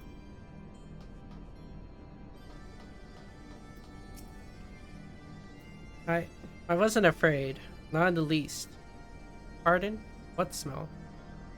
Oh gods, someone spilled something down my trousers.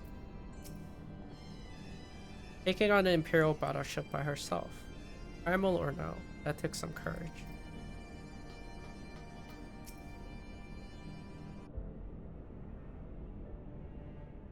Oof. I don't know about you, but I'm glad to be on solid ground. Even if it's that ground is floating in the sky.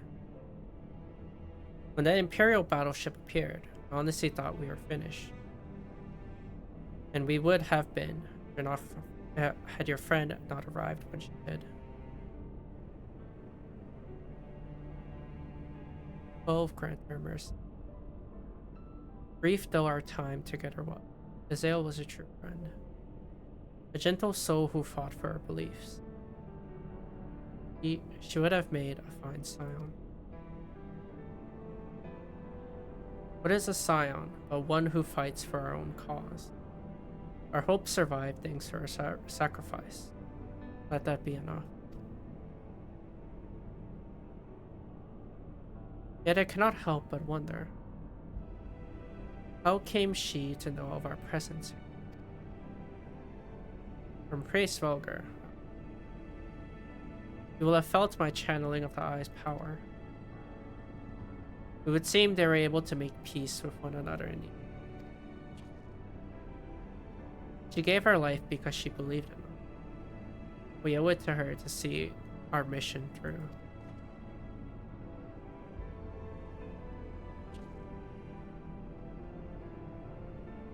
That dome-like structure further in.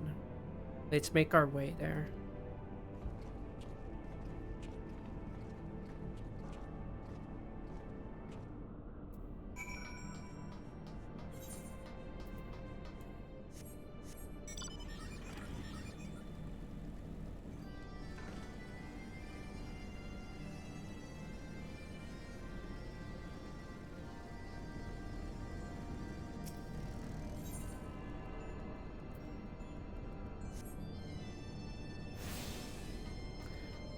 And with that, I think that's a good place to stop for now.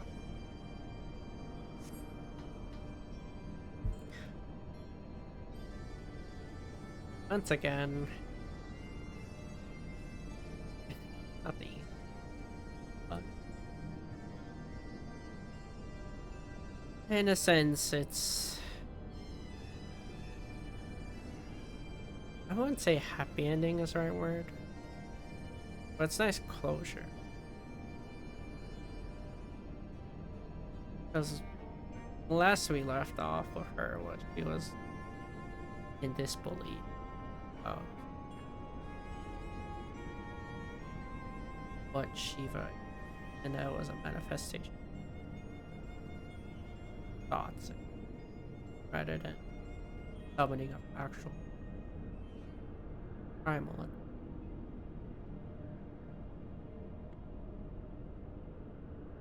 And that she is to come to terms.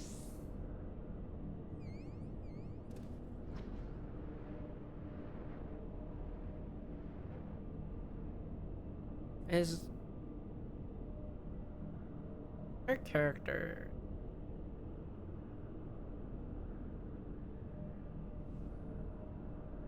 it's a character that truly believes that he's doing the right thing, doing the regardless of what that is true for now.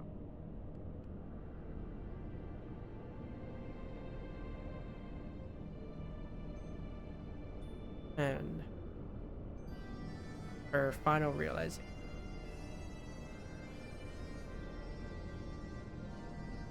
she has been misled, but she still believes her root cause, making sure everyone is safe and that and she realized that we're the best case transfer. See her dream, or sacrifice her, even if he won't. I did take that character. Anywho, we're nearing the end of base heaven. I thank you for watching and stopping by. Good rest of your day or wherever you go. Take care. Bye bye.